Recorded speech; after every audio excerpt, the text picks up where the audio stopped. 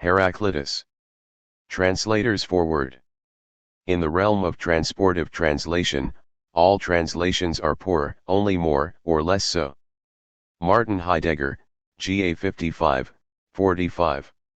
The following is the first complete English translation of volume 55 of Martin Heidegger's Gesamtausgabe, published by Vittorio Klosterman in 1979, 3 years after Heidegger's death, and revised in 1987. Edited by Manfred Frings, GA 55 contains 2 lecture courses offered by Heidegger at the University of Freiburg. The first, The Inception of Occidental Thinking, given in the summer semester of 1943, the second, Heraclitus's Doctrine of the Logos, given in the summer semester of 1944. Taken together, these 2 lecture courses offer Heidegger's most sustained and focused engagement with the early Greek thinker Heraclitus, whom Heidegger considered to be one of only 3 thinkers, the others being Anaximander and Parmenides, who thought within the region of the inception of Occidental thinking, and who thought something of that inception itself. Heidegger's playfulness with the German language is at its best in GA 55, a play that is a joy to read, but is often difficult, and occasionally impossible, to translate adequately into English. As anybody who has read Heidegger in German knows, the path and trajectory of his thinking is much more visible in the German language than it is in English, as the connections between words, and therefore concepts, are more conspicuous in the former. While many of our word choices in the translation that follows were governed by a desire to maintain and display Heidegger's wordplay, the chasm between the English and German languages often made this impossible, or, at the very least, insufferably awkward. In light of this, we have done our best to preserve the spirit, and spiritedness, of Heidegger's text, while simultaneously rendering an enjoyable and mellifluous translation. To aid the reader in getting underway, a few words should be said regarding some of the more prominent terms that appear within the lecture courses.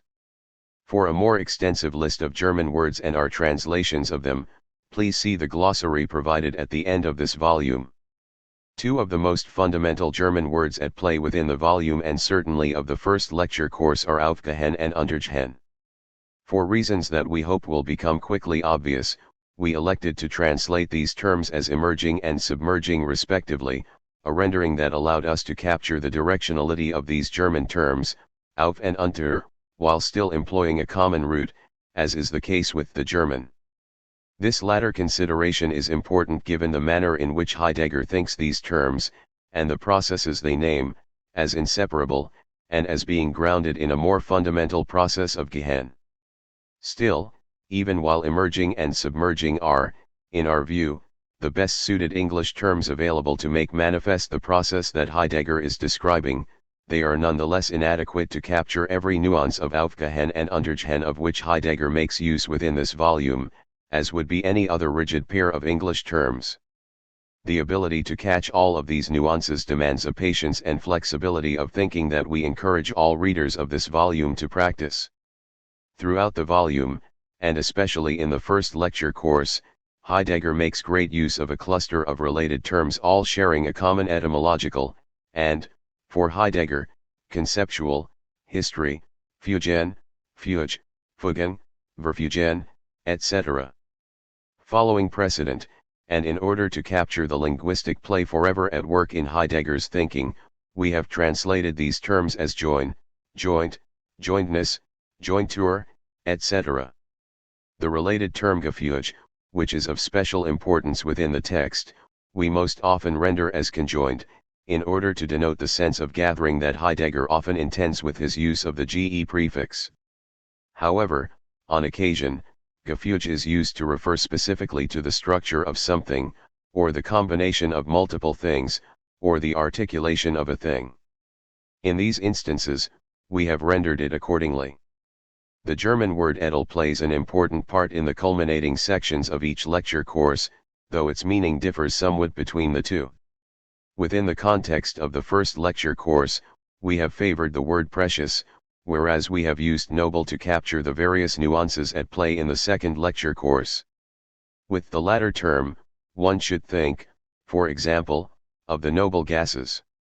In both cases, one should think of what, in being unique and rare, is distinguished from all others, and therefore preeminent among them. In the second lecture course, Heidegger favors the German word Versammlung to refer to the originary operation of gathering, sammeln, or harvesting, lesen, whereby the Logos sets beings forth into unconcealment. In order to distinguish Versammlung from mere gathering, sammeln, we have translated it as forgathering. When encountering this term, the reader should be aware that the prefix for denotes more of an operation of placing forth or setting forth than it does any kind of anteriority, though, on several occasions, Heidegger emphasizes the manner in which the forgathering of Logos precedes and makes possible any subsequent gathering. If anything, the for should be read as adding emphasis, though perhaps such emphasis in and of itself already implies a certain priority, or even a priority, at play in the term. During the latter half of the second lecture course, Heidegger delineates the operation of the Logos belonging to the human soul, psi, as consisting of reciprocal and interrelated movements of ausholen and einholen, which we have translated as drawing out and drawing in. The German words are meant to be able to explain 1. The reaching out toward and bringing back in of the Logos that characterizes the very essence of the human, 2. The reaching out and gathering in that takes place in harvesting, such as, for example, the harvesting of grapes, and 3. The fundamental operation of breathing, properly understood. It is our hope that the dyad drawing in and drawing out is sufficient to capture these many nuances. In the final section of the second lecture course, Heidegger employs a play on various words related to schweigen, i.e., to keep silent. In setting out the nature of the relationship between the human being, and its Logos, to the originary Logos, i.e., being, Heidegger speaks of the silent word of Logos that, in its stilling of beings for the human being, makes language possible. To capture this rich and important play of words, we have used the related words quiet, schweigen, acquieting, Erschweigen, quiescence, schweigen, requiescence, Verschweigung, and acquiescence, beschwiegen. In all cases, what is pointed to is the manner in which the Logos, i.e., being, silently gathers beings together in such a way as to make them graspable by the human being and articulable through her Logos. Throughout both lecture courses, Heidegger often employs the archaic verb wesen and the much more common corresponding nominal form wesen.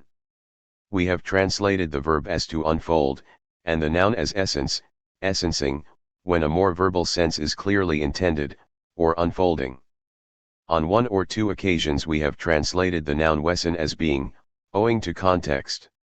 Translators of Heidegger must be punctilious in their attention to the many different variants of sen and its cognates, as must readers of an English translation be fastidious in their attentiveness to the many different formulations of being, beings, the being, etc. In what follows we have translated seemed as beings, though on one occasion, for purposes of euphony, we rendered it as that which is. Sen, of course, we have rendered as being.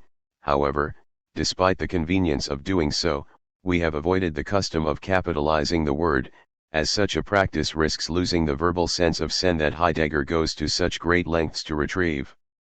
The more archaic word seen has been rendered as being. To make this volume as readable as possible, we have included only a few bracketed German words, and have done so only when it is absolutely instrumental to deciphering the meaning of the passage. All footnotes are Heidegger's own, unless otherwise indicated as belonging to the translators or to the German editor. We have provided the German pagination in brackets embedded within the body of the text. With the exception of omitting quotation marks that either Heidegger or Frings introduced into the Greek quotations, we have reproduced the Greek script exactly as it appears in the German volume, including the avoidance of capitalizing the first letter of a Greek word that appears at the beginning of a sentence. The reason we have done so is that Heidegger occasionally capitalizes the first letter of a Greek term in order to give it special emphasis. This practice is extremely important in the second lecture course in particular, where Heidegger uses capital letters to differentiate between Logos in a general sense, and the Logos in a much more specific and ontologically rich sense, i.e., as being itself. Standard English rules governing capitalization would have been fatal to preserving this difference and would have resulted in intolerable confusion.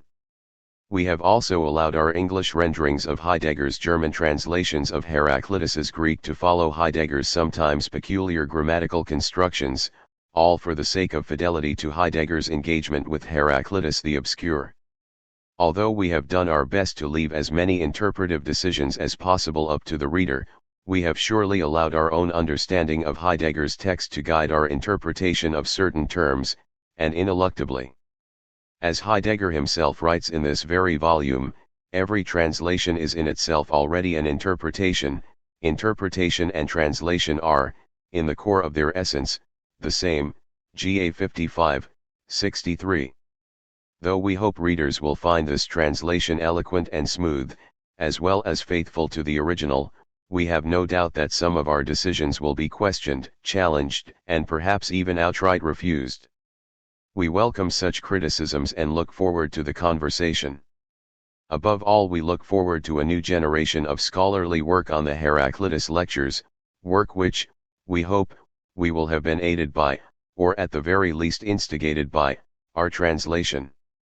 Out of deference to Heidegger, but also in a manner that is shamefully self-serving, we give him the final word of this foreword. One can easily criticize any translation, but can only rarely replace it with a better one. GA 55, 63. Julia Goesser Assiant and S. Montgomery A. Wedgen. Connecticut, Spring 2018. 1. The Inception of Occidental Thinking. Heraclitus. Summer Semester, 1943. 3. Preliminary Concerns. Philosophy as the authentic thinking of the to-be thought. On the inception of Occidental thinking. This lecture concerns the origin of Occidental thinking. The word thinking means here the thinking of the thinkers. Since antiquity, this thinking has been called philosophy.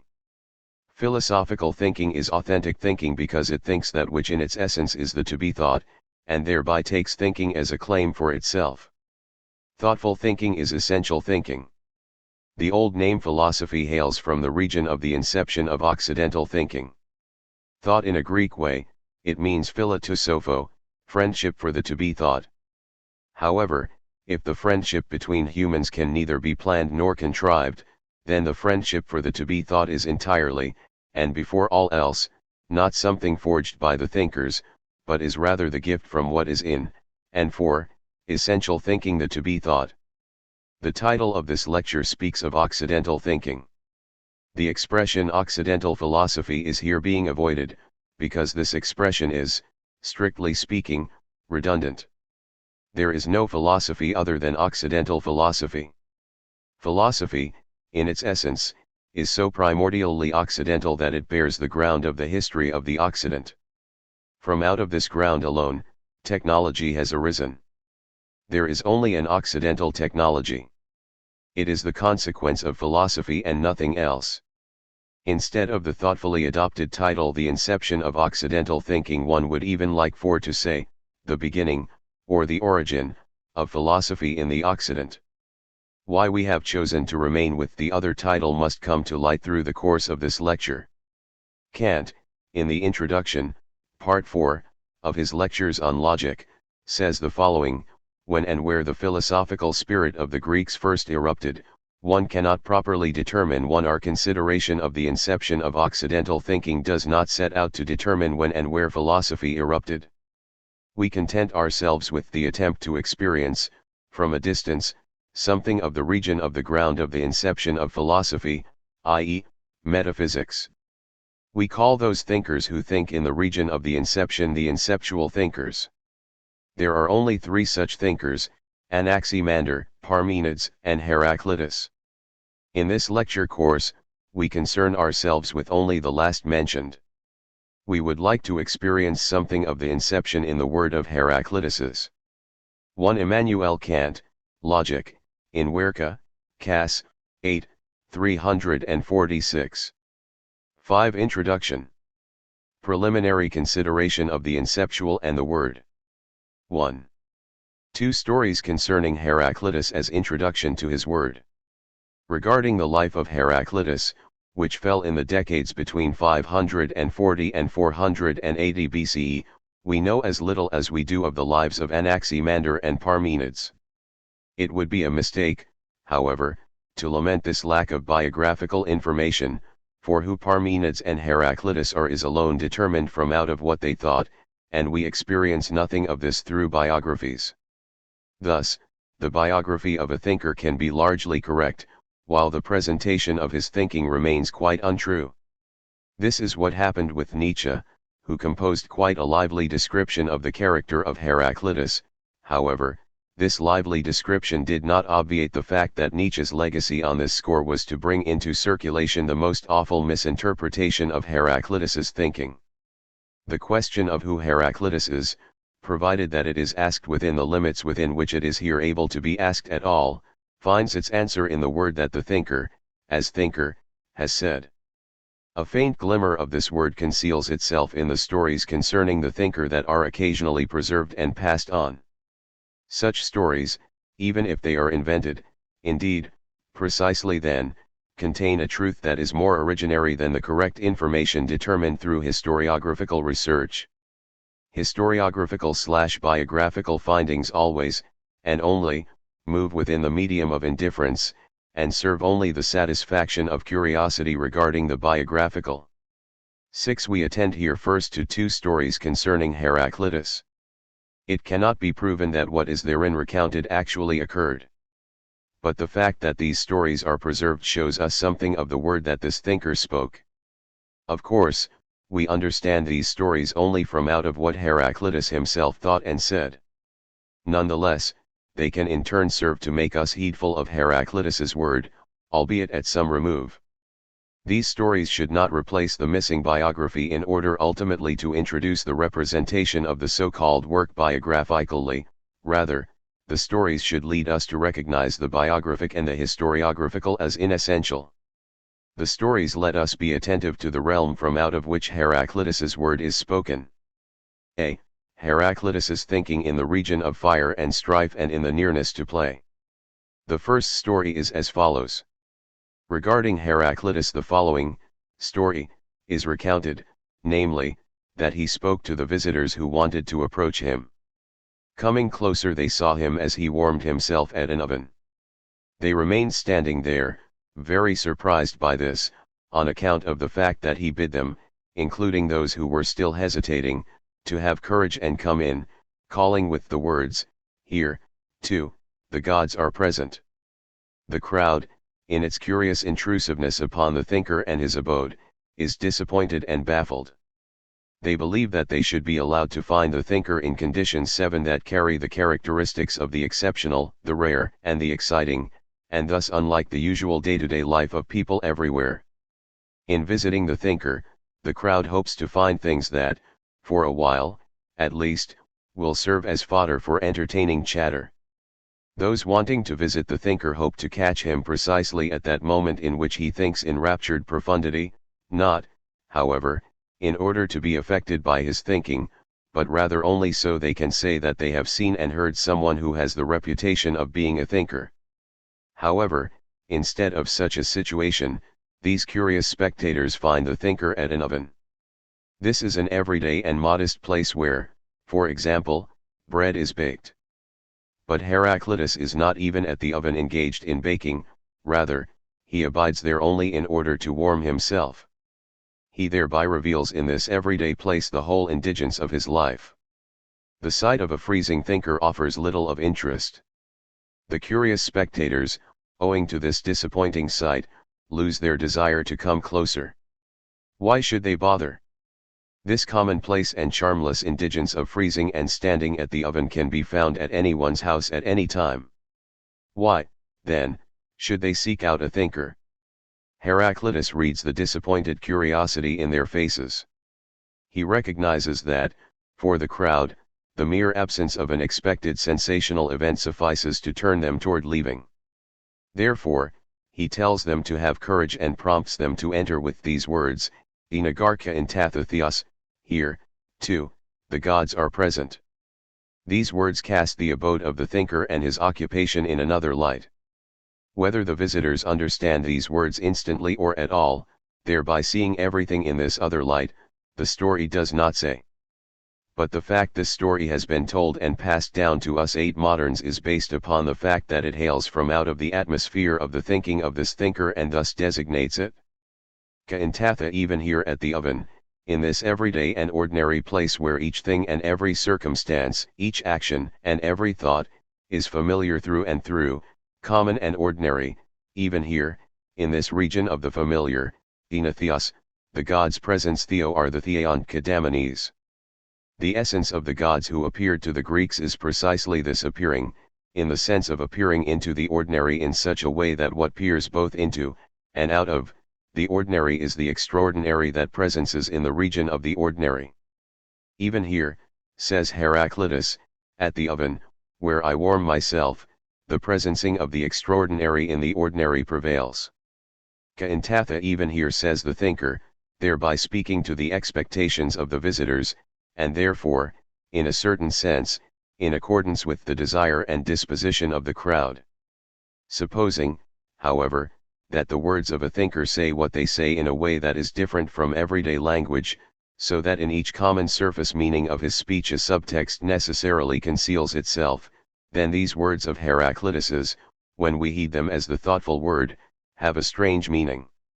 When the thinker says ka intatha, even here, Antoini, at the oven, the extraordinary presences, then he wants to say in truth, the presencing of the gods unfolds only here. Where, namely, in the inconspicuousness of the everyday. You need not avoid the customary and ordinary and chase after the eccentric, exciting, and tantalizing in the misguided hope of thereby encountering the extraordinary. You should keep only to your daily and familiar, as I do here, abiding with the oven and warming myself. Is what I do here, and how I abide, not full enough of signs? The oven gives bread. But how can humans live properly without the gift of bread? This gift of the oven is the sign for what the theo, the gods, are. 9 They are the deont, those who give themselves in the ordinary as the extraordinary. I warm myself at the oven and thereby remain in the nearness of the fire, the Greek pr, which at the same time means light and glow. You find me here near the fire, in which alone the ray of light of those peering in is possible and is one with the ray of warmth, and which lets emerge into appearance that which, in the cold, would otherwise fall victim to the numbness of nothingness. In what follows, we must watch for whether, and in what way, the thinking of Heraclitus remains always in the nearness to, and within the region of, the thinking of fire, in order to gauge what truth the story of the thinker at the oven conceals. But, if this story should contain something significant regarding the thinking of Heraclitus specifically, and not only what in a certain sense applies to every thinker, then something must be said in the word of Heraclitus's that the story hands down, something that we have indicated but not yet properly seized. Ka intatha theos, even here, and precisely there, in the inconspicuousness of the ordinary, unfolds the extraordinariness of those who shine in. This means, here, where I, the thinker, abide, is the inconspicuous together with the highest of that which appears and shines. Here, where I have my abode, what seems mutually exclusive has come together into one. Here, in the realm of the thinker, what stands in opposition and appears to be mutually exclusive, namely, what turns against but also toward the other, is everywhere. Perhaps this turning toward must even exist in order that one may turn itself against the other. Where such turning toward prevails, strife, eris, unfolds. The thinker resides in the nearness of strife. In what follows we must watch for whether, and in what way, the thinking of Heraclitus remains always in the region of 10 what the word eris names, in order to recognize that this story in particular allows a light to emerge upon Heraclitus's thinking. The other story concerning Heraclitus reads: But he had himself withdrawn into the temple of Artemis in order to play knuckle bones with the children. Here, the Ephesians stood around him, and he said to them, What are you gaping at, you scoundrels? Or is it not better to do this than to work with you on behalf of the plea? This second story gives a similar picture, insofar as the crowd, gaping curiously at the thinker, has once again come close to him and is hovering around him. The Ephesians, i.e., the countrymen of Heraclitus, are named. In this story, however, he does not abide in an everyday and modest place. Rather, he has gone into the holy precinct of the temple of Artemis. Thus, in this story too, the nearness to the gods is reported, but in a way that does not touch upon the astonishing fact that the gods' presence in the oven. The holy precinct of the temple speaks for itself clearly enough. Certainly, here, now more than ever, there is the opportunity for astonishment. Yet, the thinker does not particularly concern himself with the goddess, rather, he plays a dice game, astragallos, the vertebrae, knuckles, die, with the children. A thinker, from whom even the average person expects seriousness and profundity, plays a child's game. However, if, according to his own words from the first story, the nearness to the gods is so important to him that he found them even in the oven, how can he then, in the precinct of the house of the goddess, 11 do altria, i.e., inappropriate things? Once again the thinker reads perplexed wonder in the expressions of the bystanders, and once again he speaks to them.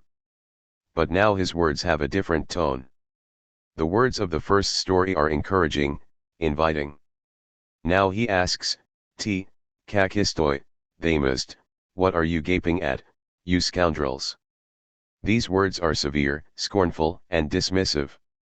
The former words invited the bystanders to experience the presence of the gods with him. Now the thinker cuts himself off decisively from that with which the bystanders are engaged. The thinker, or so it appears, wants nothing to do with the polites high, the care of the plea. One might be tempted to interpret this situation in a modern way and remark that the thinker admits here to being an unpolitical person, one who self-centeredly spins around only within the circle of his private existence. But such modernizations and the almost inevitable allusions by historiographers to the respective present are always unfitting, because from the start they refuse to allow the past its historically proper essence, and thereby fail to think historically in an authentic way. It is one thing to produce a historiographic image of the past for the respective present, it is another to think historically, that is, to experience what has been as what is unfolding as what is to come. All merely historiographical revivals of the past are always the poor facades of historical errors. In the case of Heraclitus, it is not at all decided whether the renunciation of polites high includes a refusal of the plea. Indeed, how could this be so, if when thought in a Greek way the concern with the presence of the gods is the highest concern of the city? This is in fact the case, for the plea, still thought in a Greek way, is 3 the pole and the site around which all appearing of essential beings, and with it also the dreadful non-essence of 12 all beings, turns. Understood in this way, and thus always thought in a Greek way, the thinker with his care for the essential nearness of the gods is the authentically political human. Thus, polites high and polites high, even among the Greeks, are not immediately and in every case the same.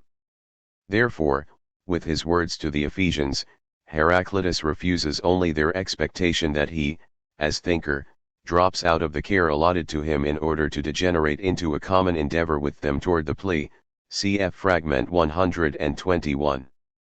This refusal refers indirectly to the necessity of the plight of thoughtful care, namely, to be thoughtfully concerned with the extraordinary that presences in all things ordinary. But, when Heraclitus plays dice with the children in the temple precinct of the goddess, does this exhibit his care about the extraordinary and about the particular goddess of his particular plea? We shall ask this question, as do the Ephesians within the fragment. Heraclitus, however, in no way refuses the bystanders this question. Rather, he addresses it directly in order to properly ask about why they marvel about his present action. What are you gaping at? Are you surprised that a thinker, set off from commerce and its successes, spends his time only in useless games and not even pursuing his thoughts, which is the least of what may be demanded of a thinker? If they wonder solely about these things, they understand altogether nothing about his conduct. Were it a mere pastime, the game with the children would in fact be no better than the gaping of the Ephesians. Then why should this activity be granted the privilege of being better for the thinker? What truly astonishing thing conceals itself in the harmless actions of the thinker? Does the nearness to an extraordinary game lie hidden in this perfectly familiar and ordinary playing with the children?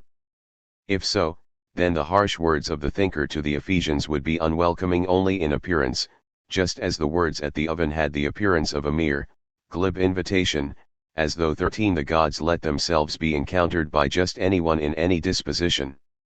In what follows we must be attentive to whether, and in what way, the thinking of Heraclitus is always determined from out of the nearness to a game, and whether even the to-be thought of thoughtful thinking is revealed to him to be something like a game. b. Heraclitus's word under the protection of Artemis. Both stories regarding Heraclitus show, albeit in varying ways and with varying distinctness, that in the thinking of the thinker a nearness to the gods prevails. If one attended sufficiently to this, one could easily explain it in accordance with the later imaginings of metaphysics through the suggestion that, precisely in thoughtful thinking, where the entirety of the world will be presented, the universal world ground, i.e., the godly in a broad and undetermined sense, would also necessarily be represented. One can also easily prove how, in all metaphysics from Plato to Nietzsche, a theological moment predominates, because of the fact that the godly is thought therein as the universal world cause. Herein also lies the ground for a far-reaching process within the history of the Occident, namely, the reciprocal relation between metaphysics and Christianity. By contrast, we would do well, already at the beginning of this lecture course, to keep all theological interpretations and thereby also the opinion that philosophy, already at its beginning, was determined through theology away from inceptual thinking. For the gods and the godly of the ancient Greek world are not suitable for a theology, even when we take this designation very broadly and understand it not only as the rational explanation and ordering of doctrines belonging to a given religion. There is, after all, no Greek religion. The word religio and its concerns are essentially Roman. Because therefore is no Greek religion, there is also no Greek theology. However, the fact that the essential nearness of the gods to the thinker Heraclitus has its own essence is expressed in the second story. Specifically, the goddess Artemis is named here. One would perhaps like to contend that the mentioning of Artemis is in no way characteristic of Heraclitus the thinker, but rather is characteristic of Heraclitus the Ephesos, for since ancient times, there was a sanctuary of Artemis in Ephesus. It still stood in the late Greek period when Paul, while on his mission, preached there to the Ephesians. During an Ephesian uprising against Paul's Christian preaching, the chant Megali Artemis ton Epson rang for 2 long hours. 4.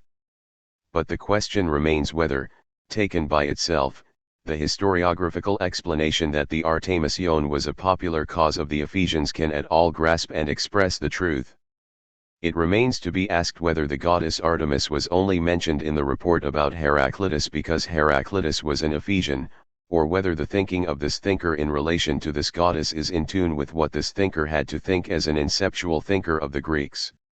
We state the following, and for the moment only in the form of a supposition: Artemis is the goddess of the thinker Heraclitus, and not merely the goddess of the Ephesians. But she is the goddess of the thinker because she is the goddess of what the thinker has to think. Who is Artemis? It would be presumptuous if we thought that we could respond to this question by means of some observations about mythology. Here, the only possible and, indeed, necessary response takes the form of a responsibility that entails the historical decision regarding whether or not we choose to safeguard the essence of this goddess and the Greek realm of gods as something having been. Whether the forms of the gods still amuse us in a literary poetic 15 sense, or whether we explain them in mythological/historiographical terms, amounts to the same.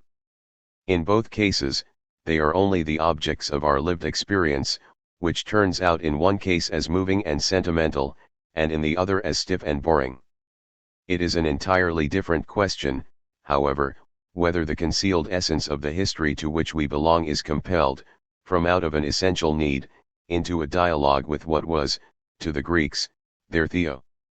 The proper answer to the questions who is Artemis, and who is Zeus, conceals itself still in our history to come, insofar as it alone responds to the having been.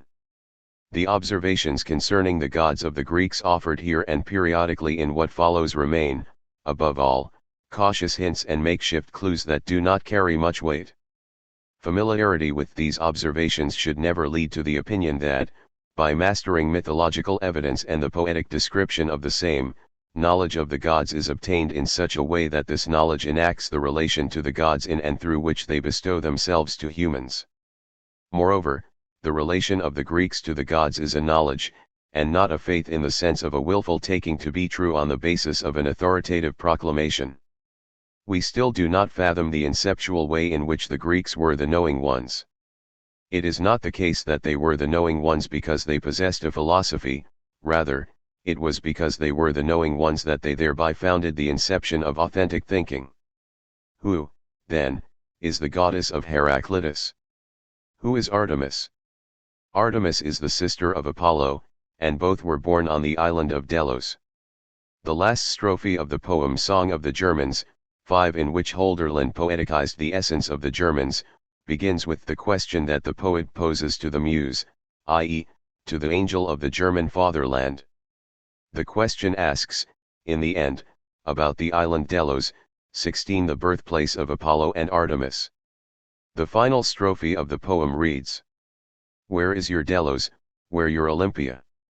That we all find ourselves at the highest festival? Yet, how does the sun divine what you, for yours, immortal, have long prepared?" Artemis, the sister, who along with her brother hails from Delos, bears the same signs as her brother Apollo, lyre and bow, which in a mysterious way, and hence also in their outer form, are the same. The lyre is the symbol of string music and its armona. Here, the essence of play strikes us again.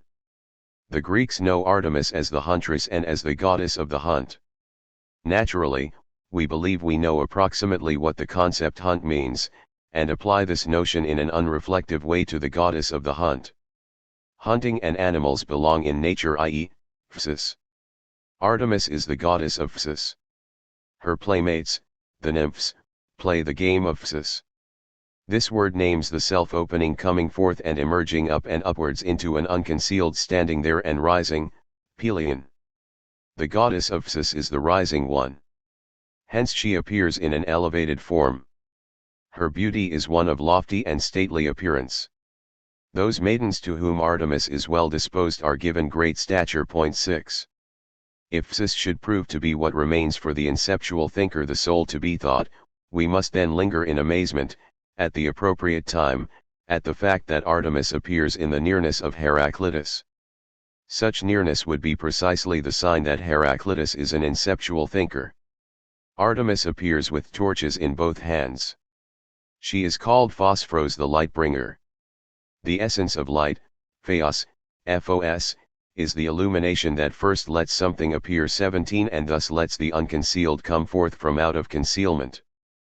But the essence of physis is at the same time the emerging and self-expanding into the open and lightened.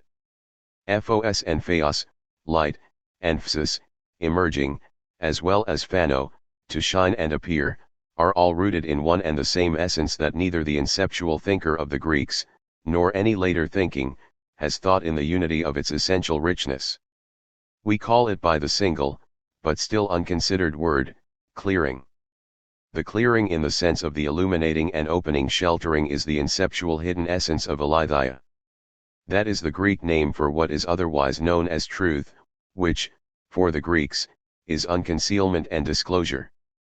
Physis, nature, and Phos, light, have the ground of the concealed unity of their essence in the veiled essence of aletheia. The fact that recently modern linguistics, without any notion of the stated essential intimacy between physis and Phos, has come to the discovery that the words physis and Phos indicate the same thing, may here only be mentioned in passing. This linguistic discovery proves nothing, because it is only an addendum to, and consequence of, insights into essential intimacies that it exploits mindlessly and thoughtlessly. Artemis is the goddess of emergence, of light, and of play. Her sign is the lyre, which appears in the form of the bow. Thus, thought in a Greek way, it is the same as the bow. The lyre, understood as the bow, sends the arrow that brings death. But the deaths that her arrow sends are sudden, gentle, and loving. The goddess of emergence, play, and light is also the goddess of death, just as if light, play, and emerging were the same as death. Rather, emerging, self-illuminating, and play mark the essence of Zoe, life, and of Zoon, the living. Our word life is already so burdened by Christian and modern-day thinking that it cannot designate what the Greeks understood by Zoe and Zoon. Even if our word life remains only an imprecise and confused translation of the Greek word Zoe, it nevertheless allows us to think that life is the opposite of death.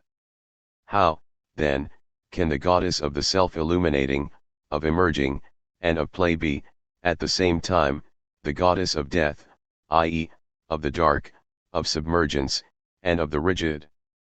Life and death turn against one another. Certainly. However, what turns against one another turns, at the moment of its most extreme opposition, intimately toward one another. Where such turning prevails, there is strife, eris.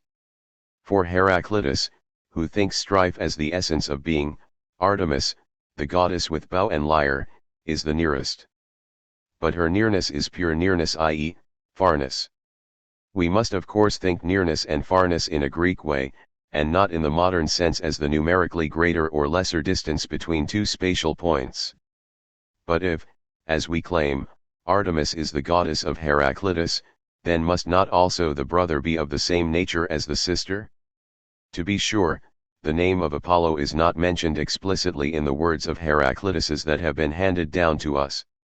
Although this god is not spoken of in a saying of the thinker, he is nonetheless named unequivocally, and indeed in connection with something that clarifies for us the essence of this thinking in a decisive way. 7 The thinking of Heraclitus, in which the to-be thought is characterized by the nearness of Artemis, brother to Apollo, is, on account of this nearness, Apollonian.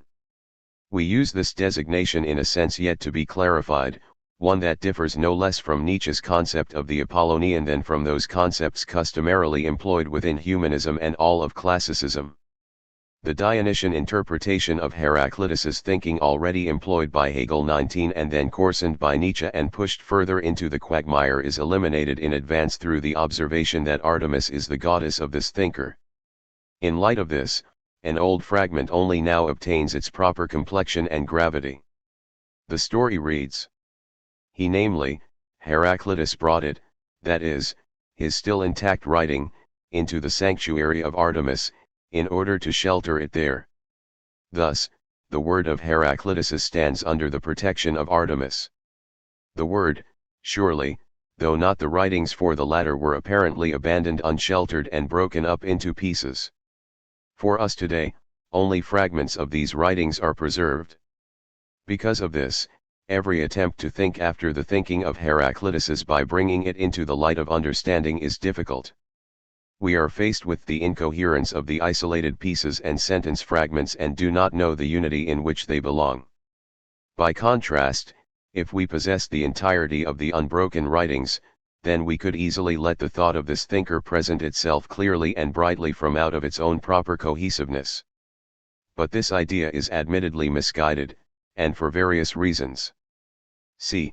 The obscurity of the thinker Heraclitus. Even at the time when the writings of Heraclitus were still preserved intact and well known, this thinker, on the basis of his still directly accessible writings, had a reputation that has remained for centuries. Epiclithus Cotaeans, he, Heraclitus, was called by the epithet the obscure. However, we can find nothing special in the fact that the thinker Heraclitus was called the obscure, 20 since each thinker who truly is a thinker easily, and often, attains a reputation for lack of clarity and obscurity. The crowd happily agrees with this reputation, since they feel insulted in the face of whatever they do not immediately understand, and retaliate by describing the thinker as unclear. Often this reputation for lack of clarity, where, incidentally, thinkers are safest, also carries with it the suspicion that the thinkers themselves seek to portray their thoughts as difficult and as obscure as possible, in order that they may appear mysterious and important. Schopenhauer, whose work was Nietzsche's downfall, demonstrated that he is not a thinker through his self-indulgent rant concerning Schelling and Hegel and their lack of clarity. Nevertheless, we should give Schopenhauer his proper due as an accomplished novelist who, in the middle of the last century, imparted to the Germans only a pale notion of what philosophy is. This widespread opinion concerning the thinking of the thinker, namely, that it deliberately sheathes itself in obscurity, has an old and famous example in the view that the Roman author Cicero voiced regarding Heraclitus the Obscure. Since, to be sure, the Romans have notoriously grasped nothing beyond this from the thinking of the Greeks, the opinion of Cicero's concerning Heraclitus is hardly surprising. Cicero believes that Heraclitus has purposefully written so opaquely. The German thinker Hegel, who after all must have known something about the essential nature of a thinker, has already given the definitive reply to this opinion of Cicero's in his lectures on the history of philosophy. 10 Hegel there says that such intentionality, as Cicero has imputed to Heraclitus, would be very vapid indeed, were it true, but that it is in fact nothing but Cicero's own vapidity that he forces upon Heraclitus. But then Hegel himself, immediately following the aforementioned remark, gives the following judgment concerning Heraclitus's obscurity, 21, namely, that it is probably a consequence of the careless combining of words and unrefined language. We are tempted to reject this explanation of Hegel's as being no less vapid. However, we must keep in mind that Hegel in his time, i.e., the time of Goethe and Humboldt and classicism, but also in accordance with the occidental tradition of the time, held the thinking and saying of Plato as the paradigm of classical Greek philosophy. However, at the same time, Hegel still placed Aristotle over Plato with regard to speculative power and profundity. Regarding Aristotle, Hegel says the following in the same Lectures 11: there is certainly a lack in Aristotle of Plato's beautiful form, of his sweetness of language, the chatting, one could almost say, the chatter, his conversational tone that is as lively as it is cultured and humane. Given such an assessment of Plato's language and, more importantly, given the opinion that the thinkers before Plato must only be construed in terms of this and only by means of it, and thus taken only as pre-Platonic and preliminary thinkers, is it then any wonder that Hegel finds in Heraclitus unrefined language and the careless combining of words? We think about the thinking and the language of the inceptual thinkers differently now, in the same way that one now judges the archaic style of Greek art differently than classical art history did, whereby it may remain undecided whether or not the now customary interpretation of the archaic is in agreement with the Greek world. Archaic comes from the word eri, which means inception. Without knowledge of the inception, the interpretation of archaic art no doubt fumbles in the dark.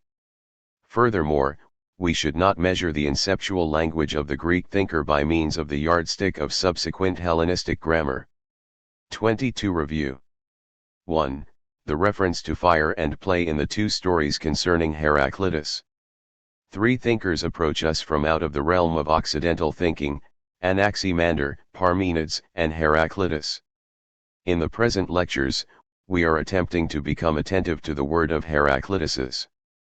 At the outset of this attempt, it may be prudent to experience straight away the atmosphere in which the word of Heraclitus's was said. Because Heraclitus is a thinker, the air that envelops him is the crisp and cool air of thoughtful thinking, which is itself a daring deed. Two stories concerning Heraclitus should help bring it about that perhaps, from time to time, we feel the draught of this air, if only from out of the farthest distance. The first of these two stories reads, in translation: regarding Heraclitus the following story is recounted, namely, that he spoke to the visitors who wanted to approach him. Coming closer, they saw him as he warmed himself at an oven. They remained standing there. He bid the surprised ones to have courage and come in, with the words, "Here, too, the gods are present." The other story reads: but he, namely, Heraclitus, had withdrawn into the temple of Artemis in order to play knuckle-bones there with the children. There, the Ephesians, his countrymen, stood around him, and he said to them, "What are you gaping at, you scoundrels? Or is it not better to do this what I am now doing than to work with you on behalf of the play? One story shows the thinker near the oven, the other shows him playing a game with children. Where, in either of these stories, is there a trace of the crisp and cool air from which hails the daring deed that is called thinking? 23. One story shows an everyday place, the oven, where nonetheless, according to the thinker's own words, gods are present. The other story shows, by contrast, the place of a god, i.e., the temple of the goddess Artemis, but here the thinker does not attend to the presence of the goddess, whose presence means everything to him during his stay at the oven. The sojourn of the thinker shows in each case precisely the opposite of what one expects. At the oven one is disappointed, in the temple one is surprised. Regarding the manner and the essence of the thinker, and regarding his thinking, nothing shows itself, at least not immediately, and certainly not for the mere gaping eye of the crowd, for this eye sees only what falls immediately in front of it, and only what is obvious and pleasing to it. This eye of the crowd is not inclined to notice what the appearance points to beyond itself. This eye of the crowd is not at all practiced at following what such a pointing points to in each case. The eye of the crowd is blind to signs. Whatever exceeds appearance is considered to be fantasy and fabrication by the many, i.e., the polo, as the Greeks say. Against this, the crowd believes in so-called reality and simple givenness. Moreover, the eye of the crowd does not have the sight for the inconspicuous, in which alone genuine signs are concealed. The oven points to bread and to fire and, in the fire, to glowing and brightness. The reasonable person just sees an oven. And whoever still today reads this harmless story of the thinker at the oven as a reasonable person must rightly conclude that one goes too far in finding here a sign of the fire and a hint of the glow and the light. The children's game of which the second story speaks points to the relaxed and easygoing, to the dynamism and freedom of play which, as play, nonetheless has its rule and its law and thus remains 24 in the unified and circumscribed, what we call a world, in which the players are immersed without, however, drowning in it. When we thoroughly ponder the two stories regarding the sojourns of the thinker, suddenly we no longer think of the thinker, but rather of that with which he lingers. We follow the signs that point to fire and play. We can now set aside the personality of the thinker. We hold now only to that with which he sojourns, because it is this that determines the character of his sojourn and, from out of this, his posture and his own most comportment, i.e., his thinking. When we say Heraclitus, we think not of this man as a creator of a philosophy, rather, we think of the fire and of the play.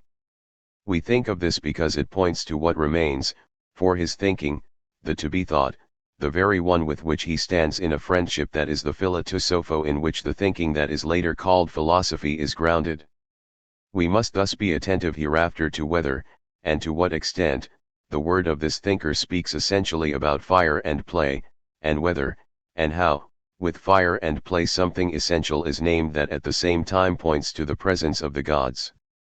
We will then only later perhaps suddenly, one day soon, or perhaps only after years notice at once what a noteworthy explanation these two harmless stories about the thinker Heraclitus give. 2. The to be thought in the signs of Artemis, lyre, bow and torch.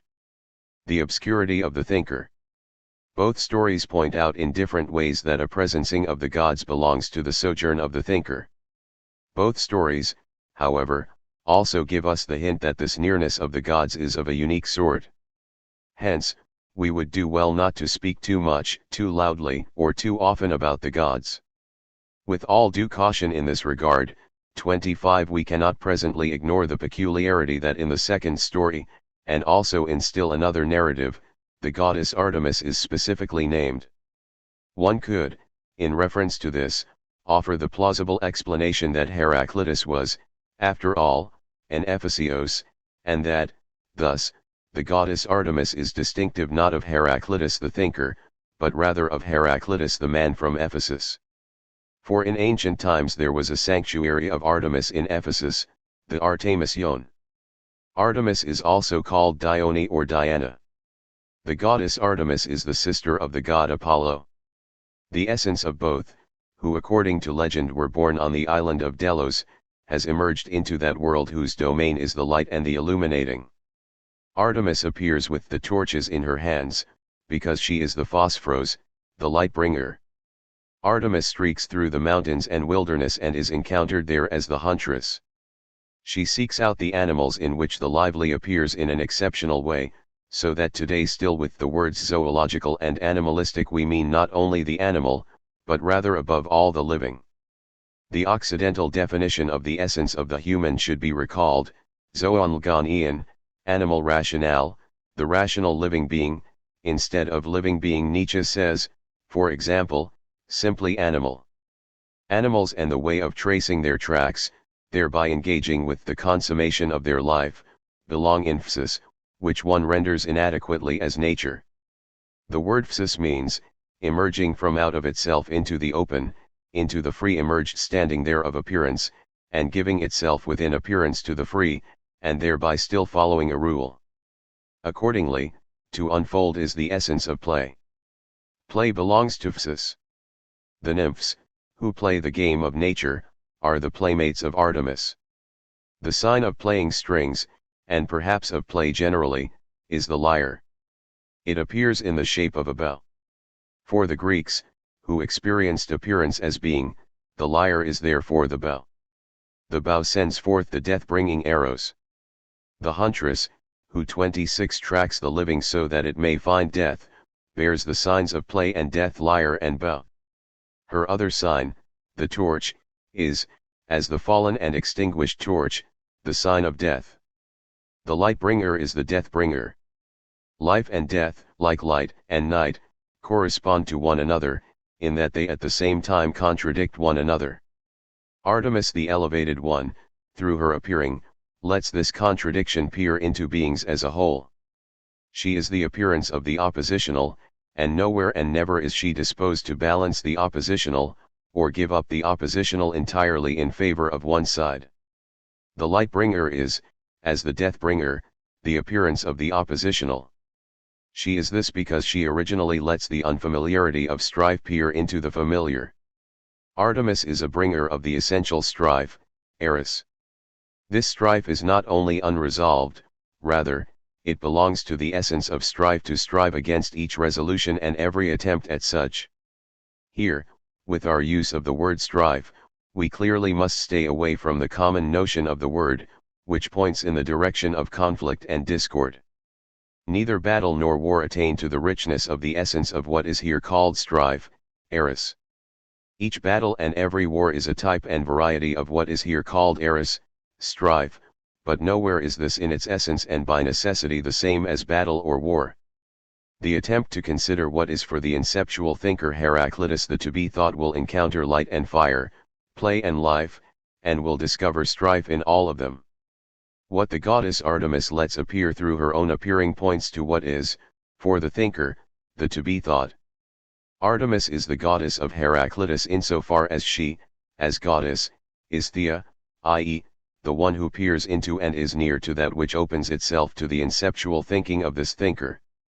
27 The word of this thinker, as the saying of the to-be said, stands under the protection of this goddess. However, because the word is not grounded in the reading of words, and because the word sound only rings out as what it is from out of the inceptually soundless word, the words and the word configurations found in writings and in books can break apart and fragment, while the word itself remains intact. We possess only fragments of the writings of Heraclitus. How much more convenient our attempt would be to think after the thinking of this thinker were we able to possess the writings intact. Yet, we take some steps in that direction when we hear that Heraclitus, even at the time when his writings were still accessible in their entirety, bore the epithet skoteins, the obscure. Thus, the thoughtful appropriation of his writings, even if they remained for us intact, would still be a difficult task. Unless perhaps the epithet skoteins is merely a label that is attached to him that obscures, through some misunderstanding, his otherwise clear thinking. If this were so, the epithet the obscure would originate only from the lack of understanding of others while hitting upon nothing about the essence of the thinker himself. Heraclitus has only the reputation for obscurity, a reputation that a thinker can all too easily obtain. Cicero explained the obscurity of the thinker as resulting from a deliberate obfuscation of his own thinking. Hegel reproved this explanation of Cicero's and set down another in its place, one that seeks to locate the reason for the obscurity in the defective combining of words in Heraclitus's use of language. Surpassing this view, we gradually attain to the insight that the primitiveness of the early thinkers is not characterized by lack of skill and maladroitness, but rather by the primacy of the inceptual, and the simplicity proper and exclusive to it. The language of the inceptual thinkers has the nobility of the inceptual. The word is in the inception of the saying. 28.2. The word in the inception of thinking. A. The obscurity of essential thinking, the essential self-concealing of the to-be thought, i.e., being. When we measure the nobility of the word in terms of what remains to be said in it, what could be more joined to what is to be said than a saying of Heraclitus's? Where, after all, does a higher concern for the word speak? To be sure, the reason for the inceptual nobility of this thoughtful speaking lies not in a special linguistic ability belonging to the thinker, but rather in the essence of what is thought in this thinking and what remains the to be thought, and which, as the to be thought, calls forth the word in such a way that the thinker is merely summoned to echo this call. In the inception of the saying, the word has not yet degraded into a mere linguistic expression and turn of phrase, such that any arbitrary phrase can replace any other. The word here still preserves its inceptual essence, i.e., the word without the inceptual poet and thinker possessing or even needing knowledge of this concealed essence. The to be thought of inceptual thinking, as the ground of the nobility of the word, is of course at the same time also the reason for the obscurity of this thinking. Hegel would certainly not be the thinker he is if he had stopped at the superficial declaration concerning the obscurity of Heraclitus mentioned in the previous lecture, and had not also said the following about the latter's philosophy. 1. The obscurity of this philosophy lies mainly in the fact that a profound, speculative thought is expressed in it, for the concept, i.e., the idea, is contrary to the understanding and cannot be grasped by it, whereas, for example, mathematics is very easy for the understanding to grasp. In order to understand this declaration of Hegel's adequately, we would need to clarify for ourselves 29 what Hegel means by concept and idea and by the designation speculative. To accomplish this, a discussion concerning the essence of modern metaphysics would be necessary, as well as a demonstration of the essence of truth in which the modern experience of beings as a whole stands. However, for the immediate purposes of the present investigation, we can see, even without such an extensive discussion, wherein Hegel primarily located the ground and essence of the obscurity of Heraclitus's thinking. The obscurity lies not in Heraclitus's unclear style, but rather in philosophy itself, owing to the fact that philosophy thinks in a way that is not familiar to common understanding and which is therefore always very difficult for that understanding to grasp. Philosophical thinking thereby remains, in its very essence, obscure, at least when viewed within the horizon of conventional thinking. Philosophy is thus always and necessarily obscure so long as it is regarded from within the horizon of mere understanding, i.e., of everyday imaginings and opinions. Heraclitus is thus Scotians, the obscure, not because he intentionally or unintentionally expresses himself in a manner that is incomprehensible, but rather because every merely reasonable thinking excludes itself from the thinking of the thinker, i.e., from essential thinking. For this reason alone, however, philosophy as such is not obscure. Its essence consists, following Hegel, precisely in bringing that which is first veiled and inaccessible into the light of the knowledge of unconditional certainty. The to-be-known places itself into the clarity of unconditional knowledge in which each and every trace of obscurity, i.e., what is still not unconditionally known, is obliterated. In regard to the essence of the truth of philosophy as the absolute science, Hegel, on October 28, 1816, concludes his inaugural lecture at the University of Heidelberg with the following words. The essence of the universe, at first concealed and closed off, does not have the power to offer resistance to the courage of cognition. It, the essence of the universe, must open itself up before him, the philosophical thinker, and lay its abundance and depth before his eyes and for his pleasure. Point 2.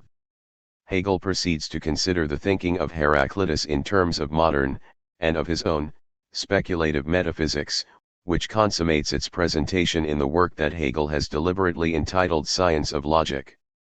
Regarding how he himself understood the relationship of his logic to Heraclitus's thinking, and thus how he understood this thinking itself, Hegel offers the following: there is no proposition of Heraclitus's that I have not taken up into my logic. 3. Nietzsche states something similar in a passage in which he enumerates his forerunners as first Heraclitus, then Empedocles, then Spinoza, and finally Goethe. Point 4.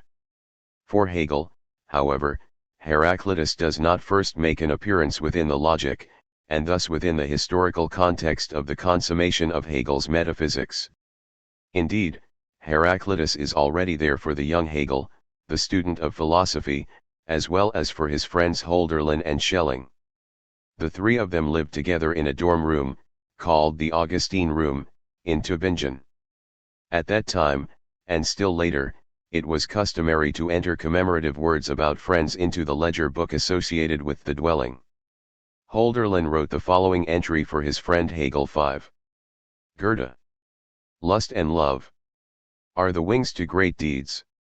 Written in commemoration. Your friend. M. Hölderlin. Tub. 12 February. 1791. S. Imbulum. And Kaipan 6. 31. Owing especially to his Hyperion, we know of Hölderlin's nearness to Heraclitus. While in conversation during the passage to Athens, a journey on which they perhaps traveled past the island of Delos, the question arises regarding why in particular the Athenians also had to be a philosophical people. In approval of the words of Diotimus, Hyperion says, the grand word, the endiaphyron eido 7, the one differing in itself, of Heraclitus, only a Greek could find, because it is the essence of the beautiful, and before that was found, there was no philosophy. Now one could determine, the whole was there. The flower had ripened, one could now dissect. 8. Paran is the name for the one who goes further than all others, going precisely to what goes too far for the reasonable human. If we recall, however, that between Hegel's metaphysics and the word of Heraclitus's lie 2.5 millennia of occidental history, if we also recall that, already since Plato, Occidental thinking had transitioned away from its inception into a self-rigidifying essence, namely, into metaphysics, then certainly Hegel's explanation for the obscurity of Heraclitus's thinking cannot be sufficient for us. For precisely the above-mentioned presupposition and fundamental experience of Hegelian metaphysics, namely, that the universe cannot withstand the courage of cognition and must open itself to the will for unconditioned certain knowledge, i.e., the will for absolute certainty, is entirely and utterly non-Greek. The universe kosmos, as the Greeks said, is rather, in the essence of its very being, the self-concealing and therefore the essentially obscure. The relation of inceptual thinking to the to-be thought is inceptually determined by this fact. But if thinking is to think the self-concealing, it must allow the self-concealing to unfold as what it is, in which case the knowledge of 32 this essential thinking can in no way be a will that compels the universe to divulge its closedness. Because the to-be thought is in its essence the self-concealing, and thus the obscure in this sense, in this way and only in this way is essential thinking, which remains in agreement with what is experienced as obscure, itself necessarily obscure. Thought in this way, obscurity now means, an essentially necessary way of self-concealing. The thinker Heraclitus is the obscure because his thinking of the to-be thought preserves the essence that belongs to it. Heraclitus is not Scotaeans, the obscure, because he intentionally expresses himself opaquely. He is also not the obscure because every philosophy looks obscure, i.e., incomprehensible, within the horizon of habitual understanding. Rather, Heraclitus is the obscure because he thinks being as the self-concealing and must speak the word according to this thinking. The word of inceptual thinking attends to the obscure. It is one thing to attend to the obscure, it is something else entirely merely to push against it as though against a wall.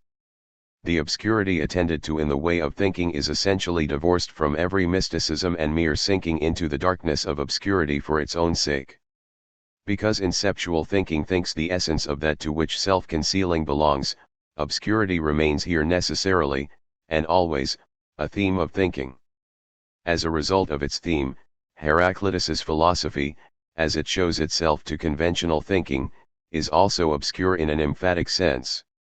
This outstanding and therefore exemplary obscurity in Heraclitus's thinking that derives itself from its theme, when taken alone as an impression, prompted some to demarcate this thinker by the epithet scoteans, and thus to understand the aforementioned obscurity exclusively in a conventional sense. 33b. The essentially oppositional, and dialectical thinking. The unfitting language of dialectic. Artemis, who bears the epithet bringer of light, is now seen to be the goddess of the thinking of the thinker who is called the obscure, and who also is the obscure. The thinking of the thinker who thinks the obscure, and himself is called the obscure, is thus Apollonian, i.e., essentially related to the light. How are the two to be reconciled? For Phosphoros, bringer of light, and Scoteans, the obscurely minded, are as different as night and day. However, through these few introductory remarks we have already recognized that every time we bump up against the apparently irreconcilable and oppositional, the essential is stirred.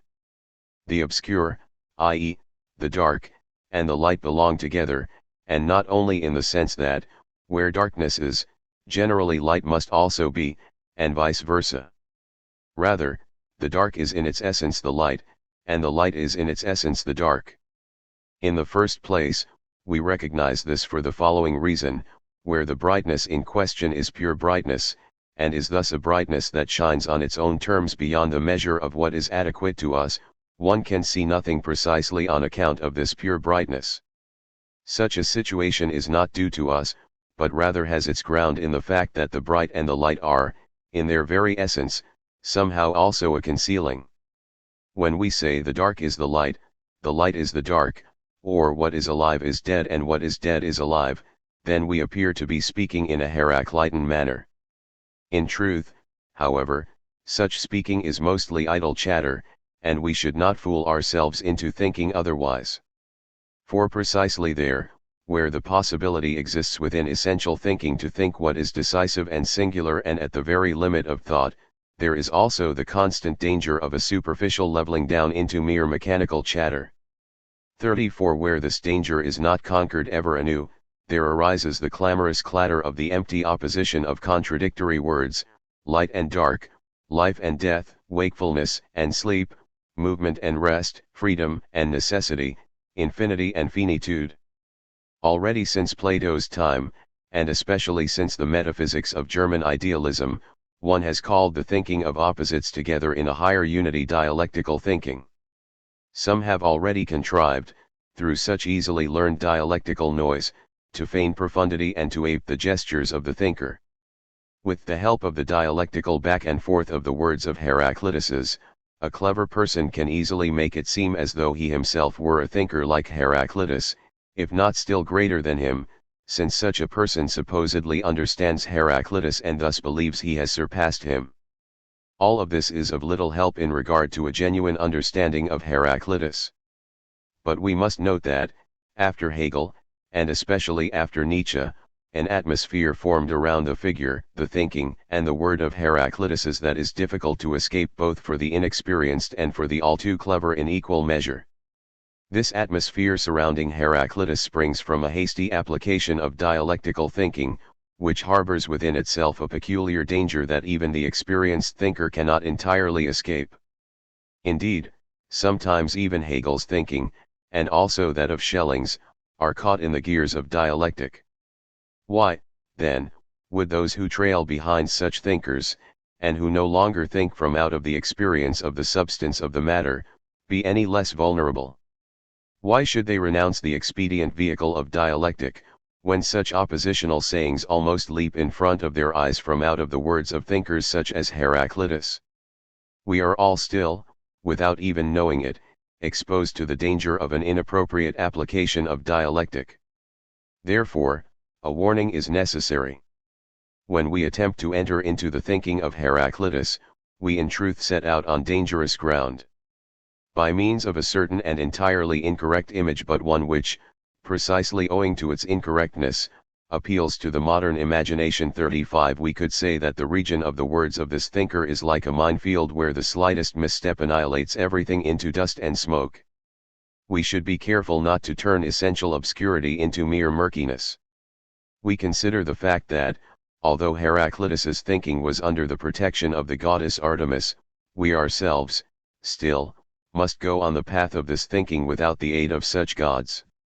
For this reason, care is required at every step, and it is necessary to have a view of what is and is not possible.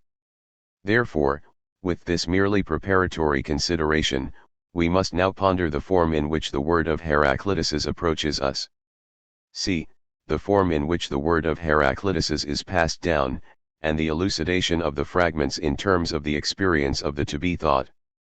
The more inceptual the thinking, the more what it thinks is intimately one with the word. The more unblemished the originary thought remains secured in the word, all the more carefully must we safeguard the intact word and consider its appearance. In order to do this, it is necessary that we know even more precisely the form in which the word of Heraclitus's is passed down. If there is no chance or accident within the region of the essential history wherein the history of thinking belongs, then there must be a specific reason for the way in which the inceptual word of Heraclitus's still speaks to us. Tradition is familiar with so-called heraclitus, the writings or, as one also says, the work of Heraclitus's. Of this work we have only remains, we must make do with fragments of the writings. The later thinkers Plato, Aristotle, and Theophrastus, and still later scholars of philosophy such as Sextus Empiricus and Diogenes Laertius, the author Plutarch, but also Christian Church Fathers Hippolytus, Origen, and Clement of Alexandria all quote in their writings passages 36 from the writings of Heraclitus. These quoted statements comprise the fragments we possess. These fragments sometimes consist of multiple phrases, sometimes only one single phrase, and occasionally only sentence fragments and individual words. Because the particular choice of passages quoted by the aforementioned authors is determined from out of their own unique paths of thinking or writing paths that occur later than Heraclitus, we can only make out, through meticulous consideration of the position of these later writings, the context in which the quotation is embedded, but not the context from out of which it was torn. The quotations do not directly pass on to us what is essential in the writing of Heraclitus's, i.e., the authoritative and organized unity of its inner structure. Only in persistent view of the unity of such a structure could it be demonstrated where each of the individual fragments belongs, and only through such arrangement could the pieces, homeless and scattered among themselves, be restored into their proper and sustaining coherence. In recent times, people have begun to gather the fragments together. Today, we know of approximately 130 fragments. Should they be laid out only in a muddled heap, or can they be ordered? Given this number and, above all, given the importance of the content of many of the fragments, the hope arises to assemble the whole again from out of the remaining ruins, as with the broken shards of a Greek bowl or vase. But things are not so simple with the fragments of Heraclitus's writings. The broken shards of a bowl we find gathered together in one place, moreover, and most importantly, we have other complete and well-preserved bowls with which to compare it. By contrast, Heraclitus's writings occurred only once. Here, there are no possible objects of comparison. Thus, each attempt to reconstruct the whole from out of the present fragments must operate on its own. Therefore, we can abandon this hopeless enterprise of reconstructing past philological research. We ask only about the 37 content of the fragments and seek to think after the thinking enunciated therein. This is easy enough to say, but the following question immediately announces itself: in which of the 130 fragments can the inner core of what this thinker thinks be seen? If, as is fitting, we attempt right at the outset of this elucidation to cultivate an attentive view of this core, which fragment should we consider first? Further, from where do we grasp the guiding directive for the determination of the sequence of the fragments? Does not everything here remain arbitrary? Or is there rather an obligation to be followed here? These questions are important, but only so long as we are regarding the ordering of the fragments from the outside, thereby perpetually evading the primary and sole necessity to experience what is essential from out of the word of the fragments themselves.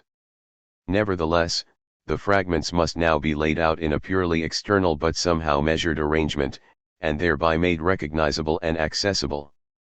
Presently, there exists a collection in which the fragments are numbered and brought into an ordered sequence. This collection comes from the philologist Hermann Diels, 1901, who has gathered all of the fragments of the early Greek thinkers into a large collection that appeared for the first time in 1903 under the title The Fragments of the Pre-Socratics. His ordering of the fragments of Parmenides already appeared in 1897.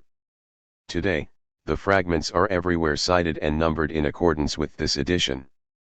Other collections of Heraclitus's fragments are not currently available. Since the fragments are generally short in length, each of them will be written and translated on the board as they are dealt with within the lecture. Though we shall retain the numbering of the fragments provided by Diels, we do not follow the sequence determined by this numbering. The fragment ordered by Diels 38 as number 1 is, for us, by no means essentially first. If we now translate and elucidate the fragments in another order, this in no way means that the ordering attempted by us can reconstruct the structure of Heraclitus's writings better or more correctly. We must perhaps forever do without such a reconstruction. But, suppose that the impossible one day becomes possible, suppose that the writings of Heraclitus's were suddenly given to us intact. What then? Then philology would be relieved of the arduous task of textual reconstruction. However, even in such a situation, nothing more would be achieved, for the task of appropriation begins first. For a long time we have had the dialogues of Plato's and the treatises of Aristotle's, both of which lay chronologically nearer to us than Heraclitus does. We possess the writings and the letters of Leibniz, we are acquainted with the original and complete texts of the major works of Kant. All of these possessions, taken on their own terms merely as present-to-hand works, give not the least guarantee that we know what they contain. Even such knowledge can remain a mere knowledge of the bygone without the word of this thinker being awakened into its historical future. The merely erudite knowledge of its contents is as without insight into the historical as the Baudelarizing of its content for popular consumption. The library's possession of the writings of the thinker in no way guarantees that we are able or disposed to think after what is thought therein. More essential than the complete preservation and possession of the intact writings of the thinker could ever be is this, that we ourselves, if only from a distance, attain to a relationship with the to-be-thought within the thinking of this thinker. We do not strive after a philological/historiographical reconstruction of the writings of Heraclitus's, rather, we seek to prepare ourselves for the as yet delivered word to meet us from out of its essential core. If this elucidation is to be thoughtful, 39 and thus in accordance with its matter, it must think only of experiencing this to be thought.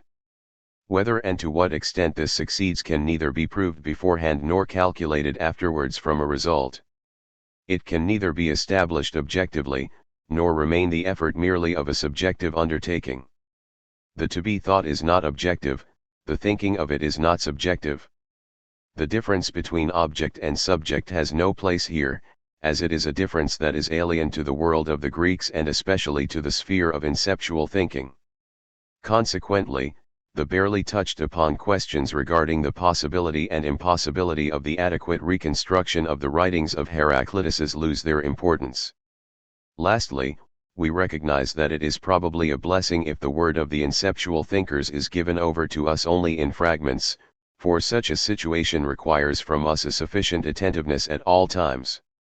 If instead we had the supposed good fortune of having the inceptual words preserved intact, the obstinacy of a supposed better knowledge would likely implant itself in us still more easily and rigidly. Given that this is not the case, it should be clear why no extensive assurance is needed here that we do not presume to reconstruct the one true Heraclitus for all time. It is already enough if the intimation of one way of moving toward the word of Heraclitus's has a shimmering of the true, i.e., a shimmering of that which brightens. Review. Regarding the problem of the sameness of what is thought in inceptual and contemporary thinking. The inherited word of inceptual thinking, heraclitus, and dialectics. Heraclitus is called the obscure because he is the obscure. He is the obscure thinker because he, more inceptually than others, thinks what in the to-be thought can be called the obscure insofar as it has the essential feature of concealing itself. The name Scotians, the obscure, was therefore attached to Heraclitus because one dimly suspected straight away that his thinking was on the trail of what prevails as the obscure within the to-be thought itself. The attribution of the sobriquet, however, does not derive from a keen insight into this obscurity. In the meantime, the sobriquet has been explained in manifold ways. Next to the facile prattle of Cicero stands the speculative ground of Hegel. But the one is just as untrue as the other. Hegel's explanation for the obscurity of Heraclitus is untrue because it is un-Greek, and also because it veils the essence of inceptual thinking. Hegel presupposes, along with the entire metaphysics of modernity, that what philosophy thinks not only cannot resist the will of thoughtful disclosure, but in its very essence does not want to resist it. Rather, he supposes that the entirety of beings is determined through the will to show itself, i.e., the will to step out into appearance. The highest manner of this appearing is accomplished within, and also for, the thinking of metaphysics, provided that it speaks through the appearing essence of the absolute as it shows itself. In Greek, such speaking through is called dialogesthai. The language of dialectic is the word, logos, in which the appearing, phanesthai, actuates itself. The appearing of the absolute, whose absoluteness consists in wanting to appear, is, in the idiom of dialectic, captured by the single name phenomenology in the sense that Hegel thinks this term. Phenomenology, the bringing to appearance of itself within the word of dialectic, is the essence of the absolute, i.e., of spirit in Hegel's idiom. Spirit itself exists in no other event than phenomenology. Phenomenology is the ownmost matter of spirit. It cannot be shown here to what extent also Schelling, 41, who at first appeared to be in sharp contrast to Hegel's metaphysics, nevertheless generally thinks from out of the same fundamental experience of modern metaphysics and, just as Hegel, thinks the absolute as that which wills to manifest itself, understanding this will to be nothing other than the being of the absolute. Unfathomably different from all of this is what emerges to the inceptual thinkers as the to-be thought. It is neither a will to appearance, nor, indeed, a will at all. However, if Hegel and Nietzsche, though the latter in a modified way, see Heraclitus as their great precursor and ancestor, then a historical blindness occurs arrogant here within the 19th century, a century of historiography, the outermost ripples of which have still not dissipated and whose still prevalent ground is to be found all the way back at the inception of Occidental thinking. Hegel's and Nietzsche's misunderstandings of Heraclitus's thinking are therefore based in no way upon any errors in their own thinking that could have been circumvented by the two thinkers, and which could perhaps be rectified through the understanding of a well-trained and avid scholar of philosophy were he to reckon together all of the errors that have occurred to thinkers since Anaximander in order to then improve upon them. However, we would paint for ourselves a fairly absurd picture of the thinkers were we to claim here that their thinking is totally without error. Indeed, they are essential thinkers precisely because of the fact that they, despite the many errors that befall precisely them, think the true. Because of this, the confrontation between thinkers has a character and sense that is different from the criticisms and polemics that are customary and necessary for the sciences. The confrontation between the thinkers does not deal critically with whether what is said is correct or incorrect. Their confrontation is the reciprocal enunciation concerning in what way what is thought inceptually and nears the inception, or whether it distances itself from the inception in such a way that, even in that distance, what is thought remains essential and thereby 42 remains the one and the same thing that each thinker thinks. The originality of a thinker consists solely in the fact that it is given to that thinker to think, in the highest purity, the same and only the same as what the early thinkers have also already thought. One could reply to this that, in that case, the thinkers, precisely through their originality, make themselves superfluous, if all they ever do is say the same thing. Most people, owing to their desire to reach a swift conclusion, have concluded precisely this, all the while lacking the courage to truly look. The same remains the same for us only so long as we behold the same as itself, holding it in view and not forgetting it. But because human beings now concern themselves, for various reasons, with the continually new and up-to-date, whatever exhausts itself in always and only being the same is completely boring to them. It is precisely in order to ensure that this absolute, i.e., the boring same, will not be forgotten through the course of the history of a people that a thinker occasionally arrives. Admittedly, this is perhaps not the sole reason, and certainly not the true reason, that the thinker arrives. Why do we now say such things about the thinkers? So that we, when the moment calls for it, remember all the more that the thinkers and their thoughts belong in a peculiar atmosphere to which we attain neither through vain admiration nor through empty criticism. We must therefore heed the uniqueness of this atmosphere, for it happens all too easily to us through the course of a lecture that a word said against a thinker appears as a flippant criticism, while perhaps it is only the attempt to enter into a discussion with that thinker. So understood, the comments given here in the last hour on the danger of dialectic, and the compulsion toward a dialectical interpretation of Heraclitus's thinking, are anything but a dismissal of the essence of dialectic. In and through dialectic, whose beginning goes hand in hand with the beginning of metaphysics, with Plato, an as yet illuminated relationship to legein, i.e., to saying, to the word, conceals itself. The word of inceptual 43 thinking is essentially other than the language of dialectic. The full consideration of this will certainly only happen after we have first heard the word of Heraclitus's. If within the region of essential history it is no coincidence that the history of thinking belongs first and foremost with that of poetry, then such a situation must have its peculiar explanation in the way and the form in which the inceptual word of Heraclitus speaks to us. This word is passed down to us only in fragments, found ripped out and collected as quotations from later thinkers, scholars, and authors. Today there are approximately 130 fragments gathered together and ordered into a numbered sequence. The ordering established by the classical philologist Hermann Diels is authoritative everywhere, and the fragments are quoted in accordance with it. Without wanting to offend or evaluate the scholarly merits of philologists, it nonetheless must be said that the ordering of the fragments that has become customary, owing to H. Diels, when viewed in terms of the sequence of its content, is rather nonsensical. That does not preclude the possibility that, from time to time in the sequence of the fragments, those which belong together also occur together, since already a crude understanding of the wording of the fragments compels one to associate them. However, when we in this lecture course follow a different sequence of Heraclitus's fragments, the intention is not to reconstitute in a superior way the eternally lost writings of Heraclitus's.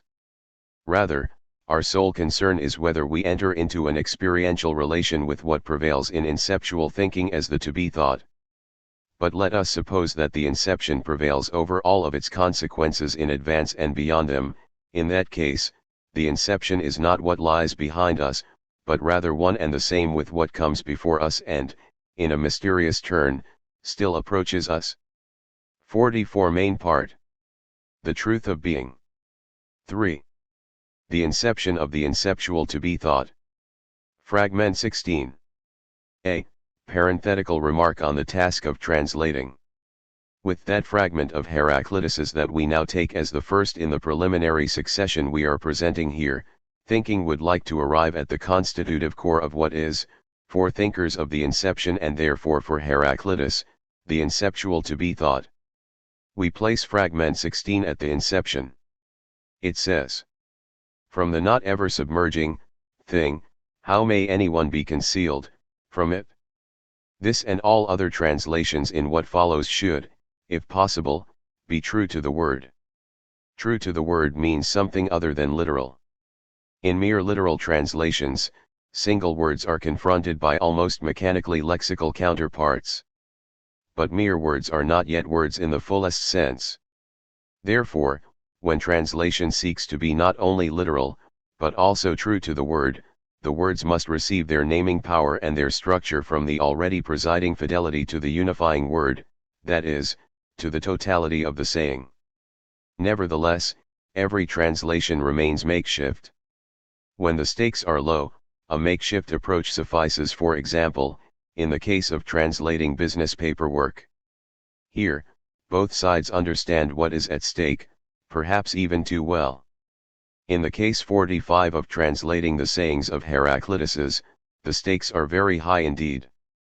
Here translation becomes a kind of transporting to the other shore, one which is hardly known and lies on the opposite side of a wide river. Such a voyage is easily led astray, and most often ends in a shipwreck.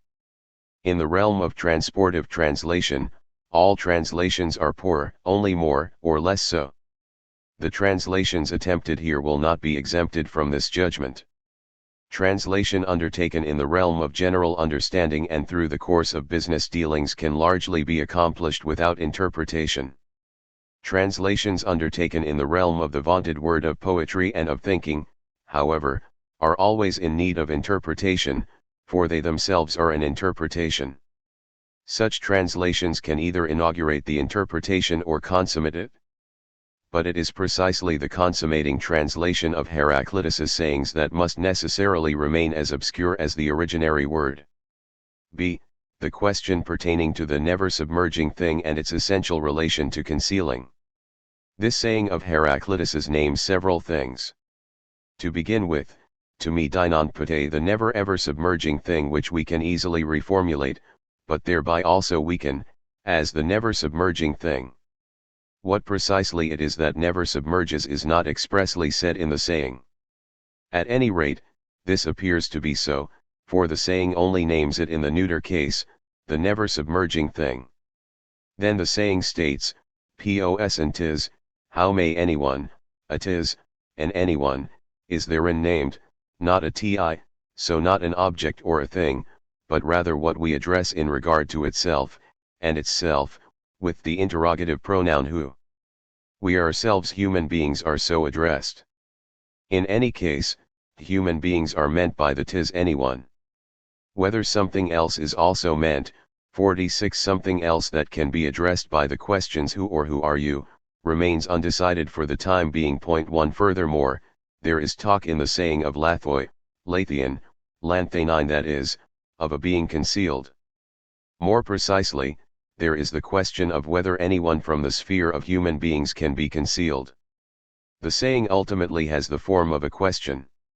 However, the question is of the sort that appears already to answer itself.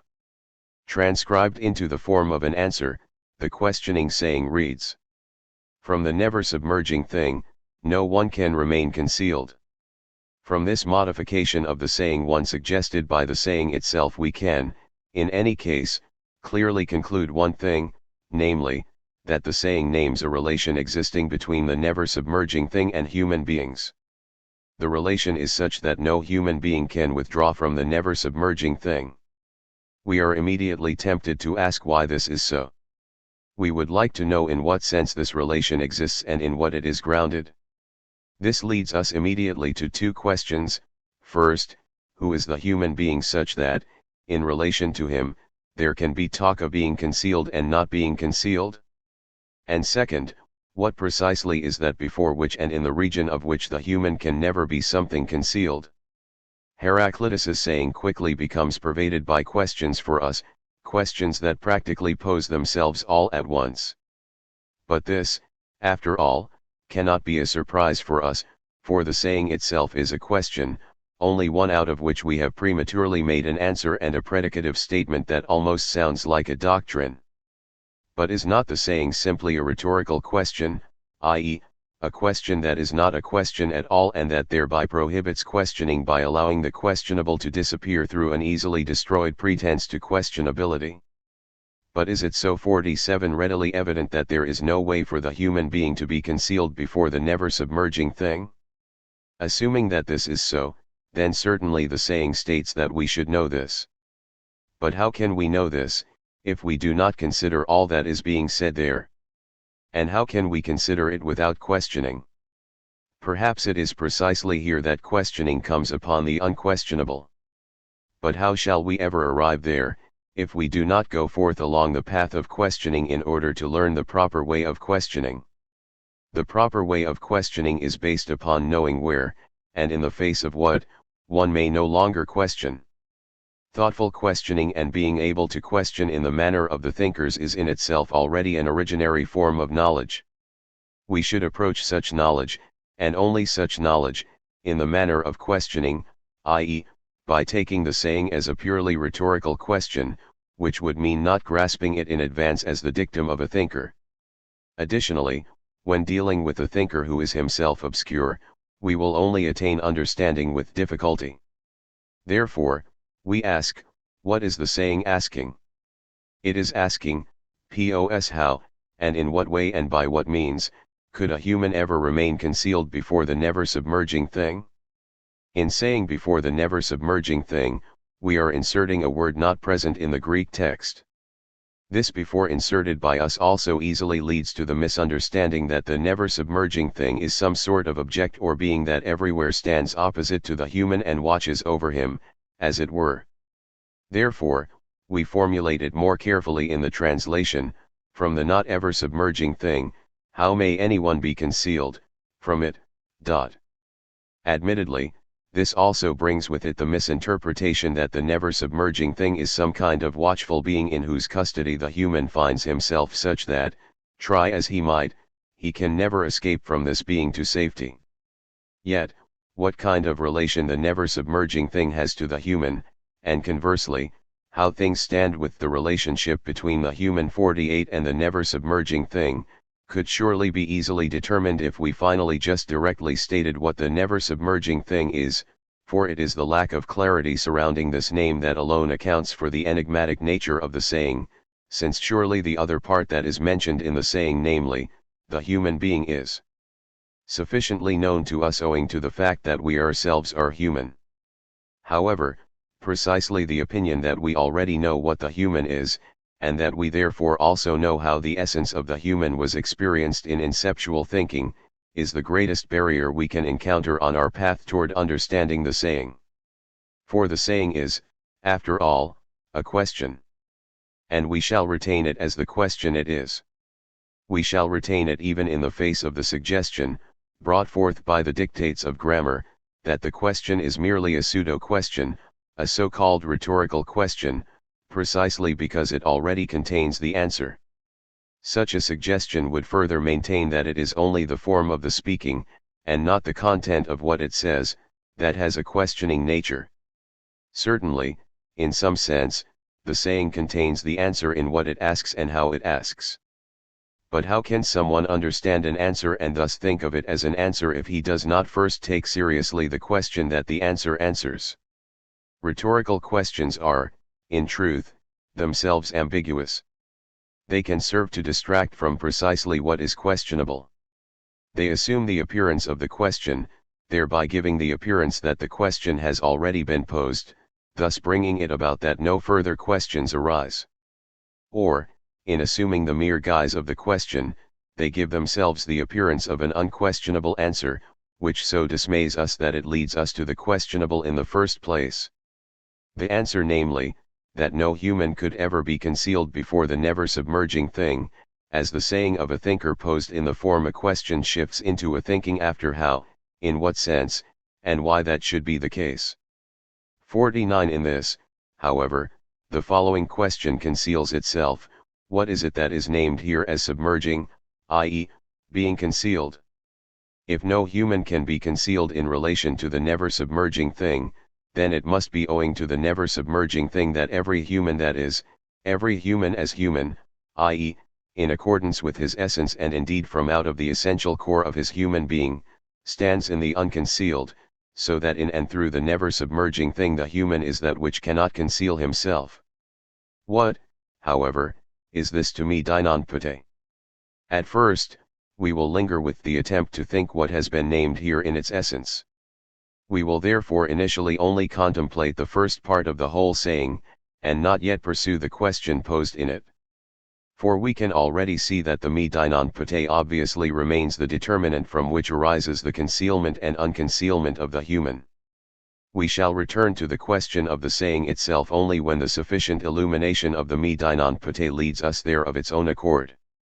This illumination naturally demands that we also think through other fragments, and in such a way that the first named fragment encompasses those inserted in the meantime.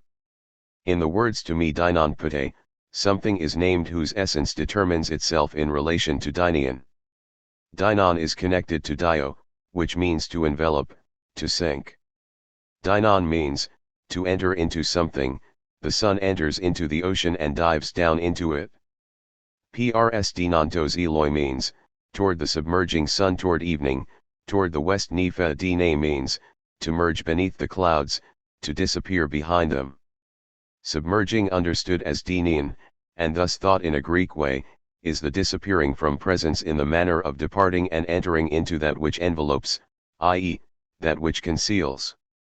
Submerging, thought in a Greek way, has its essence in entering into a concealment.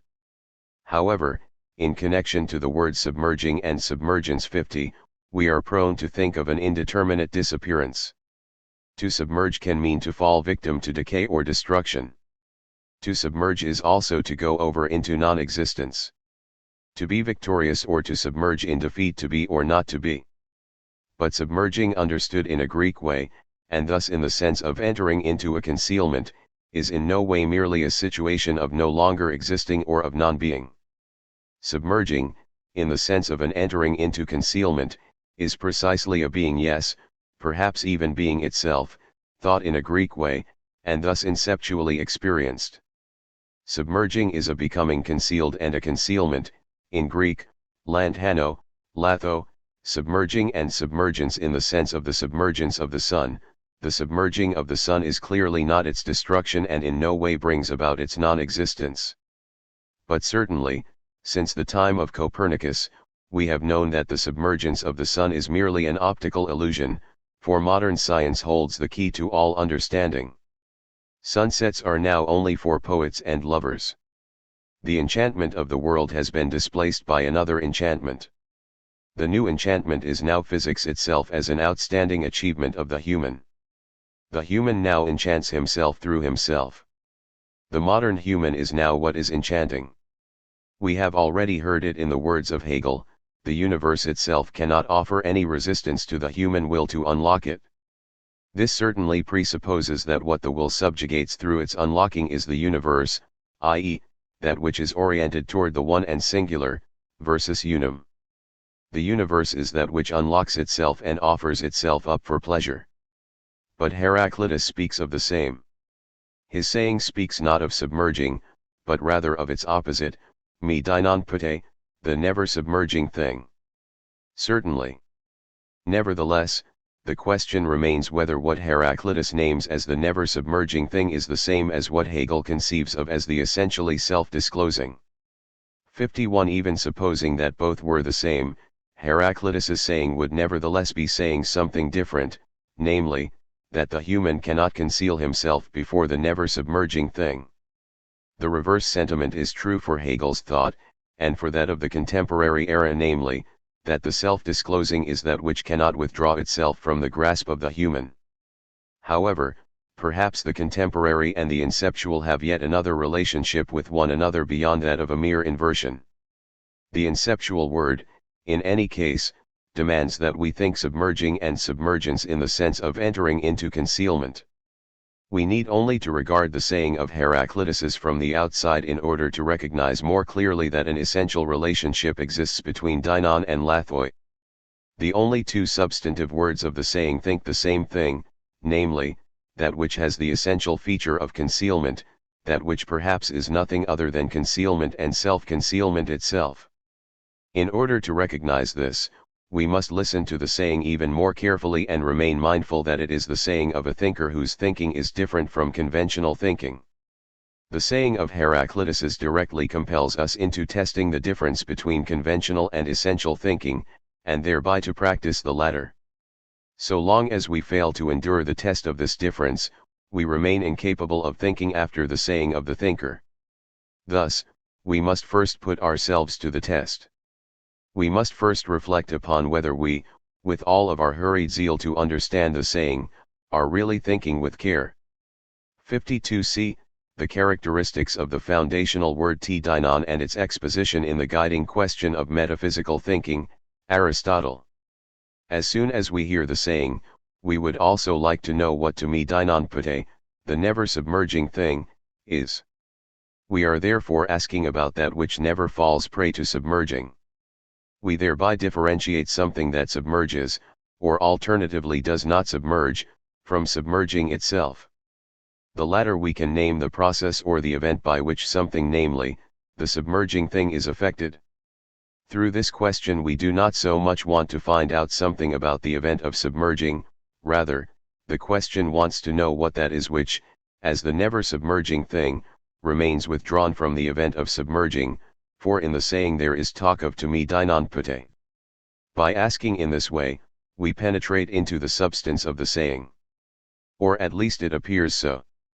In truth, with this apparently forceful question about the submerging thing, we do not think properly about the saying of the thinker, on account of the fact that we are not thinking essentially but rather only conventionally.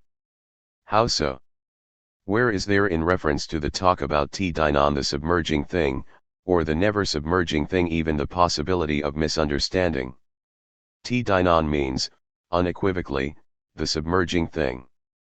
That is what we say, we who are thinking conventionally, when we allow our conventional imagination to consider that which submerges. By this, we mean something that is subject to the process of submerging.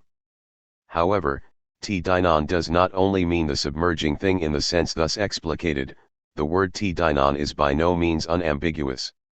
In fact, the very character of this word is ambiguous.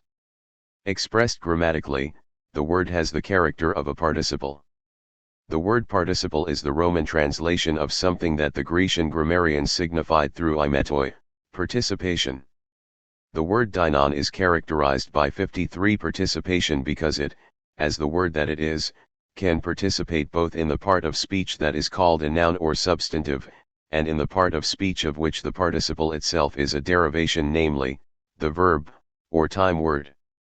Thus, for example, the smelling is on the one hand that which emits smell, say, the rose, but also the activity itself of emitting the smell, the activity by which the rose smells. Ti dynon can mean the submerging thing, whereby we think of the substance that is subject to submergence. But ti dynon can also mean the submerging thing precisely in its submerging, and thus the activity of submerging itself understood as such. Hence, the word ti dynon, as a participle, gives two meanings according to which it may be thought. If we keep only to the substantive meaning, as has happened thus far, then we leave out the verbal meaning. But suppose that Heraclitus, precisely because he thinks the word ti dynon not in the conventional sense but rather as a thinker, intended only the verbal meaning. If this were the case, then by thinking the word ti dynon in the substantive sense, we would be missing the essential meaning of the word and would not at all be grasping what is here the to be thought. In this event, the question that we pose when we inquire about what does or does not submerge is misguided. But by what right do we claim that the verbal meaning of the participle is the one thought by essential thinking, and thereby the one meant by the thinker Heraclitus? What is it that the thinkers think most importantly, the thinkers at the inception of occidental thinking and, generally, the thinkers of the Greeks? Perhaps the saying of Heraclitus's, considered before all others, may one day give us the proper answer to this question, insofar as inceptual thinking here directly has its say, and thereby is itself not required to think about the task of essential thinking and to deliver information about it in a pedantic way. However, for the time being we do not yet understand this saying. That is why we turn to a thinker of the Greeks in whose 54 thought the tradition of Greek thinking consummates itself, even though this thinking is at a distance to inceptual thinking. Let us consider a saying from Aristotle, who lived a century and a half after Heraclitus, 384 to 322 BCE. In one of his most important treatises, Aristotle states the following at the end of the first chapter. Kadika ti politi ika nn ka zidomenon ka aporamenon, ti tion, 2. And so the question that from antiquity has been, is now, and shall, before all else, remain the sought for, i.e., that which we, when we think it, continually cannot penetrate is, what is the being? On what is the being, asks the thinker. In the above articulated definition of what the to be thought of the thinker is, we encounter the word on the being, and so once again a word possessing the character of the participle. And once again we have taken this participle according to the meaning closest to that of conventional understanding, namely, as the substantive. According to the consideration of the wording of Aristotle's quotation undertaken thus far, the to be thought of the thinker is on. From this we can surely neither deduce if this participial word on should be understood substantively or verbally, or indeed in some other way entirely. However, Aristotle himself helps us out with this dilemma. The first sentence of another among his treatises, which sketches an outline of the realm in which essential thinking should reside, begins with the following. Estin epis timitis theoria tnin ta tot paranticath at point 3. 55 It is, by chance and by inner necessity, some kind of knowledge that takes into consideration the being, insofar as it is the being, a knowledge, therefore, that, thus also, takes into consideration, that which belongs to it, i.e., to the being insofar as it is the being. According to the sentence of Aristotle's, essential thinking is some sort of knowledge. This knowledge is characterized by its consideration of what is to be known by it. What is considered is on, the being, but it is considered on. This means that the consideration is in view of the fact that the being is a being. In regard to beings, it is not what lies nearest that should be gaped at, namely, that the being is a house or a tree, a donkey, or a man, or something else entirely. Rather, the being should only be considered in regard to what is seemingly distant, insofar as the being is determined as a being. But the being is only a being because it is, i.e., it is only a being by virtue of being on, the being, is zitomenon, the sought after, but what is sought after in the thinking of the being is the being of beings, and whatever belongs to it. In Greek, being is called teina. This word ina is the infinitive of the verb whose participle is on. From this it becomes clear that, when the thinker thinks on, he does not take this word in its substantive sense, but rather in its verbal sense. The abridged and thereby ambiguous question "what is the being?" is indeed the guiding question of thinkers. But in pursuing this question they do not ask if the being is a rock or a bone or a donkey or a triangle. Rather, the question asked by the thinker "what is the being?" means only this: what is the being of the being? What is that in and through which something that is? What is it that characterizes the being as such? 56. Now, what characterizes the free as such, and what designates the free as the free, language calls freedom. Similarly, justice is what makes the just. Correspondingly, we may be allowed to say, even if the conventional understanding rebels against it, that what characterizes the being as such is beingness. This word, however, is only the literal translation of the Greek word ousa, the word that was translated by the Romans as substantia and was thereby distorted in its meaning. In Aristotle's sense, the thinker is seeking what the being as being is, i.e., he is seeking the being of beings, or, phrased otherwise, he is seeking beingness. That is why Aristotle elucidates the first of his quotations considered here, in which the eternally sought for, but also the forever newly question-worthy, is the question on, with an addendum that immediately follows. It reads, tot sttsiosa, this namely, what is actually sought for in regard to beings is, for us, beingness. Ousa, being, is that whence each being as such comes, the origin of beings, genos. In this way, Plato and Aristotle designate being in relation to beings. Because being is the origin to which each being as such owes itself, being, in its relation to every being, is koin. To follow Plato and Aristotle here, the commonality that concerns every being kathloi, i.e., every being as a whole and generally. If, therefore, the thinker thinks on, he thinks teina, the being, of beings. He thinks being as that from which all beings originate. Being is, with respect to beings, always already the older. When being is thought, the being is conceived as that which it already was t in. That is why Aristotle determines what the thinker is to think t ina more precisely as t in ina, being as that which, for beings, always already is, i.e., what was. The way of thinking the being of beings briefly outlined above was established by Plato and Aristotle. By thinking the being in a manner 57 that proceeds out of beingness and is oriented toward it, this thinking moves beyond the particular being under consideration. In Greek, movement from one over to the other is designated by the word meta.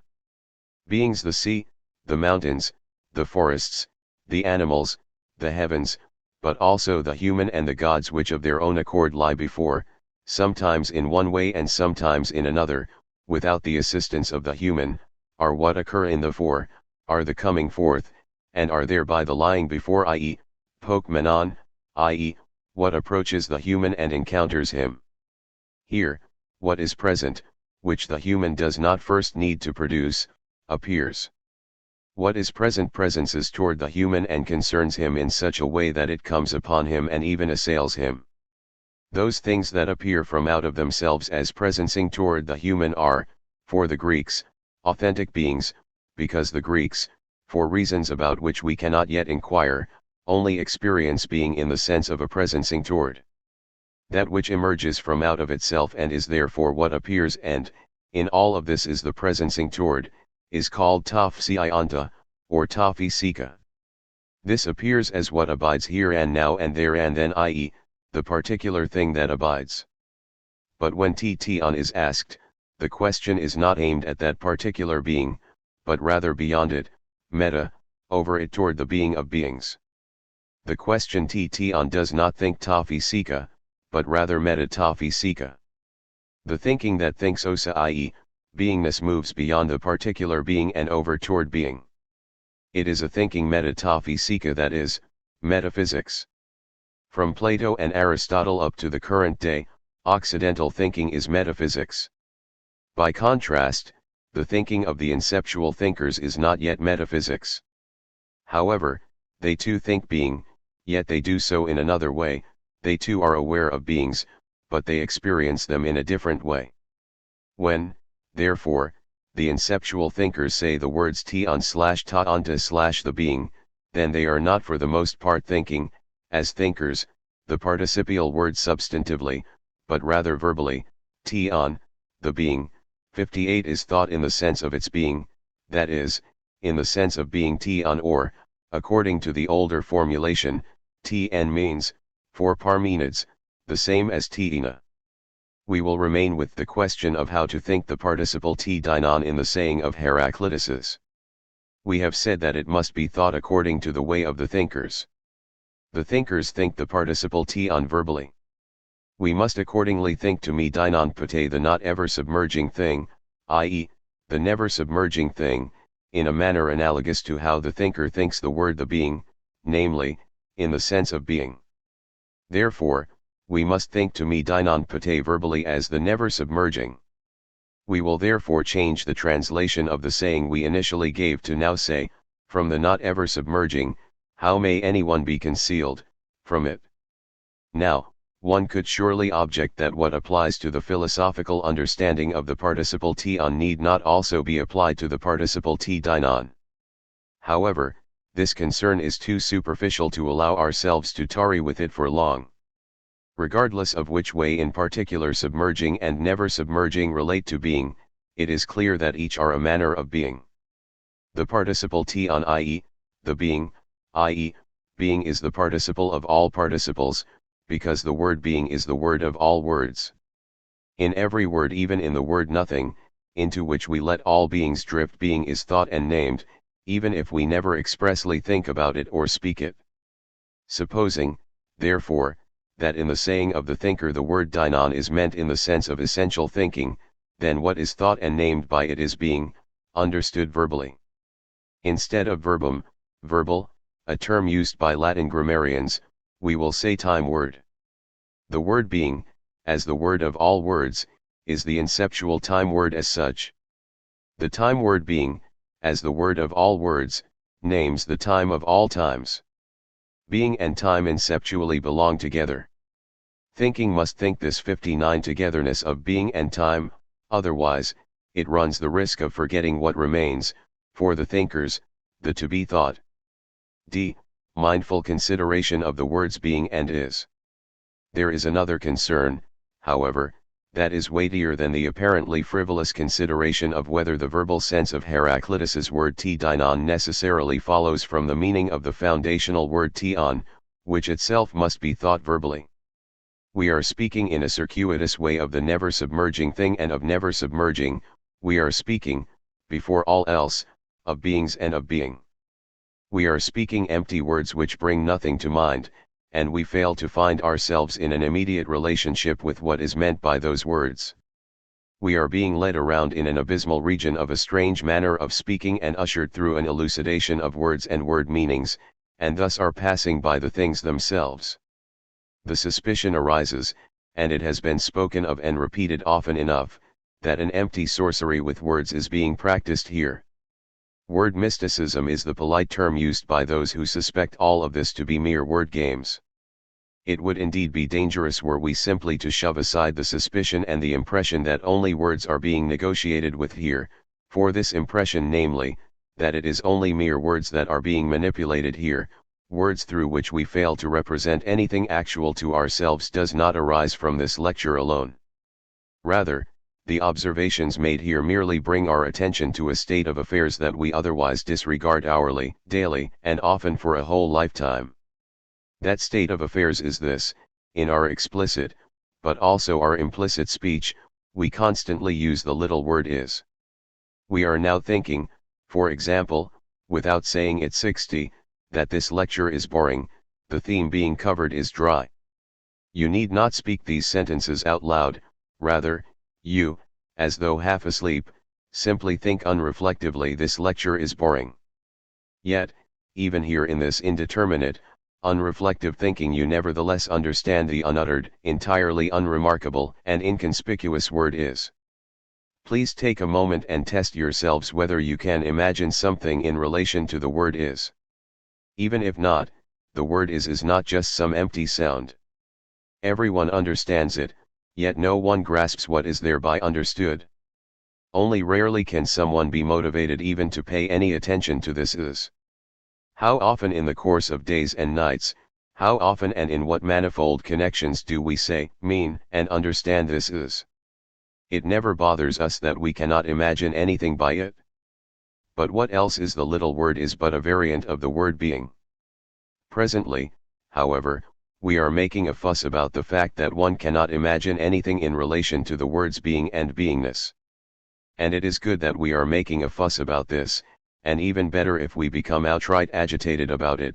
It is best if we never inhibit this agitation surrounding our continual use of the word of words and the demands we make of it to mean something, while at the same time failing to conceive anything by it when we are suddenly asked, what do you actually mean when you utter the little word is?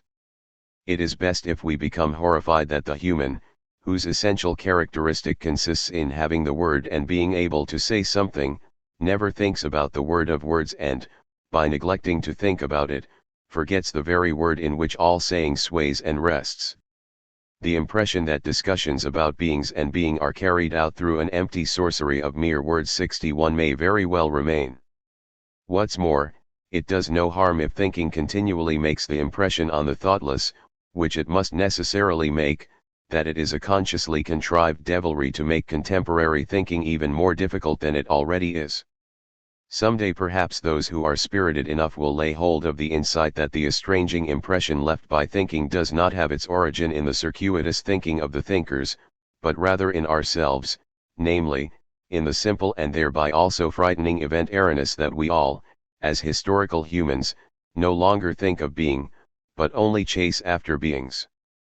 This forgetfulness of being hangs like a cloud over historical humanity, and due precisely to this forgetfulness, this cloud is also the reason that considerations about the substantive or verbal meanings of the word on seem empty and foreign to us.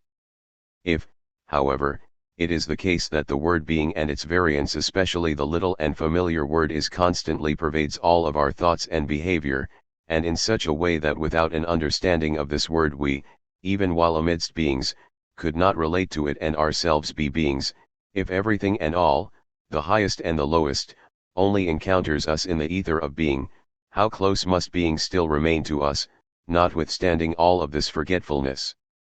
If we can first ponder this, then perhaps the moment will one day arrive at which the horror at this forgetfulness of being will turn into astonishment in the face of our nearness to that which first only appears as the esoteric sorcery of an errant thinking, i.e., our nearness to that which names the most vapid of all common words, i.e., the most inconspicuous is nearness, namely, to being. Yet, this is also the sole thing that awards itself to the thinkers as the to be thought. 62. Once we have considered all of this, we will perhaps wish to become more attentive to the apparently merely circuitous explanations of the words ti dinon and ti on. If, since the inception of occidental thinking, the forgetfulness of being has spread beyond all measure, spreading, indeed, into philosophy as well, then we should not be surprised if the attempt to think toward the inception of occidental thinking must itself be slow beyond measure. Haste is anathema to essential thinking. Certainly, it is imperative that we make haste, if by that we mean that we think toward the to be thought without delay or neglect. But such a hastiness of diligent care is not the same thing as rapidity. The hastiness of essential thinking is subject to the law of slowness. Slow haste determines the way toward the inceptual. The inceptual word demands of us the kind of diligent care in which every step allows the next to come forth from it. Review. 1.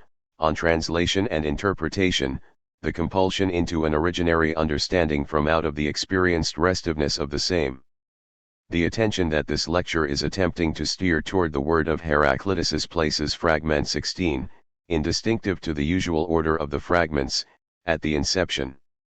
It says, "To me dinon pate pos and tis lathoi." From the not ever submerging thing, how may anyone be concealed from it? A parenthetical remark on the task of translating should briefly allude to the fact that one can 63 easily criticize any translation, but can only rarely replace it with a better one. This occurs only occasionally, and only owing to much experience. Such a case is exemplified by the recently published translation by Karl Reinhardt of Sophocles' Antigone. The sovereignty and beauty of this translation guarantees that some, at least, are on the right path. Every translation, taken just on its own without its corresponding interpretation, remains subject to all manner of misunderstandings, for every translation is in itself already an interpretation.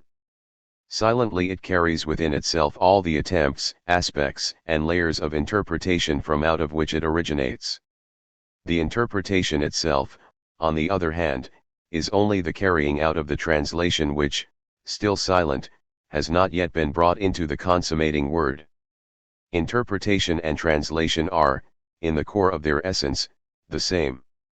That is why, even in one's own language, translation is constant and necessary, given the fact that the words and texts of the mother tongue are often open to interpretation. All speaking, all call and response, are translation. Therefore, the essence of translating does not consist in two different languages entering into a dialogue. We Germans, for example, must each time translate Kant's Critique of Pure Reason in order to understand it. Such translation does not entail degrading the sophisticated language of the work down to the level of everyday speech, rather, it means transporting the thinking of this work into a thinking and saying that engages and confronts it. By this process it occasionally appears, strangely, that the interpreter actually understands the thinker better than the thinker understood himself. For the empty vanity of the heady pedants, this appearance is dangerous, for they conclude from this that, in this case, Kant himself did not quite know what he himself wanted, but that now the subsequent interpreters know it precisely. However, the fact that a thinker may be better understood than he understood himself, is surely not a deficit that may be attributed to him retroactively, rather, it is a sign of his greatness. 64 For only originary thinking harbors that treasure within itself the pondering of which remains forever inexhaustible, and which can be better understood each time it is pondered, i.e., can be understood as other than what the words only apparently mean. Mediocre thinking, by contrast, contains only the easily intelligible, and possesses nothing that continually compels toward a more originary understanding and interpretation. Moreover, mediocre thinking cannot call forth those epochs that are compelled once again to recognize and translate what is taken to be familiar. That is why thinkers, and only thinkers, have the experience that they one day come to understand themselves better in light of what they have already thought, in such a way that the entire edifice of their earlier thought suddenly collapses, even though they always think the same. But this same is not the boring emptiness of the identical, which is only a semblance of the same. There are those, however, who do not know of the restiveness of the same, and who are proud of the fact that they, at 70, still think the same as what they already thought and knew as high school students. Only what is truly thought has the good fortune of being continually better understood than it first was. This superior understanding, however, is never due to the merit of the interpreter, but is rather a gift bestowed by what is interpreted. 2. Submerging thought in a Greek way and the question concerning the essence of the word. We will now attempt, from the outside and with insufficient preparation, to dissect the saying of Heraclitus in a crude way. In this saying there is talk of the never submerging thing. Furthermore, the word tis is mentioned anyone, a word that in every case designates a human. Whether it designates the human alone is a question that must remain open.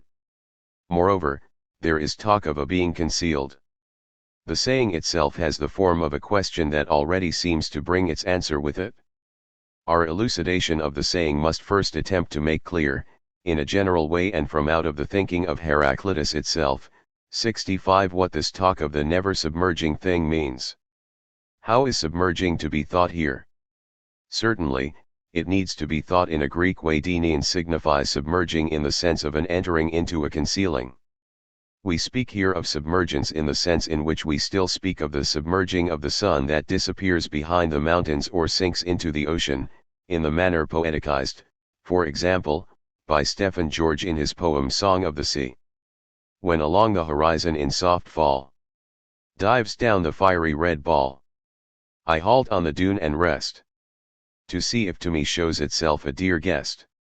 Jean Paul once wrote, I have thought to myself 100 times that, were I an angel, were I to have wings, were I to have no specific weight, I would soar upward just enough so that I could see the evening sun glimmer at the edge of the earth, and while I flew along with the earth, though at the same time against its axial motion, I would maintain myself in such an attitude that I could gaze for an entire year into the mild, wide eye of the western Sunday. But in the end I would sink down, drunk on the resplendence, like a stupefied bee in the grass overfull on honey. 4. However, for the contemporary imagination, insofar as it clings to the true, or what it values as the true, the sight of the submerging sun is untrue and mere appearance. Since Copernicus, and please note that I said since, and not owing to, Copernicus, the world has appeared differently. Listeners who are quick to make up their minds, perhaps, after all, they are only eavesdroppers, may now think that Copernicus was mentioned in the previous hour owing to the fact that the commemoration of Copernicus was last week. I regret to say, however, that this lecture cannot be so close to life. There are certainly more substantial reasons to think of Copernicus in connection with the elucidation of Heraclitus' 66 me deinonpate, reasons to which the eyes of some may perhaps be opened over the course of this semester. In those notes of Nietzsche's that serve as the draft for a planned magnum opus to which he occasionally lent the title The Will to Power, one finds statements regarding a plan for the presentation of European nihilism. The note in question, written in 1885/86, begins, Nihilism is standing before the door, whence does this most uncanny of all guests come to us? 5. Nietzsche then sketches out, point for point, the consequences of nihilism, which have already begun to appear. Under point number 5, Nietzsche says the following. The nihilistic consequences of contemporary natural science, in addition to its attempts to escape into the otherworldly. From out of its practice follows finally a self-subversion, a turn against itself, an anti-science. Since Copernicus, the human has been moving out of the center into the X. The last sentence means to say that, since then, the place of the human has become an X, that is, it is still undetermined and therefore must be determined. Nietzsche's metaphysics of the will to power is meant to accomplish the new determination of the place of the human. The earth, and the human of this earth, shall regain their lost meaning anew. The meaning of the earth is the overhuman, that is, the human who goes over and beyond the prior human, the one who experiences all that is real and thereby also experiences itself as a configuration of the will to power. With this most modern of all modern humans, the human not only moves back into the center, rather, the human himself now 67 finally becomes the center itself. A saying of Nietzsche's from 1888 may illustrate this most concisely. All the beauty and grandeur that we have bestowed upon actual and imagined things, I shall reclaim as the property and creation of the human being as its most beautiful apology. The human as poet, as thinker, as God, as love, as power, oh, what kingly munificence with which he has endowed things, precisely in order to impoverish himself and make himself feel wretched. His most selfless act heretofore has been to admire and to idolize and to know how to conceal from himself the fact that he himself has created those things that he admired. 6. The saying unequivocally states this: everything that is, only is insofar as it is the product and thereby the property of the human, namely, of the human as the highest configuration of the will to power. The human is precisely that concrete thing from whose gaze nothing may remain concealed and from whom no being can withdraw, for the human alone and in the first place stamps all beings with the mark of being. In the above quoted note of Nietzsche's regarding the nihilism of modern natural science, he criticizes it for still attempting to escape into the otherworldly, that is, of still occasionally speaking of providence and a divine plan. By contrast, Nietzsche wants an absolute nihilism, one that does not teach that everything is merely nothing, but rather that the human is everything. Nietzsche himself describes his metaphysics as an active and classical nihilism. In it he sees the proper and positive consequence of the Copernican revolution, as well as the future of Europe.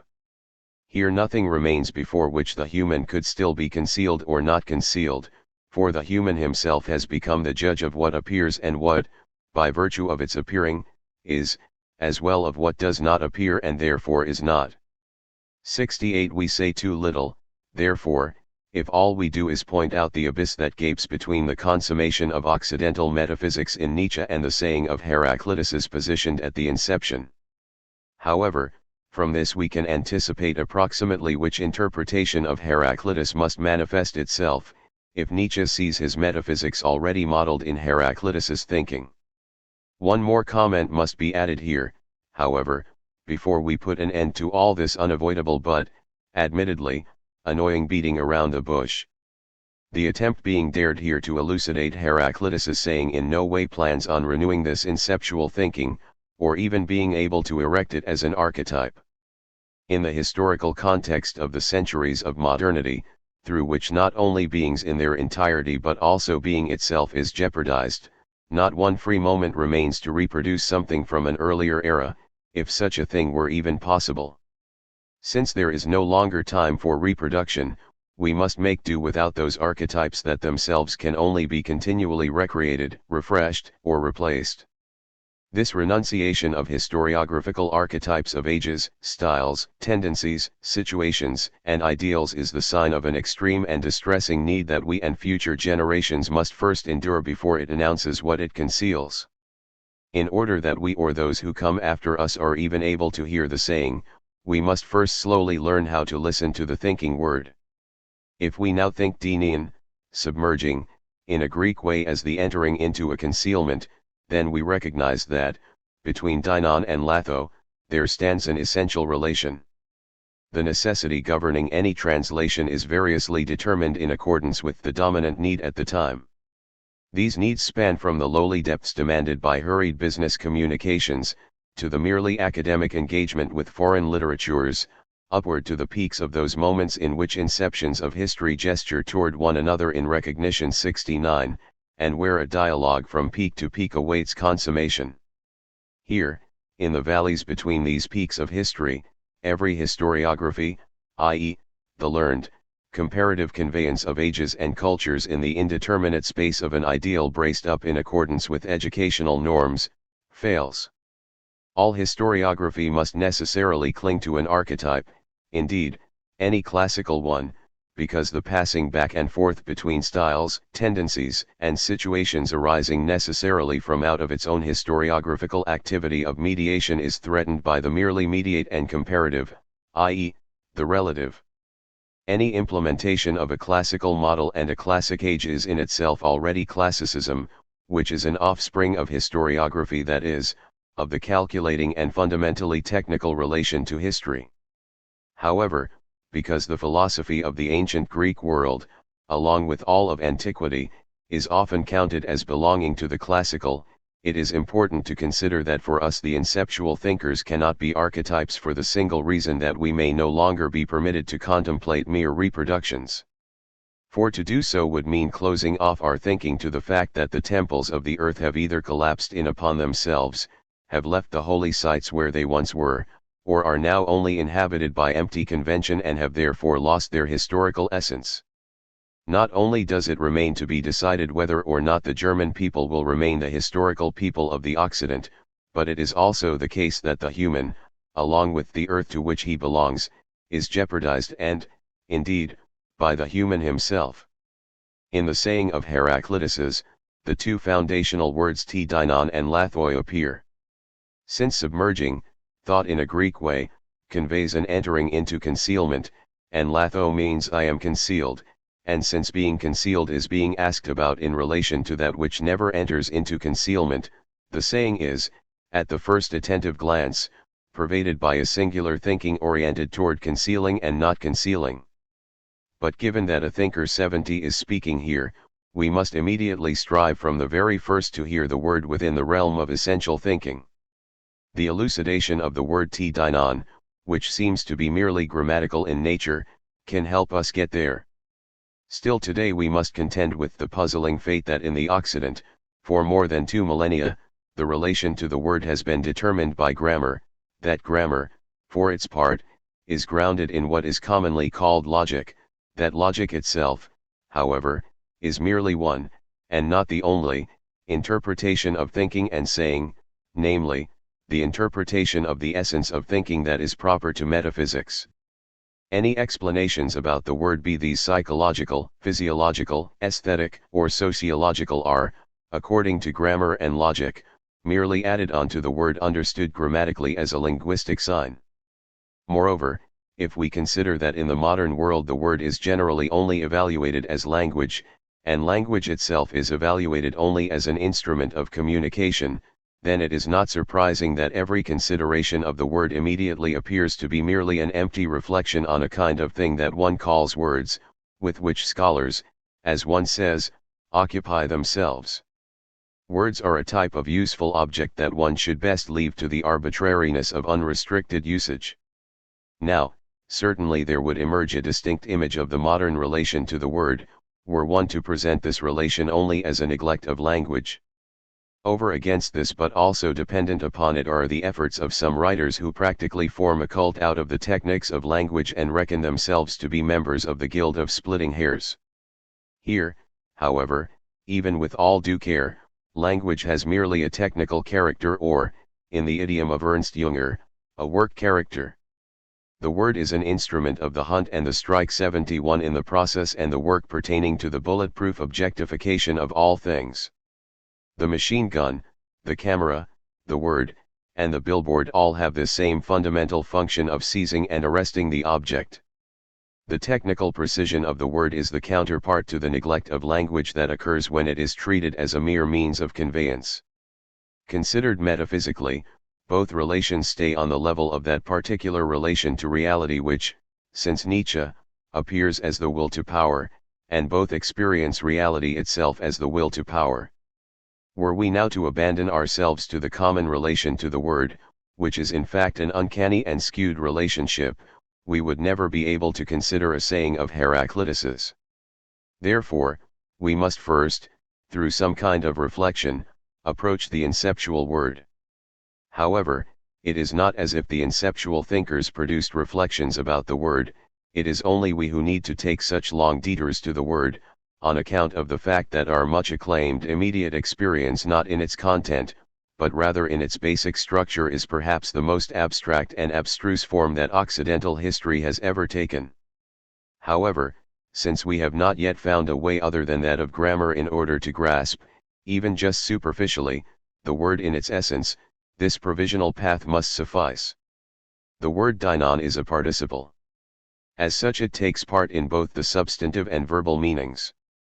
The submerging thing can mean that which is either subject to submergence or not, but it can also mean the submerging thing in its submerging, that is, the submerging thing during its submerging and in the endurance of it. Which meaning the thinker intended, and thereby which meaning we must think, cannot yet be decided. Seen in terms of form, we can think the participle either nominally or verbally, but there also exists the possibility of understanding the participle as simultaneously both nominal and verbal, in which case the emphasis can be placed 72 either on the verbal or the nominal aspect. All of these possibilities of understanding reside in the so-called participle, and indeed within a unity proper to it. In this unity, the richness of the word flourishes in a way that cannot be exhausted by grammatical dissection. The word whose meaning has come to be reduced to a single form has still another richness precisely because it comes from the originary unity of speaking and saying. 3. Elucidation of T dinon in terms of the structure of the words of the main question of metaphysical thinking, Aristotle, Plato. Concerning the problem of retroactive interpretation, the inceptual thinkers and the later beginning of metaphysics. In order to see a path along which we could arrive at the way of thinking by which the Greek thinkers thought such participial words, we now address our question to that thinker in whose word the thinking of the Greek world consummated itself. However, in doing so we must be careful not to impose the later thoughts of Aristotle back onto the thinking of the inceptual thinkers. In Metaphysics Z1, 1028b2 and following, Aristotle states, Kadika ti politi ika nka e zidomenonka e aporamenon, tion. And so the question that from antiquity has been, is now, and shall, before all else, remain the sought for i.e., that which we, when we think it, continually cannot penetrate is, what is the being? On this is the question that directs the thinking of the thinker. Once again the to be thought is named through a participial word, on the being. With this word, we initially think of things, living beings, humans, the heavenly vault, and in order to imagine these things as the Greeks did also the gods. 73. The question what is the being thereby initially means, what are things, what are plants, what are animals, what are humans, what are gods? In order to find the answer to each question regarding each particular thing asked about, we turn to what is named and seek to grasp what it is. In doing so, however, we shall never find that about which the question what is the being asks, even if we should spend an eternity searching. The question what is the being, does not demand information about this or that particular being, but rather about being. What is asked about here, as Aristotle states at the beginning of the discourse Metaphysics G1, is nion, the being, but with regard to the fact that it is in other words, with regard to the being of the being.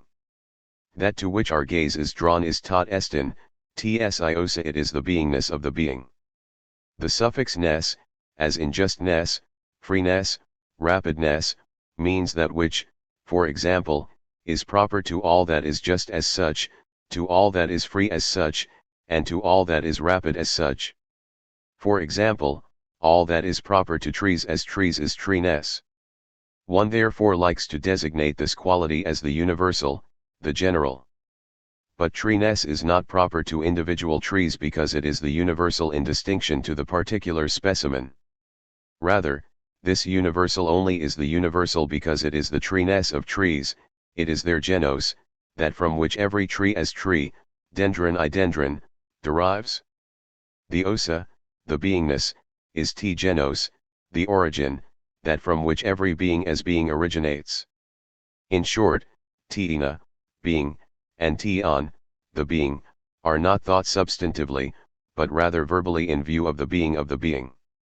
To name beingness and being, Aristotle uses a term he likely coined himself, tt in ina, i.e., being as that which every being, insofar as it is a being, already was. In the determination of that which for thinking is the to be thought, Plato's thinking advanced beyond the thinking of Aristotle's, who 74 listened to Plato over the course of 2 decades and thereby learned to think. Plato himself names the to be thought of beings by means of an idiom that the Greeks, as a thinking people, could be trusted to understand. What the thinkers think is t ontus on, the being in terms of being das Seenderwes, the being solely in view of being. This then is also considered what is of the utmost being within beings das Seen Saint am Seenden. Now, admittedly the designations ni on, osa, tt in ina, and ontus on communicate next to nothing to our stuffed and stubborn ears. These designations are like empty word husks. The reasons for this state of affairs cannot be found solely in the contemporary inability and disinclination to think. The reason Plato's thought in particular, and above all the philosophy of Aristotle as an expression of Greek thought in its originary directness, remains closed to us, is owed to the fact that the philosophy of Aristotle, by way of Jewish, Arab thought in the Middle Ages, was transformed by ecclesiastical theology into an entity that has only the words in common with the Greek Aristotle, and even these are translated into the language of Latin. How immovably Aristotle's thought lies entombed by the Middle Ages is shown in the fact that even a thinker such as Leibniz was incapable of scaling the wall that medieval theology, through its own particular use of the Aristotelian doctrines, erected between the Greek thinker and the later ages of the Occident. Even the classical philology of recent decades, from which one could perhaps expect an inkling of the Greek essence, interprets the philosophy of Aristotle in terms of the theology of Thomas Aquinas. That is why even today most people think that when one says Aristotle, it is Thomas Aquinas who is meant, or that when one says Thomas Aquinas, 75 a justifiable claim has been made to knowledge of Aristotle and his thought.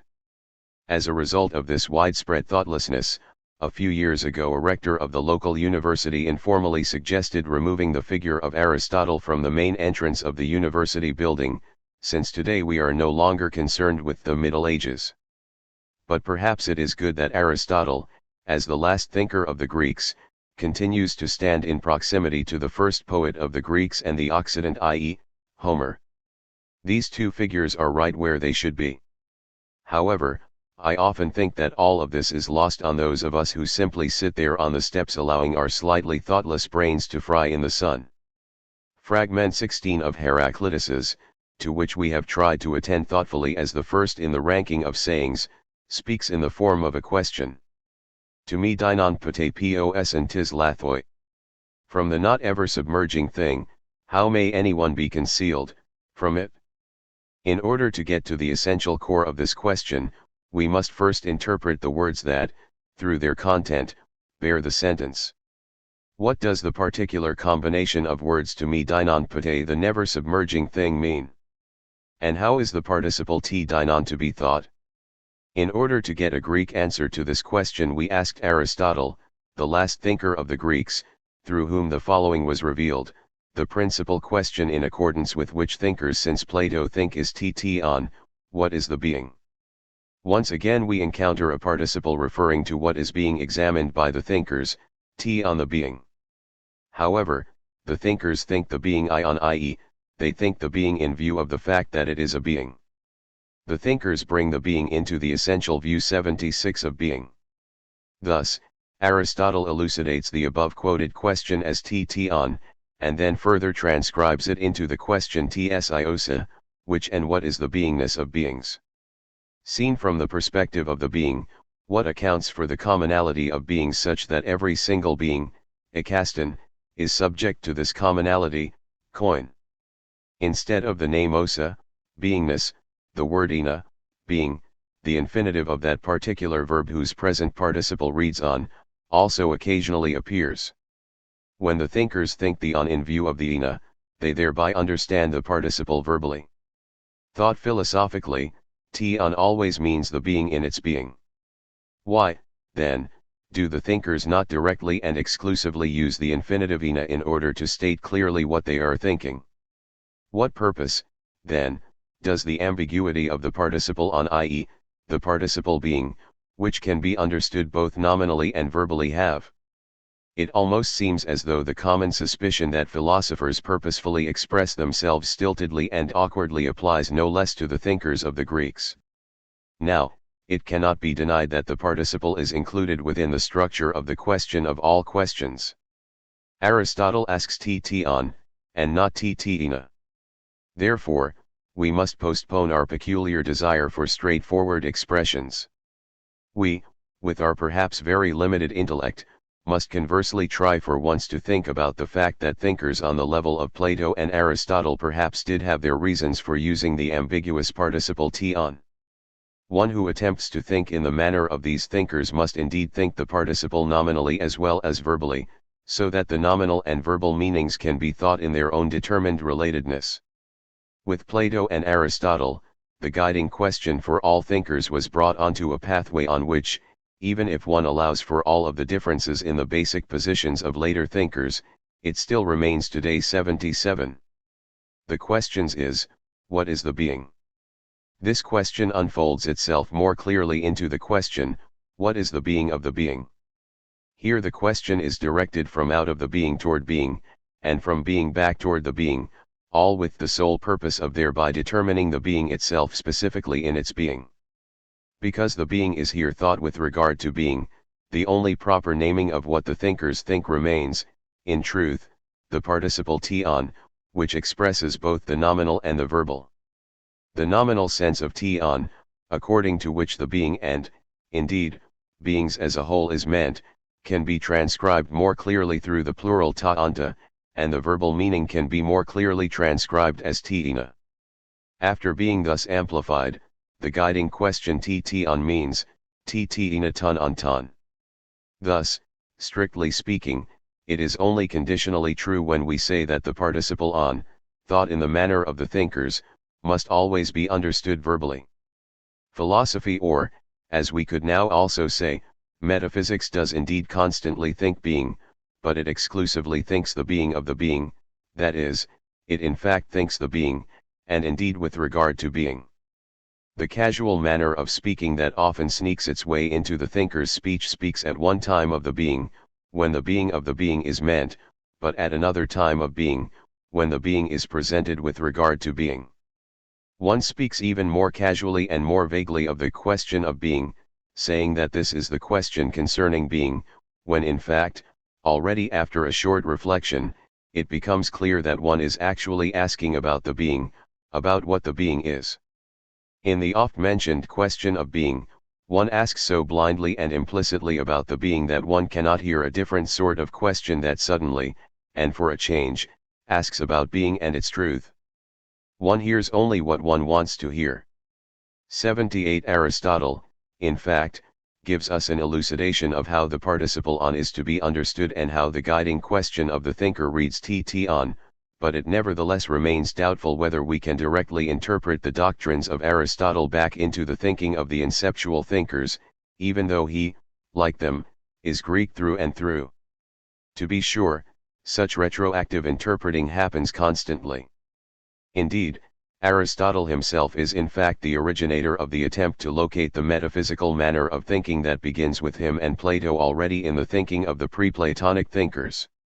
Aristotle habitually begins each of his treatises with a critical review of the prior doctrines of earlier thinkers that he then contrasts with his own doctrine, but only after having already translated their doctrines in such a way that they are on the level of his own manner of questioning.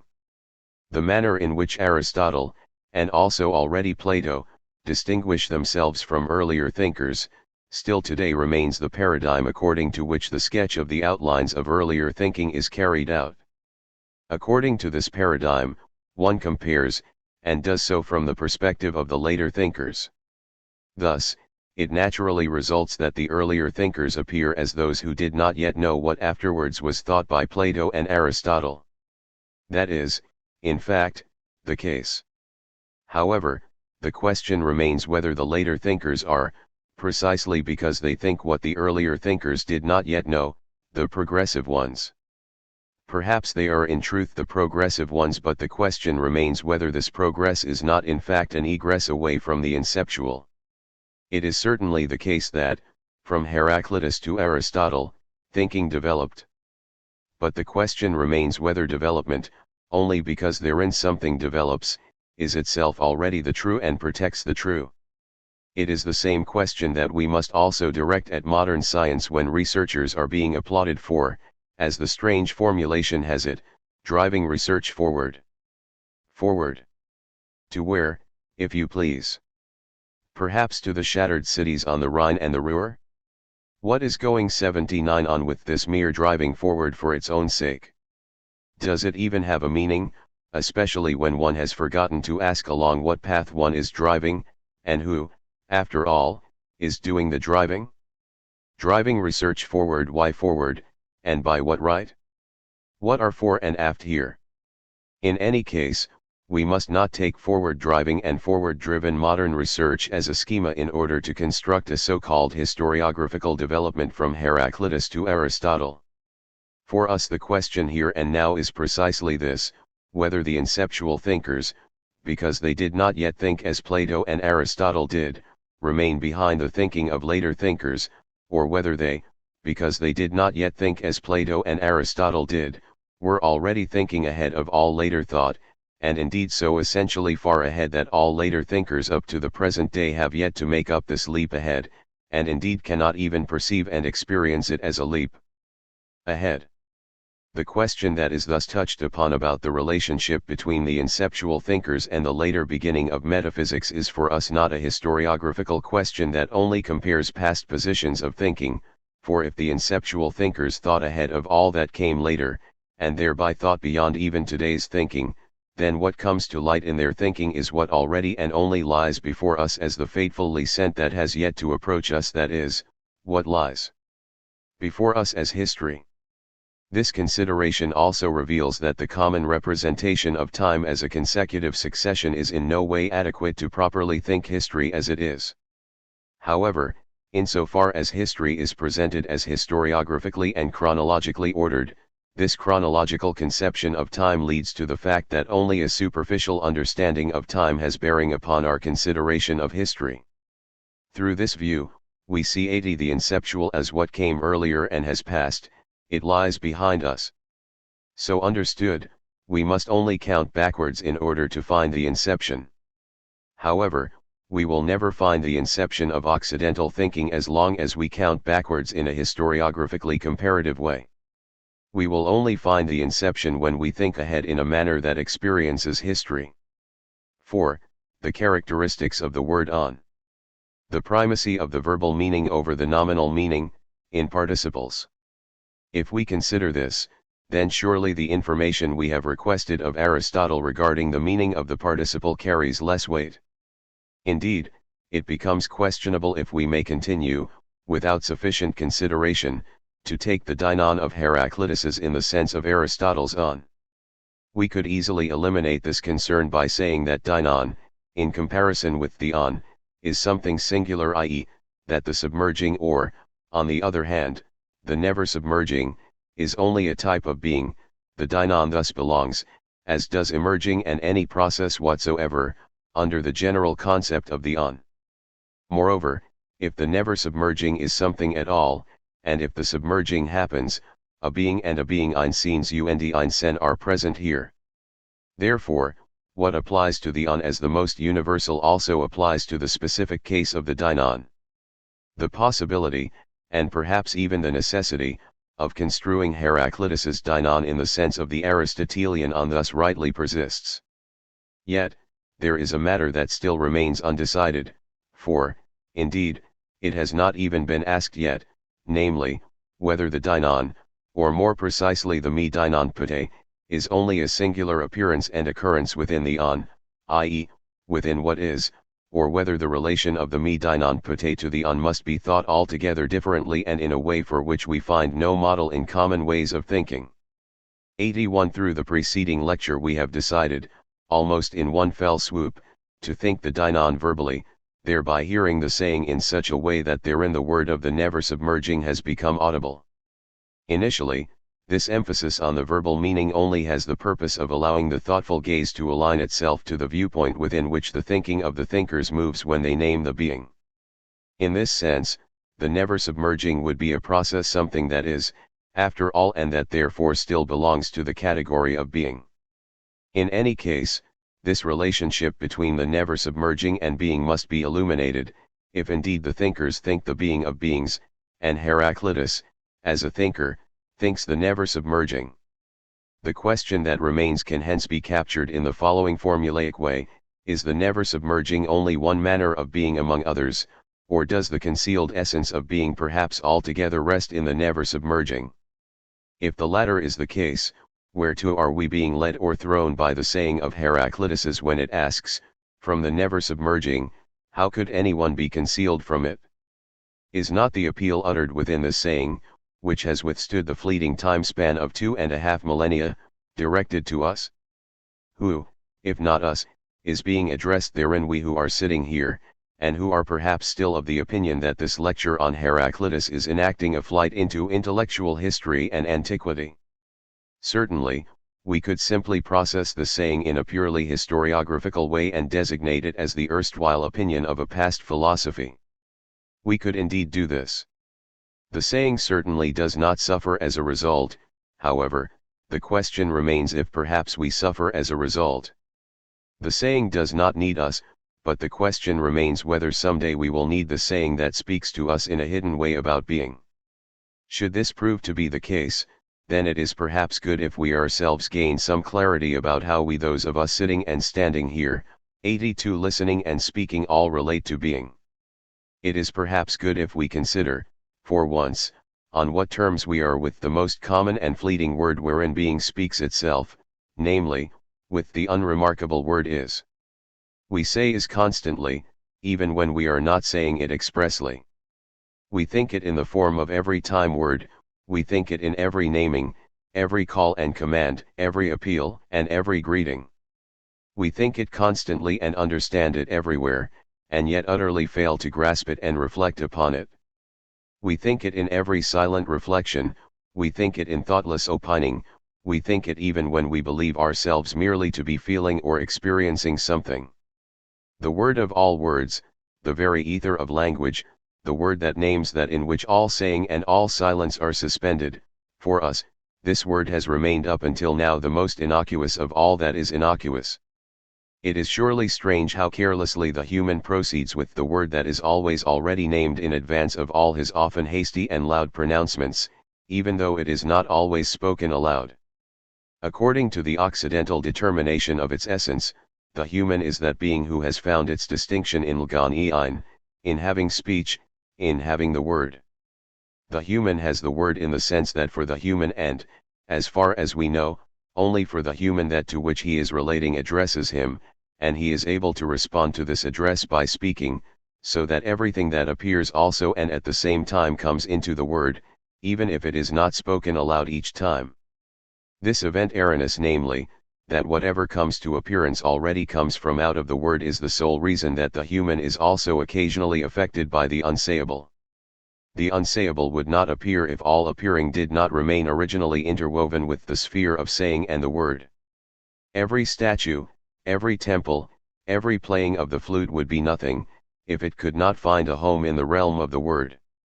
83. What is revealed, however, through a consideration requiring the courage to embrace the simple, rather than the profound or the scholarly, is this, namely, that the human, who in its essence has the word, has just lost the word of all words, insofar as he thoughtlessly says the word being as though it were the most trifling of all trifles. At the same time, the human never fully throws this word away, since doing so would apparently bring about the loss of his own essence. Let us imagine, if only for a few minutes, what would become of the human if it came about that every possibility of saying and understanding the words is and being were revoked.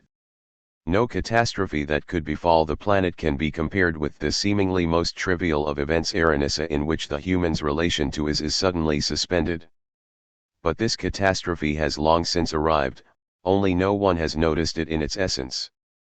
The human, in its history, has reached the point where he has forgotten the is and being, insofar as he renounces any consideration of what is named by this word. Indifference to being has besieged the planet. The human being allows himself to be washed over by the flood of this forgetfulness of being. But, in truth, this is not even a diving into the flood anymore, for that would still require an awareness of the forgetfulness of being. Precisely this forgetfulness of being has itself already been forgotten, which is surely in accordance with the essence of forgetting, sucking up everything in its radius like an undertow. But what do the thinkers of metaphysics say who, since Plato, have been appointed as the guardians of the being of beings? What does the last thinker in the history of metaphysics say about the being of beings? Nietzsche says, being is the last vapor of an evaporating reality. Is not the forgetfulness of being justified here by metaphysics itself? Certainly. So, it is not worth our while any more to remember something 84 that is a mere vapor. It is enough if the human lives and acts true to life and true to reality. Why does the human need being, if beings and reality are already enough for him to, as it is often said, fulfill his life? With this, one concedes that otherwise there is obviously an emptiness. In fact, through Nietzsche's metaphysics, being is rendered into a mere value. However, this devalued being is worth even less than becoming, i.e., even less than the will to power. For in Nietzsche's metaphysics the being of beings, which has remained the to-be thought for all metaphysics, evaporates in one last vapor, which is why Nietzsche's metaphysics is the end of all metaphysics, for in this final stage a decision is made about being, against which any patchwork solution on the part of a prior metaphysics or a flight into a rehashed Christianity is no longer viable. But how stubbornly and tirelessly must metaphysics remain within its forgetfulness of being if, as it seems, even 2 world wars cannot wrest the historical human from out of his mere engagement with beings and awaken humanity's fear regarding the forgetfulness of being, placing the human before being itself. Suppose that, however, we were to be placed before being in a less painful way. Suppose that, with one fell swoop, the modern human were to be deprived of such things as the movie theater, the radio, the newspaper, the theater, concerts, boxing matches, and travel. Suppose it came about that the human were forced to subsist with only the simple things, he would rather die than remember being. But if we are all so unfamiliar with being and cannot find our way into a thinking of it, how can we be expected to be able to think, as if overnight, what is thought in advance within the inception of our hidden history? Here the only help 85, if it is indeed any help, comes from the care with which we think after the inceptual word. This care also entails that we are already attentive to the possibilities of the appropriate translation. By now it has come to light that the thinkers, when they think words that are essentially participial, primarily think the verbal meaning of those words. In accordance with that thinking, and perhaps even somewhat hyperbolically, we now translate Heraclitus' saying as, the not submerging ever. We can contract the not, ever into never, thus yielding, the never submerging. 4. The foundational words of inceptual thinking, psis, zoe. Their relation to metaphysical thinking and to the thinking of being. A. The peculiar poverty of inceptually thoughtful utterance in the structure of the words to me dinon pate and their transformation into perpetual emerging, phen. On the word psis in inceptual thinking, and on the concept of nature. Note on fragment 123. Up to this point we have determined the first substantive word of the saying of Heraclitus to me dinon pate only in terms of its character as a word. When there is talk of the submerging thing, we no longer think only of what falls prey to submerging or remains withdrawn from it, but rather of submerging itself. However, we think of this in the previously elucidated Greek sense, where submerging is understood as entering into a concealing. And yet, in Heraclitus' saying, there is no mention of submerging. To the contrary, the saying speaks with unique emphasis of to me dinon pate, the not ever submerging me is a word of negation. Yet, it negates differently than o, which straightforwardly states only a non-being. By contrast, me negates in the sense that whoever experiences what is negated wants to know what is kept from him by it, namely, the negated.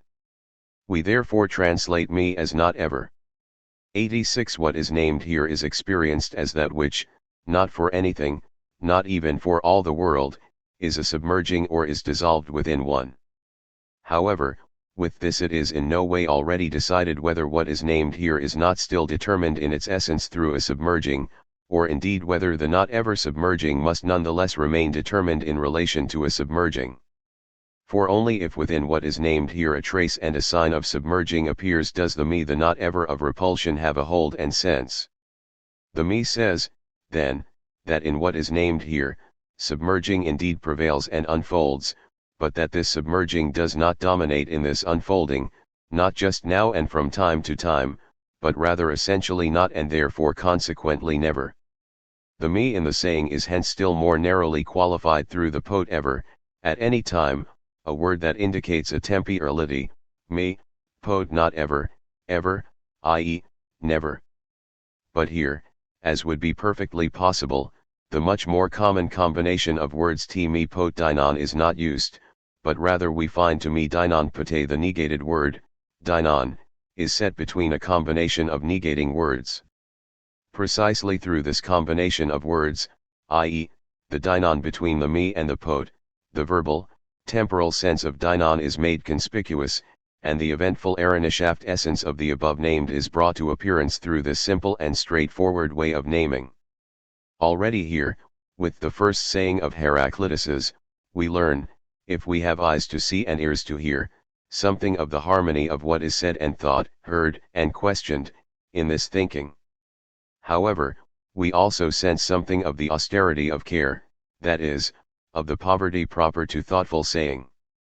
Certainly, we could now, as we already did above in a makeshift way, simplify the combination of words within the translation, i.e., the expression the not ever submerging, and instead say the never submerging. Such a translation almost compels us on its own to further transform 87 the saying into the following, the constantly, i.e., perpetually, emerging. For what never is a submerging must therefore constantly be an emerging. Through this shifting of words, the bothersome negation in the saying of Heraclitus's is done away with. We hear now a positive word which, as such, has priority over all negatives.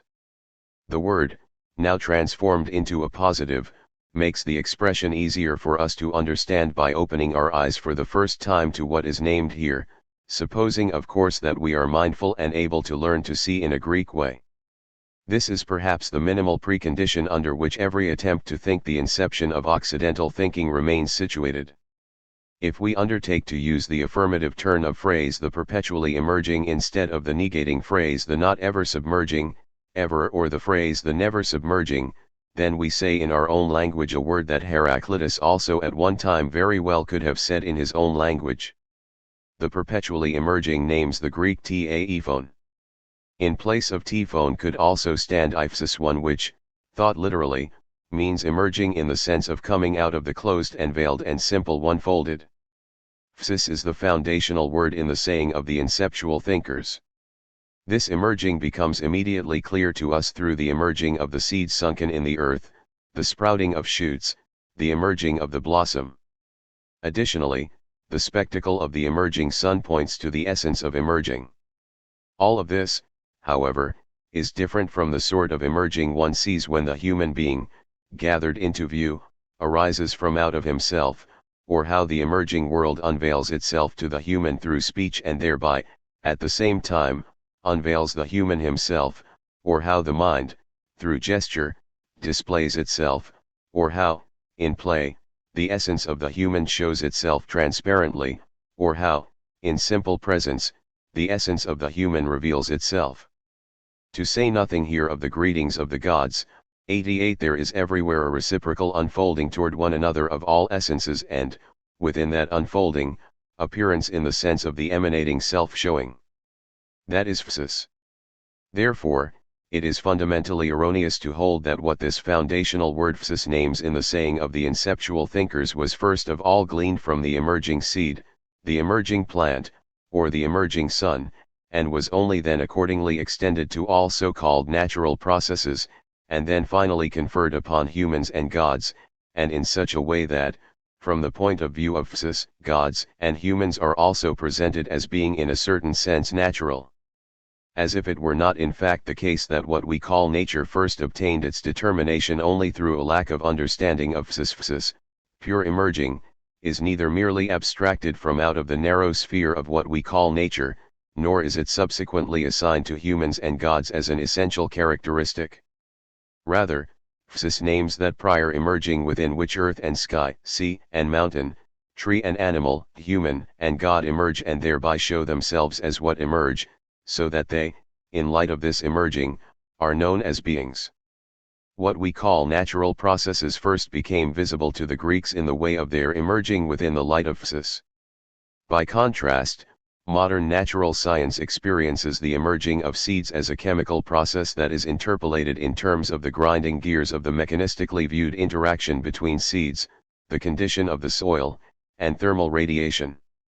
In this situation, the modern mind sees only mechanistic cause and effect relationships within chemical procedures that have particular effects following upon them. Modern natural science, chemistry no less than physics, biology no less than physics and chemistry are and remain, so long as they exist, mechanistic. Additionally, dynamics is a mechanics of power. How else could modern 89 natural science verify itself in technology, as one says? The technical efficaciousness and applicability of modern natural science is not, however, the subsequent proof of the truth of science. Rather, the practical technology of modern natural science is itself only possible because modern natural science as a whole, in its metaphysical essence, is itself already merely an application of technology, where technology means here something other than only what engineers bring about. The oft-quoted saying of Goethe's, namely, that the fruitful alone is the true, is already nihilism. Indeed, when the time comes when we no longer merely fiddle around with artworks and literature in terms of their value for education or intellectual history, we should perhaps examine our so-called classics more closely. Moreover, Goethe's view of nature is in its essence no different from Newton's. The former depends along with the latter on the ground of modern, and especially Leibnizian, metaphysics, which one finds present in every object and every process available to us living today. The fact that we, however, when considering a seed, still see how something closed emerges and, as emerging, comes forth, may seem insubstantial, outdated, and half-poetic compared to the perspective of the objective determination and explanation belonging to the modern understanding of the germination process. The agricultural chemist, but also the modern physicist, have, as the saying goes, nothing to do with physis. Indeed, it would be a fool's errand even to try to persuade them that they could have something to do with the Greek experience of physis. Now, the Greek essence of physis is in no way a generalization of what those today would consider the naive experience of the emerging of seeds and flowers and the emergence of the sun.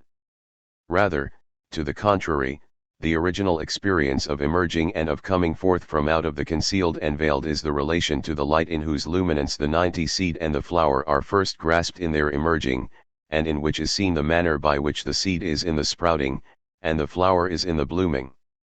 b. The foundational words physis and zoe as obtained through the translation. The fundamental meaning of zin and zoe in inceptual thinking over and against the concept of life in the metaphysical tradition. Note on fragment 30.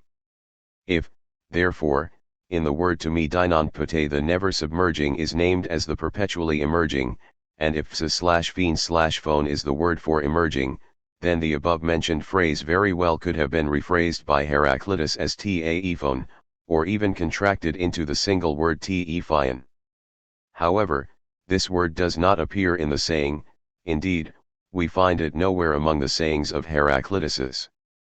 In place of it, Heraclitus used the word zoon to perpetual life/the perpetually living. Thus, rather than phone, zoon appears, the participle of the verb, or time word, zin. We blithely translate this as to live, and believe we know what this means.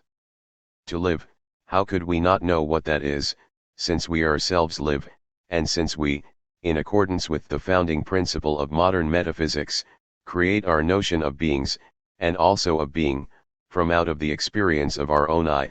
3. Along these lines, Nietzsche, entirely in accordance with his epoch, considered life as what is best known, namely, the absolutely self-evident.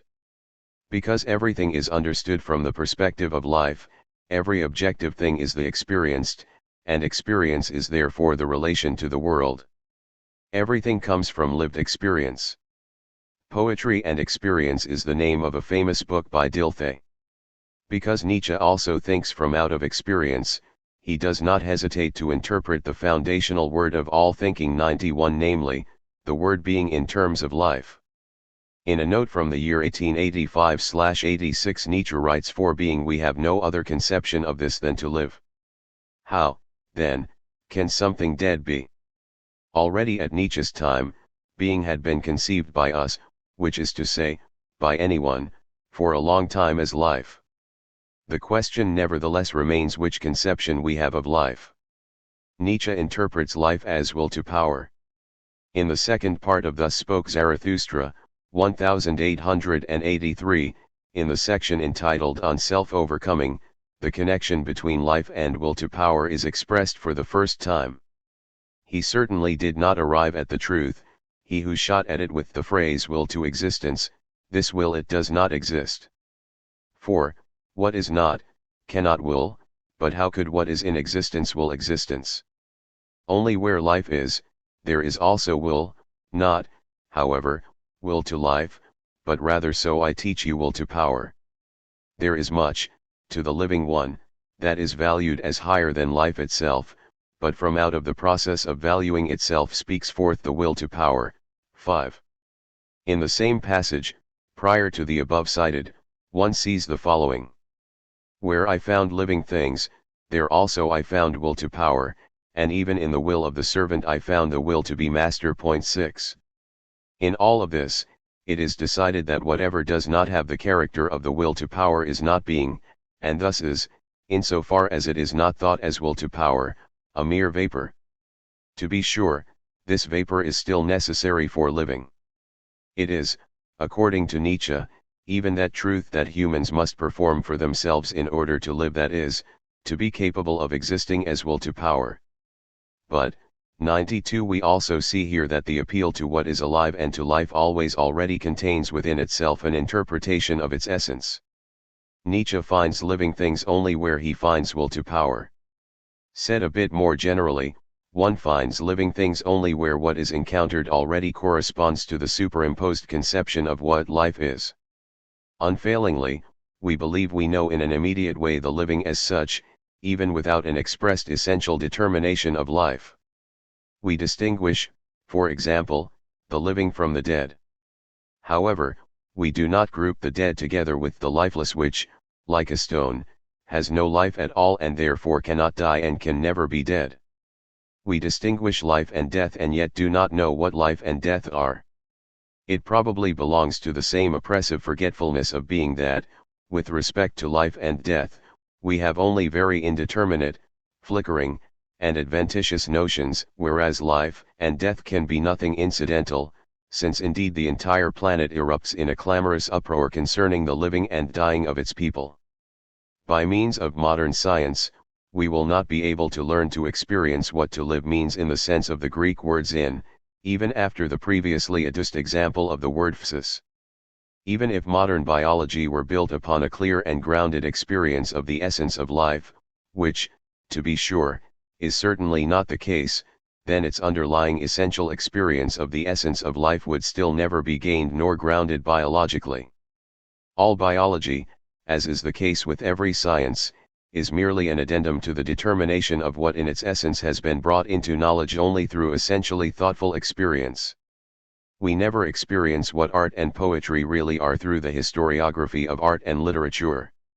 For when these disciplines make claims about artworks and speak about poetry, they must already know beforehand what art and poetry are, and if they do not know this, then they do not know what they are doing. 93 Therefore, they busy themselves. Because, however, we are all always entangled in the web of contemporary conceptions of life, it is very difficult for us to put our own opinion aside and think the inceptual of inceptual thinking like beginners, like inceptors, that is, it is very difficult for us simply to think, and to think simply. What does the word zin mean to the Greeks? How must we understand our word to live, if we intend to use it as a faithful translation of the Greek zin? Zin, zao, therein lies the root za. From this word form, which is composed from out of the consonant z and the vowel a, we can certainly not extract the essence of life. We do not understand such word forms at all if the word whose meaning is rooted in such roots does not speak to us. However, instead of immediately considering those words that grow directly from out of this root, it may be more instructive to attend beforehand to those word forms in which the root itself, in its purity, comes forth. Toward that particular end of illuminating the words zao and zin, let us consider words such as zithios and zamenis, words that the poets Homer and Pindar 7 used. Linguistics explains that za here is an intensifier. Accordingly, zithios means very godly, very holy. In a similar way, zamenis means very powerful or very forceful, minos on its own meaning power or might. This linguistic explanation of za as an intensifying morpheme is perfectly correct, yet it is also untrue. Such an explanation thinks mechanistically and not in a manner that attends to what is said, that is, it does not arise out of what is named through the intensifying word za, nor from out of the context in which the poetic saying is compelled to speak in such a way. The words zapyros, very fiery, and zatrophus, well-fed, distended, inflated, which one finds in Homer, words which, owing to za, signify intensifying, abide in a uniformly essential domain, 94, the present pursuit of which would lead us too far astray. Pindar refers, for example, to localities, regions, mountains, and borders, example the banks of a river, as zithios, in order to indicate that in these places the gods, i.e., the appearing ones, often and properly are present and, as we say, show their faces. These places are especially holy because here the appearing ones give forth their appearance, and the localities and mountains emerge entirely within such appearing and are enveloped therein. Zamenis, very forceful, is that which emerges in its pure form in the breaking forth and commencing, such as, for example, a storm breaking into Minos. Minos is that to which Manian, understood as anticipation, corresponds, namely, the coming up and coming forward, the gushing in and breaking in, which is one way of coming forth and appearing. It is as all of this that the word minos first acquires its meaning of force, might, strength, and power, words which, while different, mean the same with regard to the approximate, but nonetheless determinate, realm of the incoming surge. Minos is said of the sun and of the storm, but also appears in the following phrase from Homer: Psyche te minos te. Soul and power, however, have long since been thought in terms of action and dynamism, and thus in a Roman and modern way, leaving the Greek sense thereby buried. When the root za is thought in terms of the merely dynamically intensifying very, we have the same misunderstanding before us that inconspicuously and stubbornly persists precisely because it is correct. That the earth revolves around the sun is perhaps, but only perhaps, correct, but is this correctness therefore already the true? Thought in a Greek way, za means the pure emerging within the various ways of emerging and appearing, for example, in breaking forth. It is not accidental that the root za is here associated with words that themselves mean peering into, looking into, and breaking into, as do the words thes and minos. Likewise, za is associated with fire and gleam, growth and storm. Zao and zin mean nothing other than emerging into, i.e., self-unlocking and self-opening into the open. This fundamental meaning of zin and zo in 95 is such that poetic saying is prompted to elucidate the essence of what we translate as life through beholding the light of the sun. Homer says simply, zin karan theos eloio, to live, i.e., to see the light of the sun. For the Greeks, the early foundational words zoon and zoe have nothing to do with zoology, not even with the biological in a broad sense, just as little does the early foundational word physis have to do with what is later called physics or the physical. What the Greek word zoon names lies so far from all modern understandings of animal life that the Greeks could even call the gods zoa. In its original signification, this name, which names precisely what emerges and is present in emergence, accords absolutely with the essence of the Greek gods, who are the ones who appear in and are, thus, the appearing ones. The Greeks call even the statues of the gods zoa, i.e., those who have emerged on their own and have come to stand in the open. When we say that the originary word zoon/zoa lies remotely from all animal life, this does not mean that the Greeks lacked knowledge of animals. Indeed, they bring them into an appropriate relation to the essence of the gods. However, animality is not thought by them zoologically, vaguely, or in a Christian way as the mere lowly in distinction to the higher, i.e., the human. Animality, thought in a Greek way, determines itself from out of the zoon, from what emerges, and then rests properly in itself by not expressing itself. For example, we need only to take a few steps away from the vague and indeterminate modern conception of the bird in order to experience and recognize the bird as the Greeks did, namely, as the animal through whose swaying and hovering the free dimension of the open unfolds, and through whose singing the tidings, the call, and the enchantment unfold, so that its bird essence whiles away and disperses in the open. To all of this also necessarily belong closure and the protecting of what is closed, for example, as in morning. The bird, flying, singing, connects to and points to the open. It 96 is entangled in this. In Greek, sira means tether. The sirens are, in Greek, the captivating ones in a manifold sense of the word. The essential connection between physis, zoe, and light manifests itself in the fact that the Greek word for light, namely phos, has the same stem as physis and theos. Also, even still we speak of the light of life, though we certainly think neither life nor light from out of its proper Greek essence of physis, and, that means, from out of aletheia. See, the violence of the translation and the explicit consideration of negation. Heraclitus's word zoon says the same as his word to me deinonpete. Nonetheless, if we now translate to me deinonpete as the perpetually emerging, our thinking does not faithfully follow that of the thinker. Moreover, we commit violence to his word, because we unilaterally modify the negating word into an affirming one, and thus eliminate the negation that belongs to the word. However, the fidelity we owe to the inceptual word demands that we leave it in its negating form, especially since, presumably, the negation in the inceptual word is something other than a mere form of linguistic expression. For example, for all thought and knowledge and experience, which word could be more essential than the word for truth? For the Greeks, this word bears a negation within itself, aletheia, unconcealment, not concealment. However, insofar as we first call explicit attention to the negating moment and ourselves become attentive to it through our apparently reasonable, but in truth unfaithful, effort to invert the negating word into an affirming one, it is perhaps advisable to persevere in this attentiveness. For, when we do so, we see that this combination of words in truth contains yet a second negation. How so?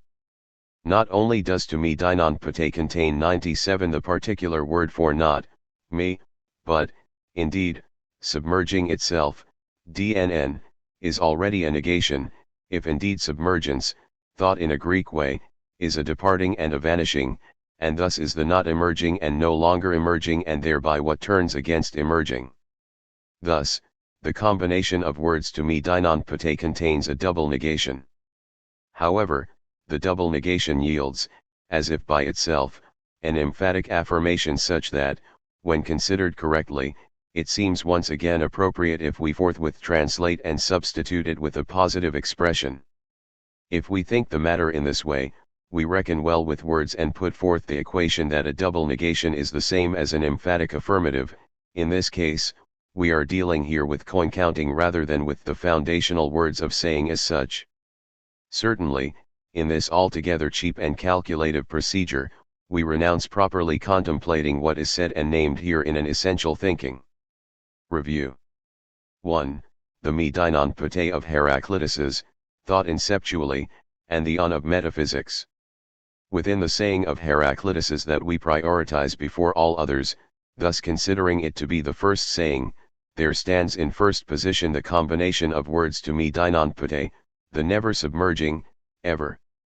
This first word of the first saying names what, above all and before all else, inceptual thinking thinks, supposing, of course, that there is good reason that the saying shines as first through all the others. The elucidation of this prioritized first word demands special care. First of all, the characteristics of the foundational word t-dinon should be clarified. The word is a participle. 98 Thoughtlessly, we use the word t-dinon to mean the submerging thing, thinking the word in accordance with its nominal meaning. Indeed, our previous consideration, which in its essential features contained the elucidation of the guiding question of metaphysical thinking, revealed this, namely, that the thinkers understand t-on, beings, in accordance with the way in which they think the being of beings, in the sense that they question beings on the basis of being. Being itself is unquestioned and taken for granted, for it is only in the light of being that beings can be asked about, and the question concerning what beings are can be answered. However, the light itself remains unnoticed, just as one takes the day for granted and in its light concerns oneself with the matters of the day. Everydayness is a peculiar case, 8-1 lives, as one says, one day at a time. Metaphysics from Plato through Nietzsche, which questions beings within the light of being, lives one day at a time. One must, however, also know that in the question concerning being so understood, for which being itself remains what is foremost unquestionable and before all else unquestioned, it is not only the case that being remains unquestioned, but also that metaphysics as metaphysics can never even ask the question concerning being itself. At the moment when the question "what is metaphysics?" is asked, it is already asked from out of an entirely different sphere of inquiry. As a result, the question "what is metaphysics?" is taken as a genuine question, and not only as the form by which the perpetually unquestioned metaphysics expresses its shape, structure, schemata, and disciplines. The chatter circulating today regarding the question concerning being is the sign of a boundless bewilderment. This organized confusion of thinking was once even called the revival of metaphysics. However, the current and dominant confusion of all concepts and ways of posing questions does not arise from a mere 99 shallowness of thinking, rather, the reason for the confusion conceals itself in an estrangement from being.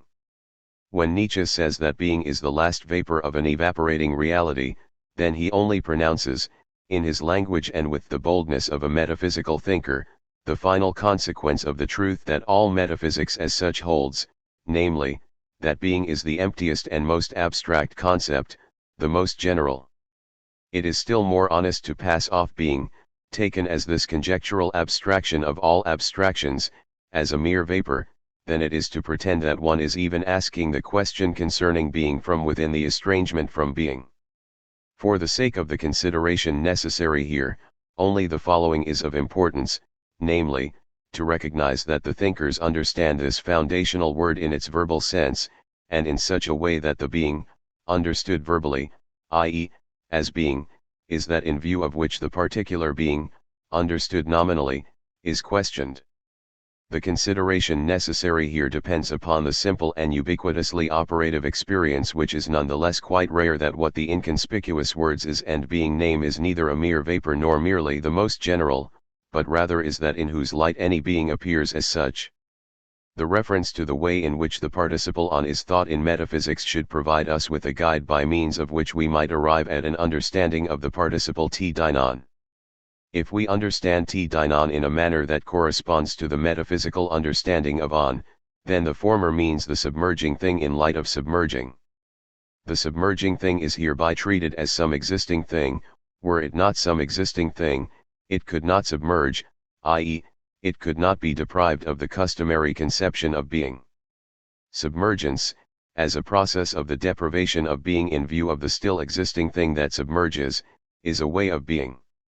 Thus, when thought 100 in the manner of metaphysics, the submerging thing in its submerging, i.e., the dinon, falls under the highest genus and the most general concept of the being of beings. What applies to being thus also applies to submerging. Never submerging, which after all means a persistent presence, i.e., osa, is all the more so attributed to being. Therefore, we must grasp Dinon and to me Dinon Pate in a manner that corresponds to the metaphysical view of On.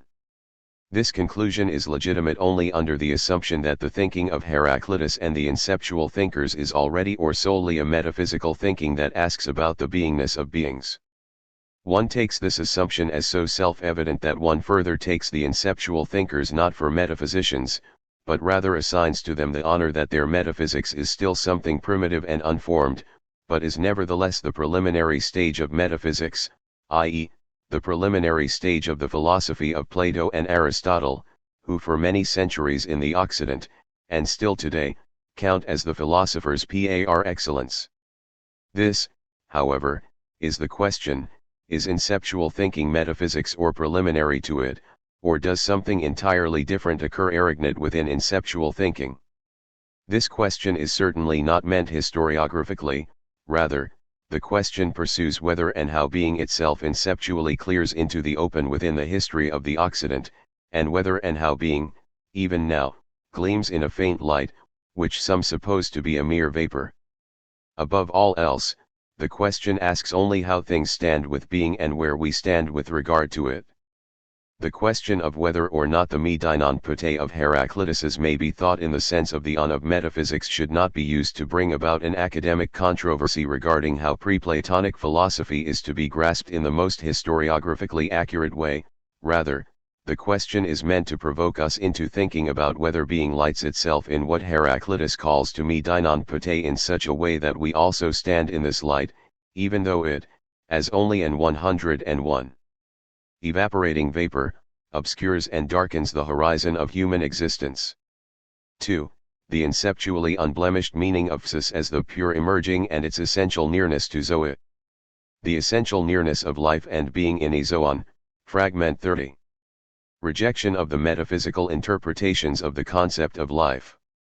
Through the course of our preceding elucidation, we have translated the combination of words to me Dinon Pate in various ways.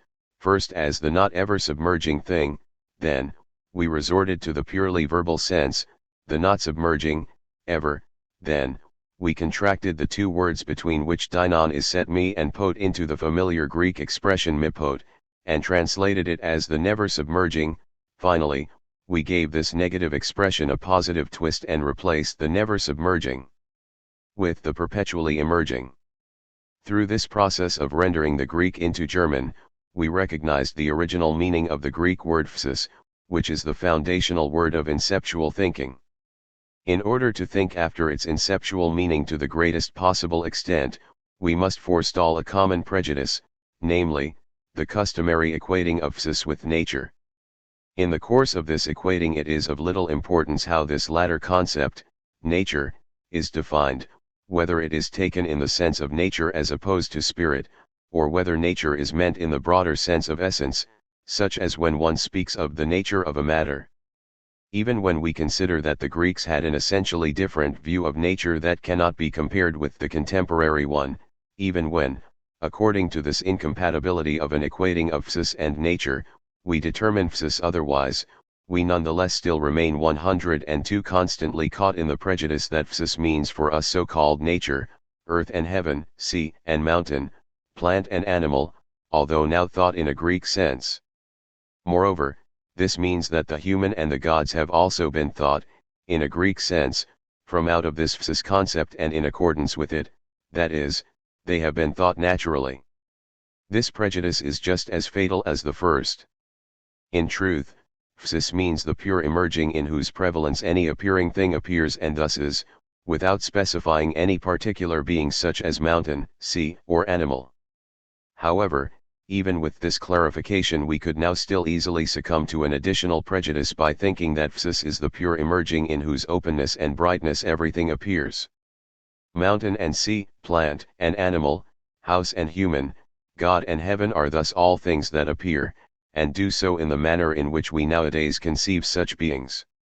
We may make efforts to take psis in the appropriately Greek sense of the pure emerging, however, even when we do so, we treat it like a gigantic, all-encompassing container into which we stuff those things that we currently conceive of as beings.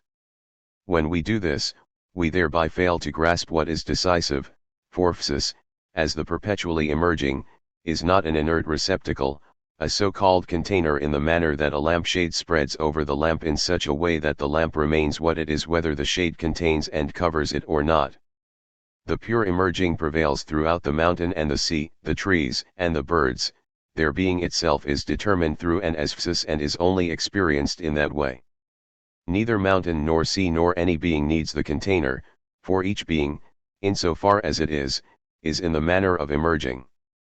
If we consider the above-mentioned and intrinsically convoluted result of the prejudices that stand over against the inceptual meaning of physis, if we further consider that these prejudices are hardly recognized, let alone sufficiently thought through, if we even further consider that 103 are insight into the hitherto dominant prejudices that stand over against the inceptual meaning of physis is only the preparatory step for entering into the correspondent experience of being itself, if we consider all of this, then we surely cannot expect that, even in light of the superior instruction regarding the matter that has just taken place, we will all henceforth refrain from translating physis superficially as nature, but will instead say the pure emerging. This empty substitution of words is almost worse than the stubborn retention of the customary interpretation, for when one now no longer translates physis with nature, like common people do, one thereby believes oneself to be a superior human being. The same situation exists when, as has been the case for some time now, one no longer translates the Greek word aletheia with truth, but rather with unconcealment and even openness, and yet betrays in the very next sentence that one is indebted to a conception of the essence of truth that can be obtained from any textbook of modern epistemology, while in fact this conception of truth is and will forever remain untouched by the essence of aletheia. However, the inconspicuous modification of the translation of the words physis and aletheia, when truly executed, is nothing other than a sign of the change of our fundamental stance toward being itself. The abiding within this alteration is something that may only be historically prepared in thinking, and neither forced nor contrived. Without this experienced relation to being, the modification of the meaning of the above-mentioned word dissolves into an unimportant historiographical reckoning of derivative concepts. However, this suggestion may seem to imply that we must think through what is said in each case with an eye toward the modification and, above all, toward the awakening of being's relation to us. Being, however, is not something that lies hidden in some supersensory place and in the heights of some vast soaring speculation. As the little word is makes clear to us each time it appears, being is the nearest of the near. 104 Yet, because the human being troubles himself first and foremost only with what comes next, he constantly avoids the nearest, particularly since he appears to know very little about the near and its essence. The series of steps in which we elucidated the translation of to me dinon pate finally yielded the equating of the expression the never submerging with the perpetually emerging, or, in Greek, taephon. Instead of this phrase, which is not found within Heraclitus's writings, we could say teizon, the perpetually living, a word used by Heraclitus in Fragment 30. Again we stand before a foundational word, zoe, zin, living. This word of Heraclitus's indicates the essential nearness of living and being already at the inception of the history of Occidental thinking, and throughout the course of that history taken as a single moment. In the final stage of this history, Nietzsche has articulated the equivalence of being and living, and indeed in the sense that living is experienced and grasped as will to power. With this, the word being loses its role as the foundational word of philosophy. Being continues to designate constancy. This is thought, in the mind of modern metaphysics, as certainty and security. But constant, certain security, and thus being, is not the will to power itself, it is not living itself, but rather only a condition living itself sets for itself. The will to power can only want what it alone wills and must want, namely, more power, i.e., an increase in power in which the approached degree of power is secured from which and beyond which the next step is carried out. What is in each case secured, i.e., the particular being, and the actual security, i.e., being, remain, seen from within the perspective of the will to power, the perpetually and merely temporary, i.e., that which only is in order to be overcome, and therefore what must necessarily evaporate in the blaze of the will to power. Certainly, however, the highest thinking of this metaphysics must itself remember being 105. For if the will to power appears as the actuality of the actual and should remain determined as this, then the living, i.e., the always becoming, must enter into the fundamental character of being, and even this becoming, this will to power, must itself be willed as being.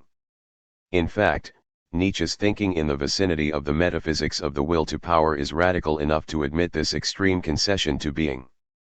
At the beginning of a long note, which he characterizes as a recapitulation, Nietzsche says the following: imprinting the character of being onto becoming, that is the highest will to power. 9. The note appears in a draft consisting of 97 folios and double folios that derives from 2 bound notebooks which contain notes that span from 1882 to 1888, and thus from the decisive years in which the majority of the material regarding the metaphysics of the will to power unfolded.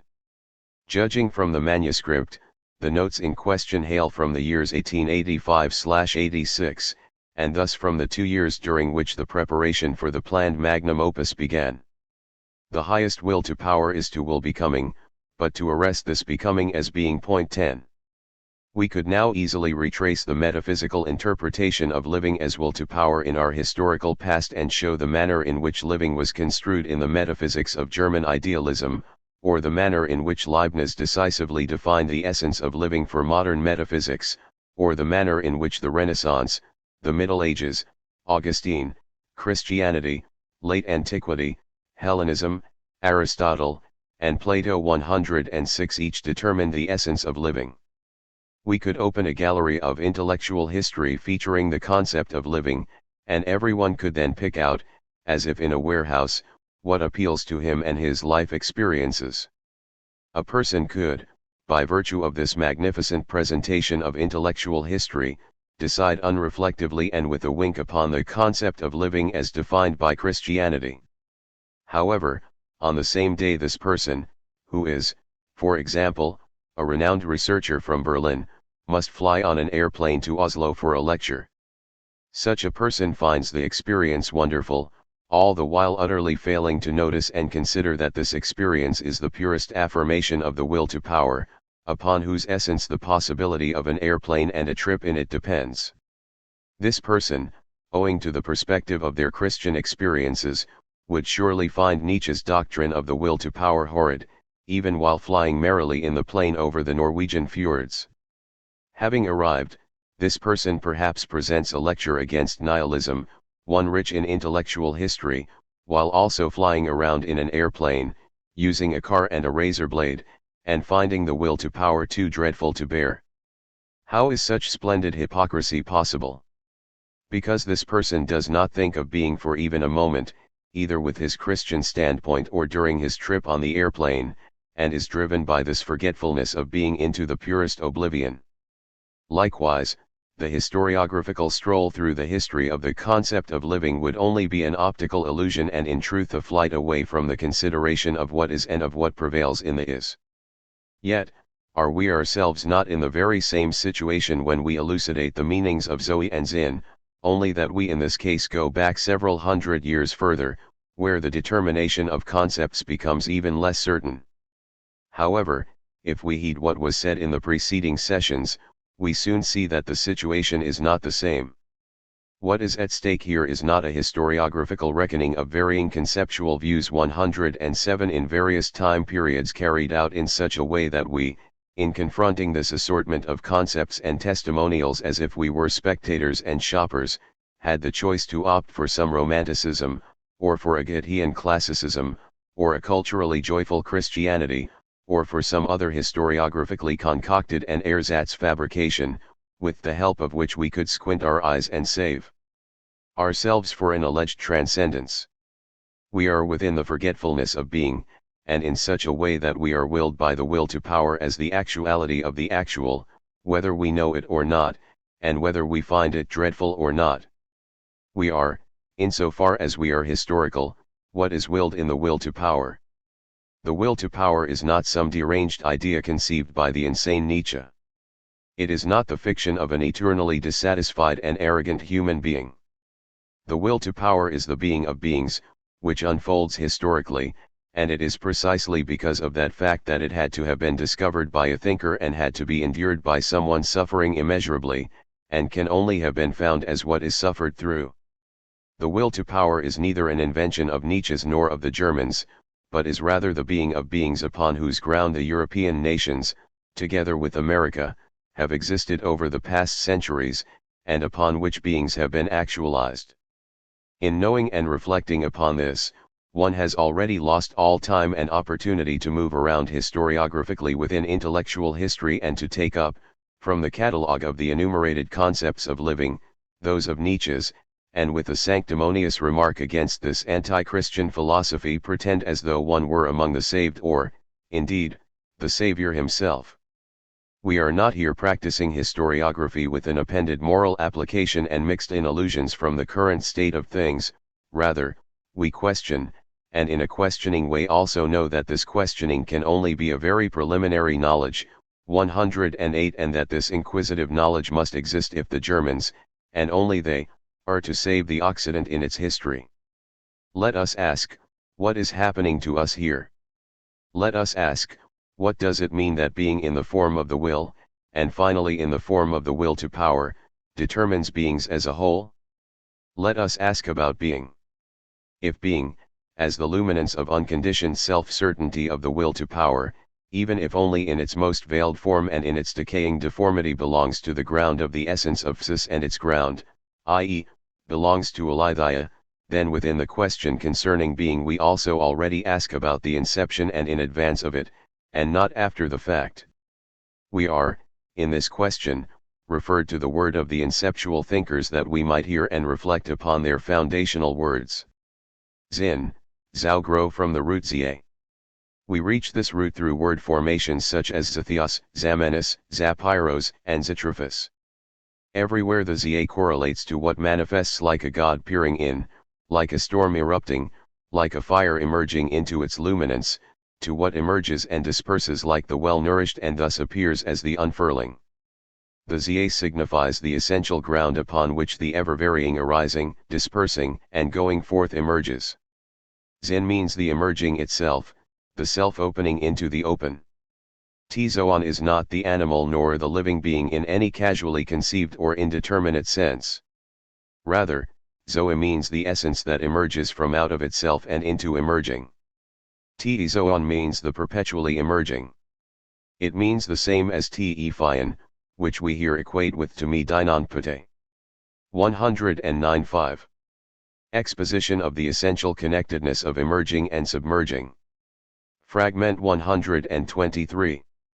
If we consider all that has been said up to this point, we stand before a twofold necessity. First, we must simply acknowledge that, in the combination of words to me deinonpate, there lies a double negation, provided that we take the saying as it speaks. However, this is the least important issue to which we must attend, namely, that what most essentially belongs to the saying is not harmed through a reinterpretation.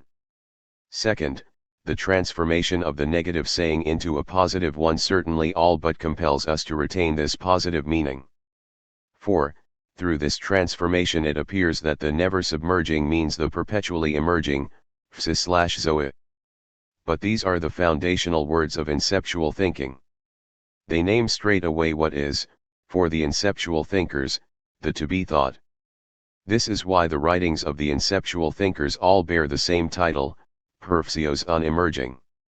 Thus, not only can we transform to me deinonpate into perpetually emerging, rather, we must do so, if indeed the saying of Heraclitus is to be ranked as first, and if it is thus to name what is above and before all else the to-be thought, namely, Psis. Moreover, we think entirely within the spirit of Heraclitus when, instead of to me deinonpate, we simply say Psis, for Heraclitus himself used the word Psis.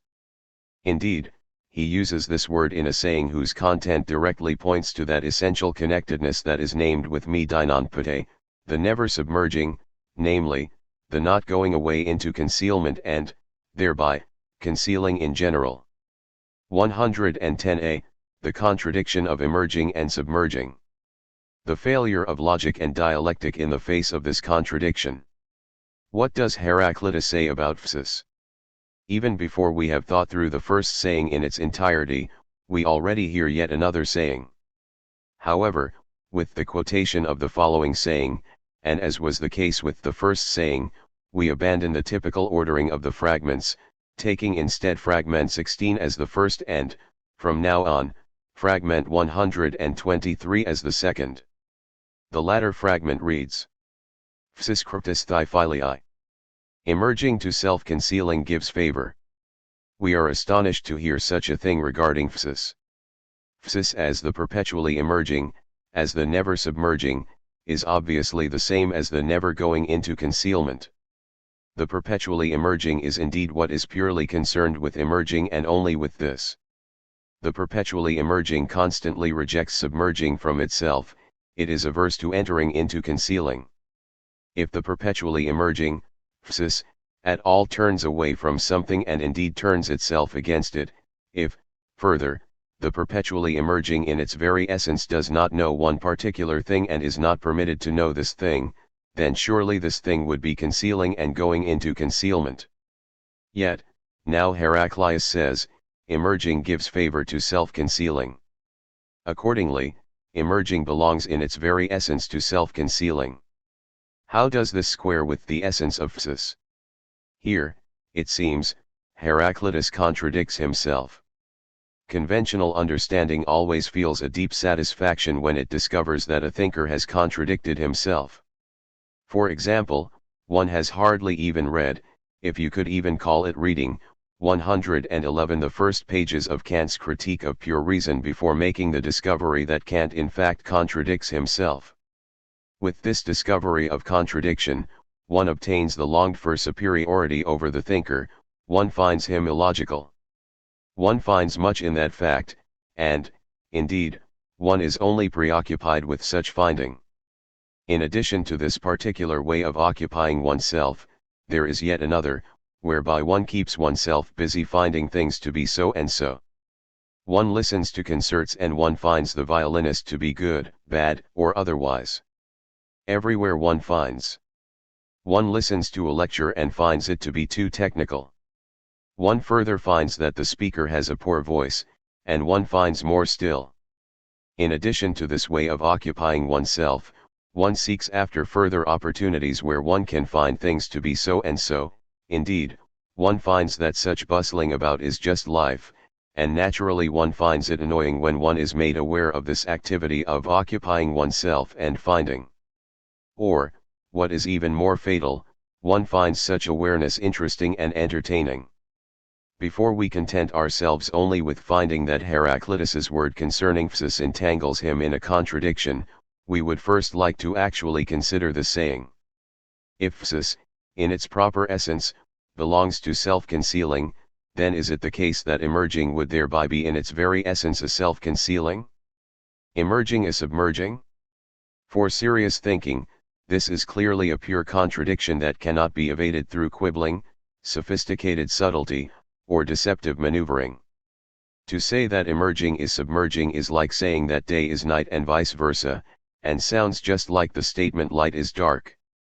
However, keep in mind that during a previous session concerning the elucidation of Heraclitus's nickname Scotaeans, we already pointed to the fact that in the sayings of Heraclitus's we come across strange sentences that assert something contradictory.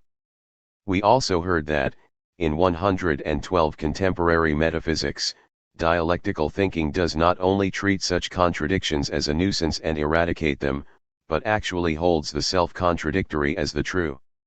We also heard that today one attempts to interpret Heraclitus's thinking dialectically according to the model of Hegelian thinking.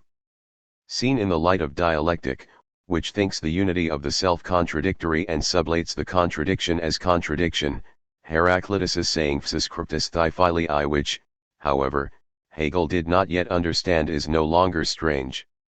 However, it was already pointed out that Hegel's doctrine of contradiction and dialectic is grounded upon foundations that belong specifically to contemporary thinking and are foreign to the inceptual thinking of the Greeks. Thus, the lazy wisdom that proclaims that one must obviously understand the aforementioned saying of Heraclitus's, and everything similar, dialectically is of no help to us.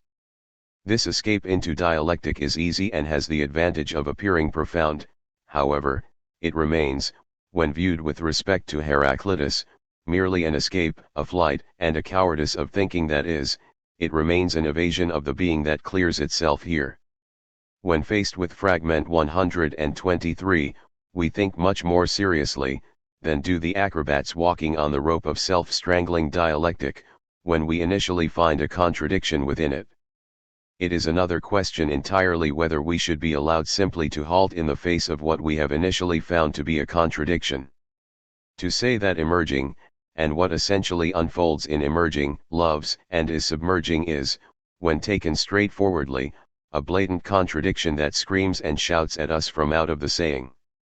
We must certainly ask at once, who are we who are being shouted at by this contradiction? We hear that means human beings who are not encumbered with an erudite understanding 113 of Hegelian philosophy and the ways of dialectic. We are human beings who think normally, who take white for white and black for black, who think emerging as emerging and submerging as submerging and not as all mishmashed together, and who, unlike others, also lack any ambition to avert their gaze quickly from the bald-faced contradiction and merely to parrot that it is emerging and submerging, just because they have heard it is fashionable to think dialectically. To think normally means, to think according to the norm of all thinking. This norm is, however, the axiom and the principle that holds for all thinking and, according to Kant, for all cognition in general. This principle is the principium contradictionis, the principle of contradiction, which Kant formulates in the following way: to no thing belongs a predicate that contradicts it. One, to apply this to the present case, to emerging, the predicate submerging cannot belong, owing to the fact that the latter directly contradicts the former psis, emerging, and cryptus thigh, self-concealing, submerging, contradict one another. If they are at all able to be brought into a relationship, then it cannot be one of philion, of love, but rather can only be one of hatred. Whoever thinks against this principle violates the law that establishes the doctrine of thinking. Ever since Plato, that is, ever since metaphysics appeared, so too did that determination of the essence of thinking that one calls logic. It was not just the name logic, epistemi logici, but also the matter designated by it, that arose in the school of Plato, a matter that was then advanced in an essential way by that great student of Plato's, Aristotle. Logic is an offspring of metaphysics, perhaps one could even say a misbirth. If it were the case that metaphysics itself were a mishap of essential thinking, then logic would indeed 114 be the misbirth of a misbirth. In this lineage, the strange consequences and implications to which logic has led and has brought itself perhaps hide. But, with what right do we speak here so contemptuously of logic? Even if the preceding statements about misbirth and mishap judged and evaluated the misfortune in an essentially historical, and not merely historiographical, sense, one that has the appearance here of being derogatory, it cannot be overlooked that, despite this purported misfortune of logic, we everywhere are bound to the logical. Thus, the thinkers Heraclitus no less than Plato, Aristotle no less than Leibniz, Kant no less than Hegel, Schelling no less than Nietzsche cannot escape the bondage of the logical. Moreover, one tends even today to invoke the following as the ultimate arbiter about a matter, namely, that it is entirely logical, whereupon one eliminates every contradiction. And yet, what does one mean when one says that something is logical, an expression that one hears more and more frequently? Logical can here mean, correctly inferred from premises. Logical can also mean, reasonable, and therefore thought in a manner that corresponds to, and follows upon, fundamental principles. When we in this way make use of the oft invoked logical, we make use of a bindingness that consists merely of consistency. However, many and various things can be consistent. The merely consistent, i.e., the logical strictly considered, entails no bindingness, and lacks in any case the distinctiveness and weight of the true. What is logical need not be true. The manic errancy of history can be arranged logically. The endlessly invoked logical is never able to give or establish the true. A criminal also thinks logically indeed, perhaps even more logically than some honest men. We should guard against 115 taking the logical that results in wrongdoing as the true only because it, as one thoughtlessly says, is logical. The invocation of the logical as the authority of the binding is always the sign of thoughtless thinking. It is the uneducated human being in particular who exhibits a special fondness for the use of the expression logical. The uneducated human being is the one unable to get a grasp of the matter under discussion, and who is ignorant of how a relation to things looks and how this relation must always be won anew, and can only be won through the articulation of the matter from out of that matter itself. The popular expression that is logical is, for the most part, characteristic of an ignorance of things. To think logically, to comply with the logical, does not yet entail a guaranteeing of the true. Additionally, the illogical can also harbor the true. The logical may be in accordance with the standard of thinking, however, this standard, which is thus also the common and the conventional, can never rise up to the authority of the true.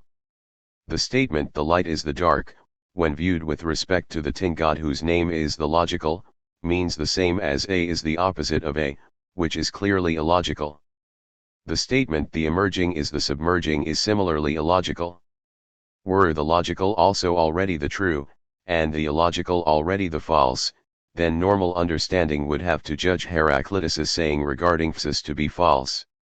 However, the normal thinking of the understanding that thinks logically is able to decide nothing regarding Heraclitus' saying, owing to the fact that, precisely by and through its appeal to the authority of the logical, it precludes the possibility of a decision, for such thinking renounces in advance the bringing of what is said in the saying into essential view.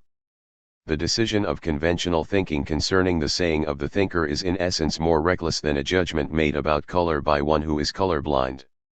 Conventional 116 thinking, in its initial grasp of Heraclitus' saying, focuses only on the apparent fact that emerging is just emerging, and self-concealing is just self-concealing, i.e., submerging thought in a Greek sense. The singular focus of conventional thinking finds that emerging itself by itself, insofar as it is emerging, does not tolerate submerging, the two are incompatible with one another. Against this obvious incompatibility, the saying of Heraclitus says that emerging indeed tolerates self-concealing, and in such a way that it gives its favor to it. Accordingly, emerging, precisely insofar as it is an emerging, is a submerging. For conventional thinking, the understanding comes to a standstill in the face of this saying.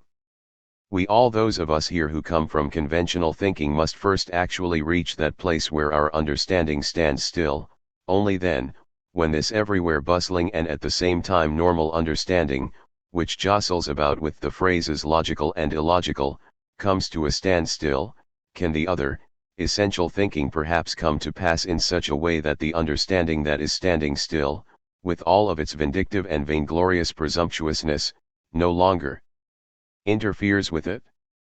We would certainly be going directly against the way of thinking of this lecture, and more generally against every attempt toward an essential thinking, if only on the basis of what was heard in earlier sessions we now thought ourselves to be above conventional thinking, which continues to retain its undiminished law within its sphere. It was said previously that essential thinking thinks, for example, the light as the dark and the dark as the light. That is a thinking which, in the era of the absolute metaphysics of German idealism, developed the form of a dialectic. With a little effort and practice it is not all that hard to acquire the flair of this dialectic, and with the implementation of this flair, all windows can be opened. Yet, it nonetheless remains questionable 117 whether this mere cleverness is able also to look through the opened windows into the rooms that are wandered through by the dialectical speculative thinking of Schelling and Hegel. It also remains questionable whether the person who possesses solely this flair is actually able to see and to hear. Phrased otherwise, it is far better for us if we do not know the flair of dialectics, and that we, in our initial attempt to ponder the saying of Heraclitus, only make it so far that our understanding truly stands still. b. The standing still of conventional thinking in the face of the irreconcilable, and the leap into essential thinking. Philological translations as flight in the face of the claim of the saying. When our thinking imagines and juxtaposes the emerging and the submerging, and then finds itself in a situation where it is supposed to understand these juxtaposed terms not, simply, as differing, but also as the same, it seizes up, for obviously emerging is not submerging. If this were not the case, then why do they have different names? The one is not the other, they do not tolerate each other. However, if we take Heraclitus' saying in its most obvious sense, emerging loves submerging, then conventional understanding can still find something understandable here with which it can calm itself. We do not need to let it go so far as our understanding having to come to a standstill, because something previously understandable has ceased to be so. Let us ponder, however, what the saying says: emerging loves submerging, emerging inclines itself toward submerging and thus merges into it. We observe the workings of such a merging constantly and for the most part annually in nature. What in the spring sprouts and blooms ripens into fruit and then disappears.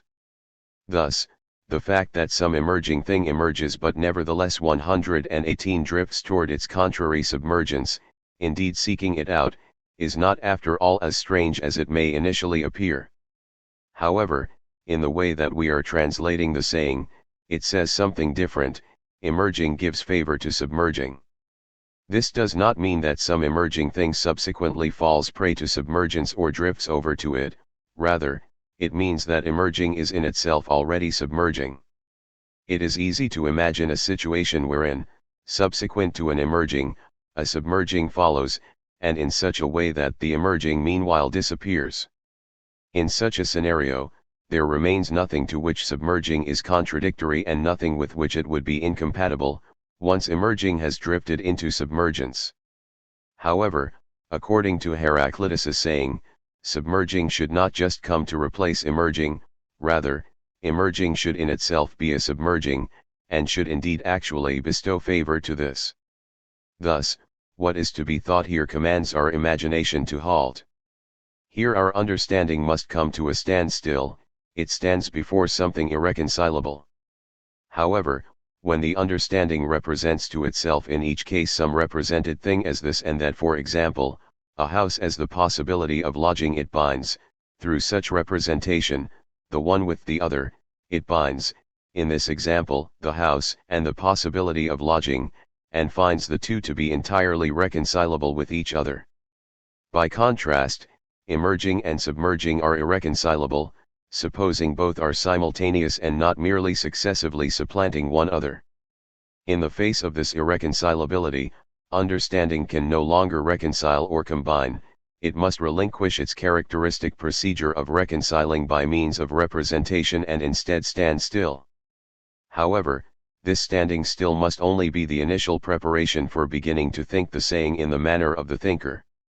Of course, this demand is only legitimate if we let the saying come up to meet us as a saying of a thinker. 119 That the saying is such a saying is something that we, strictly speaking, arbitrarily presuppose. The merely historiographical fact that Heraclitus has been taken as a thinker since antiquity is in and of itself no proof that he is indeed one. That is something proven to us only through the process of first learning to understand, and then actually understanding, his sayings as those of a thinker. However, as is now obvious, such an understanding is only possible if we, in our attempt at offering guidelines and elucidations, presuppose that Heraclitus is a thinker and that his sayings must be thought in the manner of essential thinking. Thus, we spin around in a circle. We presuppose the saying to be a saying of the thinker and demonstrate on this basis that the saying, thought essentially, says something other than what conventional thinking supposes. When we demonstrate by such methods that the presupposition is valid, we are only able to do so as a result of the fact that we make use of the presupposition for the demonstration itself. This procedure is entirely illogical. Certainly, and conventional understanding indeed makes this determination. It seems as though we cannot escape its desire to brand as illogical whatever is not agreeable to it. Indeed, we never and nowhere escape the covert obtrusiveness of conventional understanding in its many guises.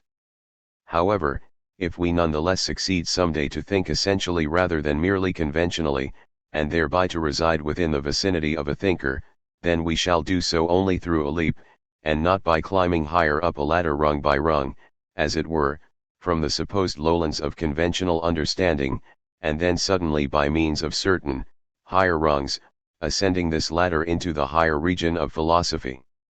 The previously mentioned circle, circulus, in which our procedure of elucidating the saying necessarily moves is already a sign of the fact that the domain of essential thinking is essentially other than that of conventional thinking, 120, which is why there is not a continuous passage from one over to the other. The domains of conventional and essential thinking lie as two distinct worlds, separated by a chasm, either next to each other or one atop the other. Or so it seems. This perspective is adopted above all by philosophy itself, and especially by philosophy in the form in which it has presented itself for more than 2,000 years, namely, metaphysics. At the present moment, we cannot offer extensive comments concerning the relationship between conventional and essential thinking. We must, however, become attentive to one thing in particular, that in all cases, and necessarily, essential thinking enters ever anew into the strange illumination that conventional thinking unceasingly spreads around itself, and that this repeatedly and almost unexpectedly leads us to grasp the words of the thinker in a much simpler and more plausible way, without the unnecessarily numerous considerations and provisos that we are now bringing forth through our elucidation of Heraclitus's saying. In terms of the present case, why in the world do we speak here of emerging and submerging, of reconcilability and irreconcilability, and of the relation of conventional and essential thinking? Why these remarks concerning the logical and dialectic? These long-winded expositions have not the slightest to do with the fragment in which Heraclitus speaks of psis. Why do we not just accept the standard view? Why do we not just grasp the saying in the way that philological research, which, after all, has mastered the Greek language, translates it? Philosophical speculation can go in whatever directions it wants with its interpretations, but it must first nevertheless stay true to the text and what it is saying. If we translate entirely conventionally and adhere to the sober and exact philological translations, then the saying immediately becomes clear. The Grand Edition of 121, the fragments put forth by Dielskrantz, translates fragment 123 Psis cryptis thy filii in the following way: nature, essence, loves to conceal itself. In his special edition of Heraclitus's fragments, Snell translates as follows: the essence of things likes to hide itself. Another, somewhat more grandiose translation from an author who clearly has heard through hearsay something about the question of being, reads, the essence of being loves to conceal itself.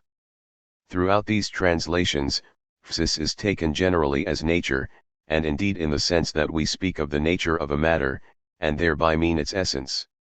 Every being has its essence, its nature. Now, it is well known that the essence of things, their nature, is not always easy to discover.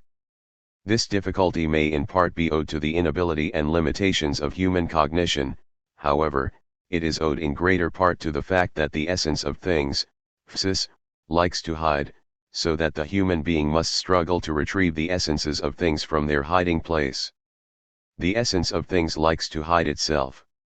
So Heraclitus has already said. Should we attribute such a platitude to the thinker? If we do this, which is effectively what happens through the above-mentioned translations, then we subsequently have a saying that conventional thinking could also say. Well, why should we not expect a thinker to at least once utter a statement that abides in the lowlands of conventional thinking? Must everything he says always be spoken from on high? Did Heraclitus say, the essence of things likes to hide itself? Let us set aside the question of whether or not we should impose upon Heraclitus's saying such a platitudinous interpretation. Let us ask only this: in terms of the content, could Heraclitus have said anything of the sort? No. For the meaning of psis that is now supposed in the translation, namely, psis equals nature equals essence, 122. And this latter in the sense of essentia equals osa is only operative in Greek thinking beginning with Plato. Psis cryptis thai translated absolutely literally, means, nature likes to hide itself. This, at least, everybody can understand.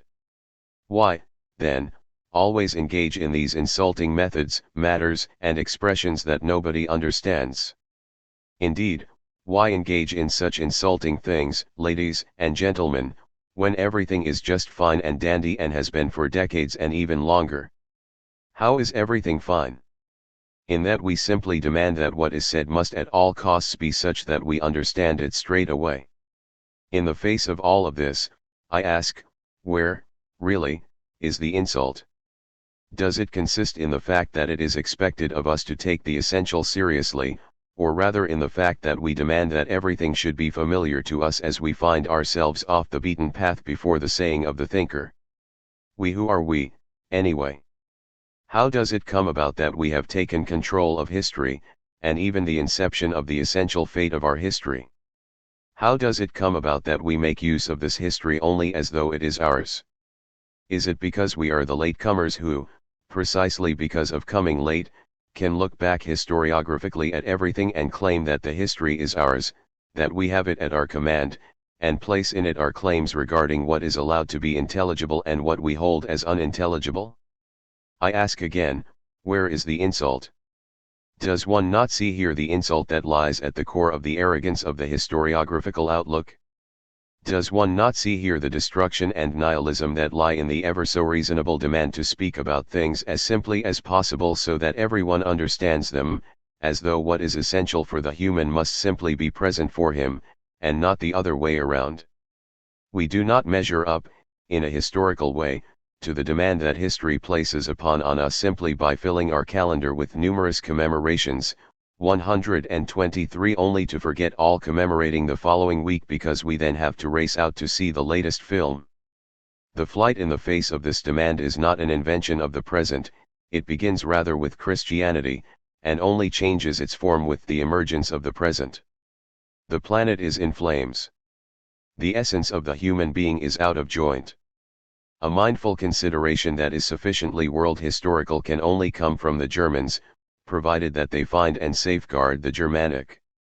This is not arrogance, but rather the knowledge of the necessity of bearing out an inceptual poverty. We must learn to let our thinking span from the most ephemeral flickering of the fleeting day, the pedestrian, is all the way into this poverty so that it may experience a single fate in its entirety. Previously, when we pointed out that in the saying it is said that emerging is in and of itself a submerging, conventional understanding was brought to a standstill.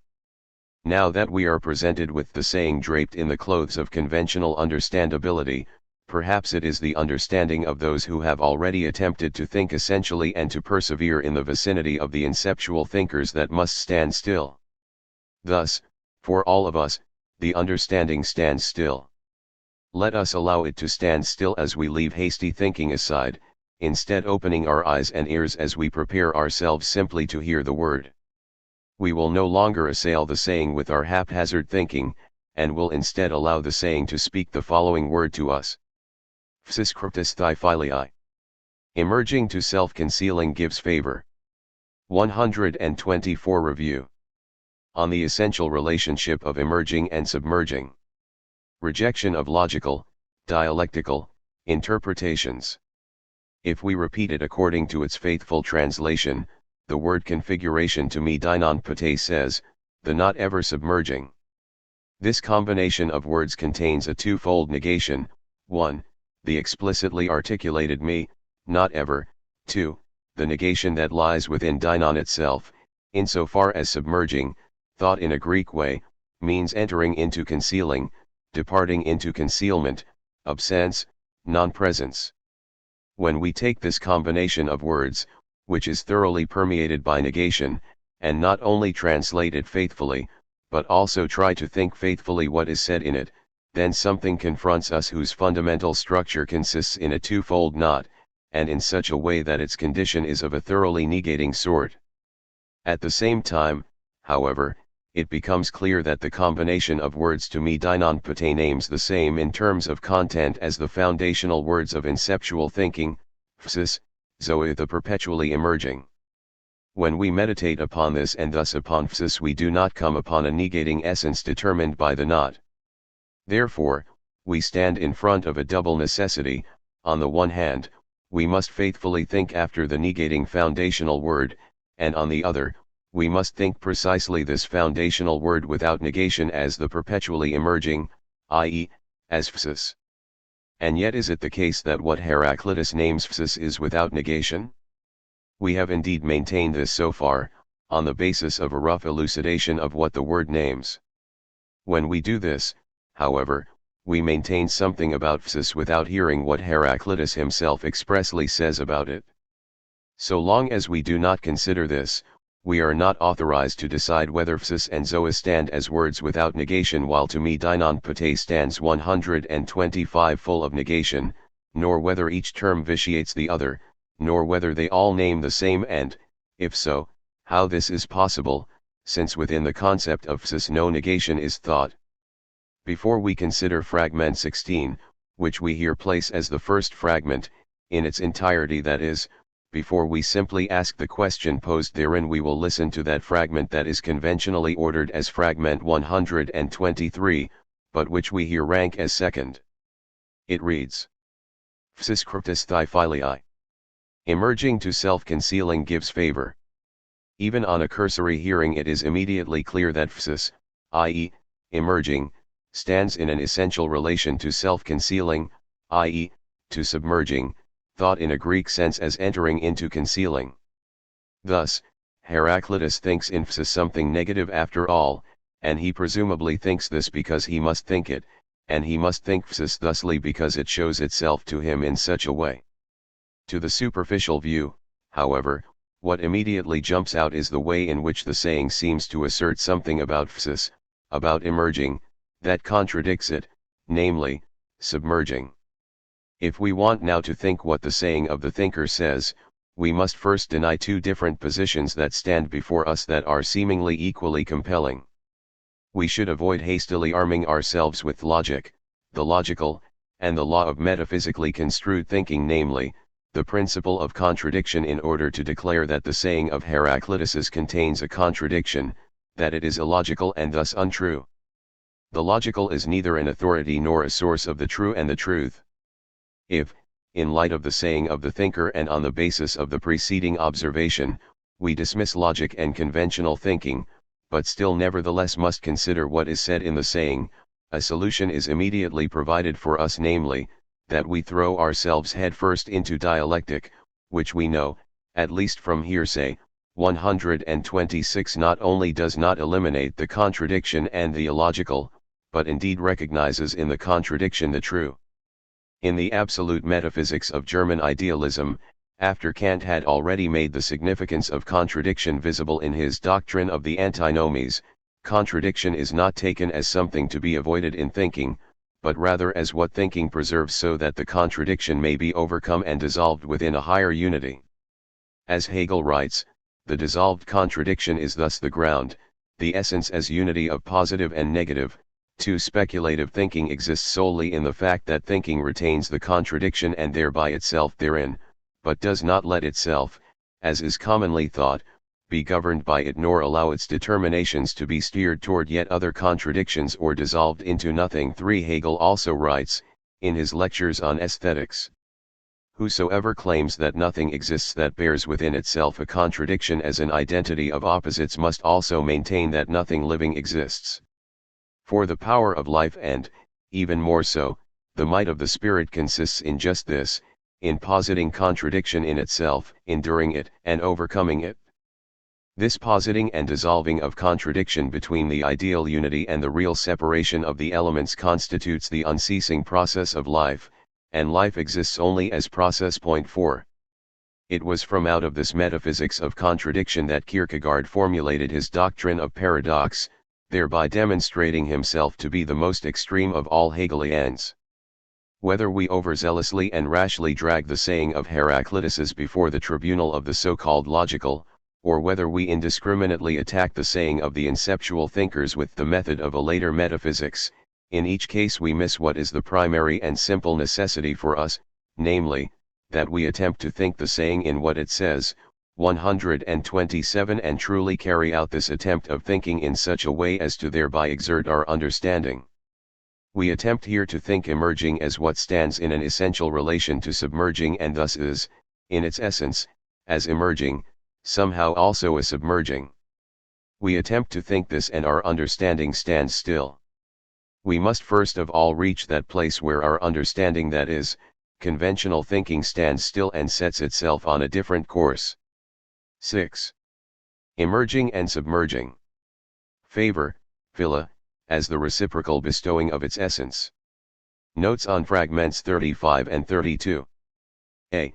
Emerging, psis, favor, phila, and self-concealing, heraclitus. Of psis, Heraclitus says, philei. Translated literally, this means, psis loves. We could take this word phileion in a variety of ways. However, we must be careful not to let our initial inclinations lead our thinking here. Psis loves to, it likes to. So understood, one could translate the saying as the essence of things likes to conceal itself, which reads nearly the same as the phrases children like to snack, or, the grandmother likes to sit near the stove. The essence of things psis likes to hide itself. Even if it is philologically precise, we must leave aside this profusely quaint presentation of psis. Why, then, do we bother even mentioning it? Only because this way of translating shows merely the final offshoots of the very widely held view regarding the inception of occidental thinking, namely, that one must understand it to be the unrefined preliminary stage of metaphysics. The inevitable consequences of this view reveal 128 themselves in the above translations. Therefore, we are not criticizing the translators here, but are rather only considering our position, i.e., the position of the Occident with regard to its historical inception. Psis heraclitus philei. At first we are constrained to the interpretation that sees philei being said of psis, philei. The word psis names what is, for the thinkers, the to be thought. Such essential thinking had already obtained a designation among the Greeks, a designation in which the word phileion is also heard, philosophy, i.e., philotusopho. We translated this in the first session as, friendship for the to be thought. In fragment 35 of Heraclitus's, there is talk of the philosophoendras, that is, of the men who subsist on the phila for t sophin. Sophin, saphs, originally means the bright, the manifest, the light. T sophin monon, that which is in the strict sense solely and uniquely the light, is n, i.e., the one. In fragment 32, Heraclitus says the following about the one, and t sophin monon legs ti ok etheleika ethelazins anima, the one, alone to be thought, does not let itself and lets itself be called by the name Zeus, i.e., the lightning. When we translate t sophin with the to be thought, it is merely a very preliminary translation that only receives its content and ground when the to be thought is determined. We now translate the phileion in Heraclitus's saying as to give favor. In doing so, we understand favor in the sense of the originary granting and bestowal, and therefore not in the secondary meaning of benefit and patronage. This originary granting is the bestowing of what is owed to the other because it belongs to the other's essence, insofar as it bears that essence. Accordingly, friendship, phila, is the favor that grants to the other the essence that the other already has, and in such a way that through this granting the granted essence blossoms into its proper freedom. In friendship, the essence that is reciprocally granted is freed to itself. Neither excessive solicitude nor even jumping in to help in emergencies and dangerous situations is the defining characteristic of 129 friendship, rather, it consists in being there for another, which does not require any kind of event or proof, and which works by abstaining from exerting influence. It would be a mistake to believe that such bestowal of essence comes about all by itself, as though being there were here nothing other than something present to hand. The bestowing of essence requires knowledge and patience, and granting is the ability to wait until the other finds itself in the unfolding of its essence and for its part does not make a big fuss about this discovery of essence. Phila is the granting of that favor that gives what strictly speaking it does not possess, while also guaranteeing that the other essence can remain as its own. Friendship so understood, which reaches its apogee in the form of friendship for the to-be-thought, and receives its essential determination from there, is, to mention this only in passing, the concealed essential ground of all upbringing. Without philosophy in the correctly understood sense, a historical people catches no glimpse of the essential, i.e., of the simplicity of all that is. Without this essential glimpse there can be no ability to stand in relation to the simple, i.e., to what prevails from out of itself. Without this relation there can never be the grounding relationship in which all upbringing rests, for upbringing merely awakens the attraction toward, and the state of being drawn toward, the essential. Without the concealed, prevailing essence of upbringing, all instruction and every schooling, all discipline and every training, go without this proper and nourishing foundation. What they bring forth instead is a training that caves in on its own vacuity just as it becomes serious. But the upbringing itself and its essential ground, namely, philosophy as the friendship for the to-be-thought for their part establish themselves upon the fact that the to-be-thought, which from ancient times has been called being, is in itself pervaded by a favor and a granting. So says, in any case, Heraclitus' saying, Psis cryptis thai philei. 130, there is nothing to dispute here. Also, we should not here suppose what might easily occur to someone, namely, that Heraclitus superimposes personal and altogether human lived experiences onto Psis as if it were clear what lived experiences are, and as if it were not in fact the case that these lived experiences themselves receive their origin from out of the essence of life, and thus from out of Zoe, and therefore from out of Psis. However, whatever we understand Psis to be, the saying Psis cryptis thai philei makes it sound as though, with philei, a human attitude is being attributed to nature, and that thereby something that is in itself objective is felt to be something subjective. With this very widely held argument we act as though it were the case that everything that has the manner of favor and bestowal were the special right and property of the subject, and as if the determination of the human into a subject were the most obvious thing in the world, when in fact such a determination is scarcely 300 years old, though certainly during this time, as an incomprehensible frenzy of history, this determination has taken the essence of the human into its will. Only since that time when the human became a subject has psychology existed, and the prerequisite for the formation of the passion for psychology is Christianity. There is no psychology in the ancient Greek world. Aristotle's treatise Per Psyches has nothing to do with psychology. In its consummation, metaphysics becomes the metaphysics of psychology. Psychology and anthropology are the final word of metaphysics. Psychology and technology belong together like right and left. That is why to us living today, even the possibility of the following thought is entirely strange, let alone the thought itself, namely, the thought that what we straight away claim as our experiences could in their essence perhaps not belong to us.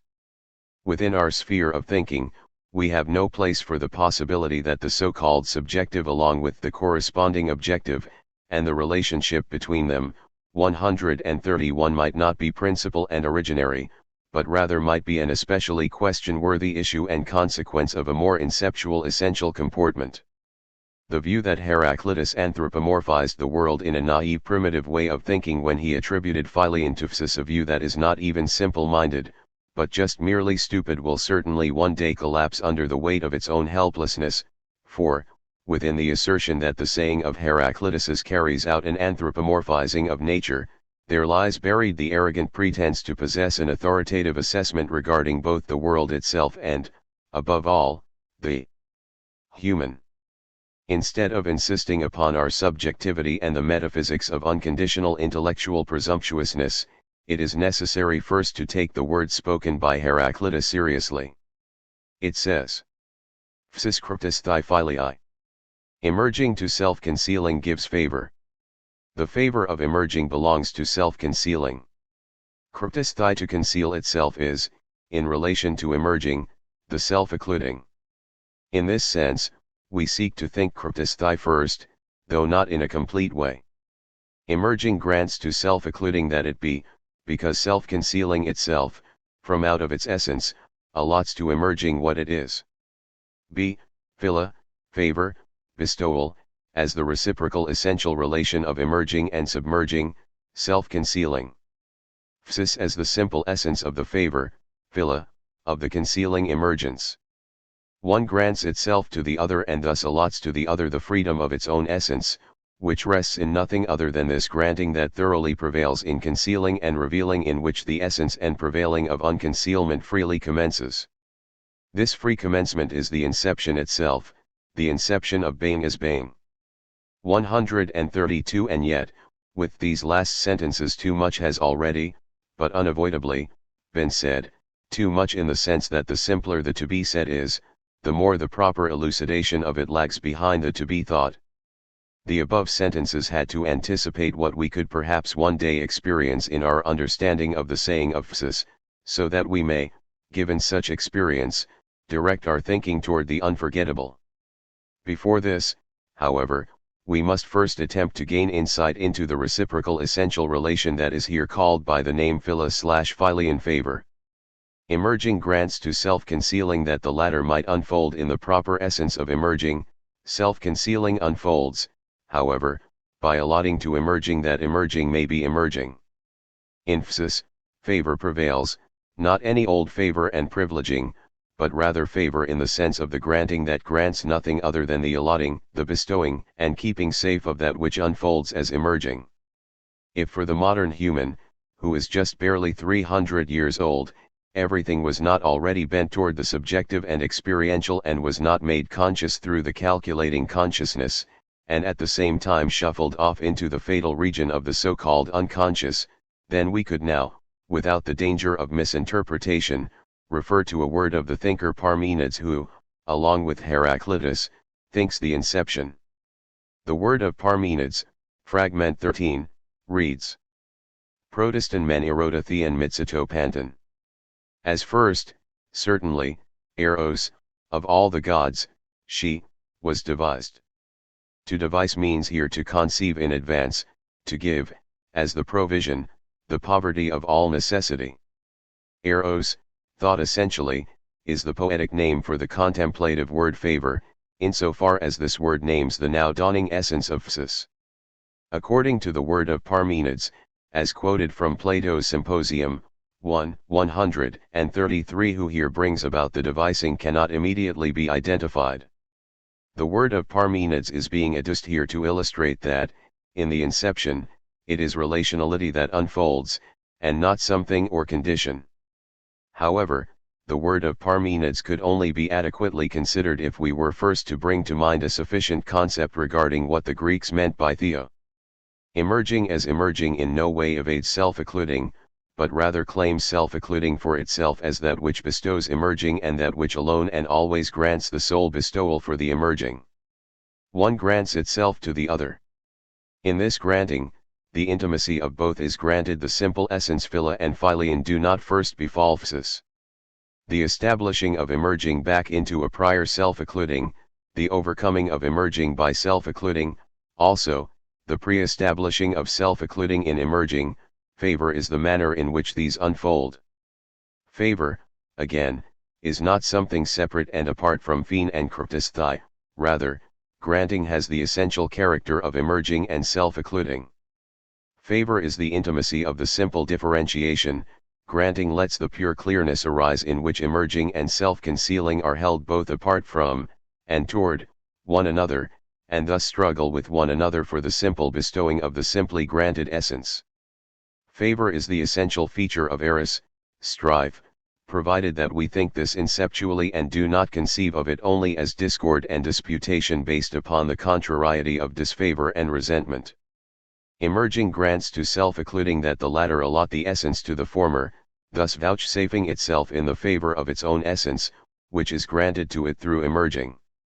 Whatsoever unfolds as the simplicity of the favor of the concealing emerging allows itself to be called by the single word psis. 134 We hear and read this isolated word according to the customary way in which a word corresponds to an object. We say house and mean the corresponding object. We say mountain and mean that particular, imagined thing. We say psis and at first believe, at least according to the preceding explanation, that our imagination must be able to represent some corresponding object to itself. We demand such representability, because with its help we orient ourselves amongst things, affairs, and situations. But, even if we were to become attentive to the fact that what is named with psis does not let itself be represented immediately in such a way, we would nevertheless still demand that the many things that have been said about psis should be lucidly assembled together in such a way that they could be easily understood by everybody. Otherwise, we would find the matter to be convoluted. We use what we take to be the simple as the measure by which we judge what, according to and for us, is complicated. The natural and healthy understanding finds such complication to be offensive, and meets it with hostility. The exegesis offered here of the saying psis heraclitus thy philei is manifestly complicated. There is, however, a simple way to grasp its content without thereby degrading the saying into a platitude.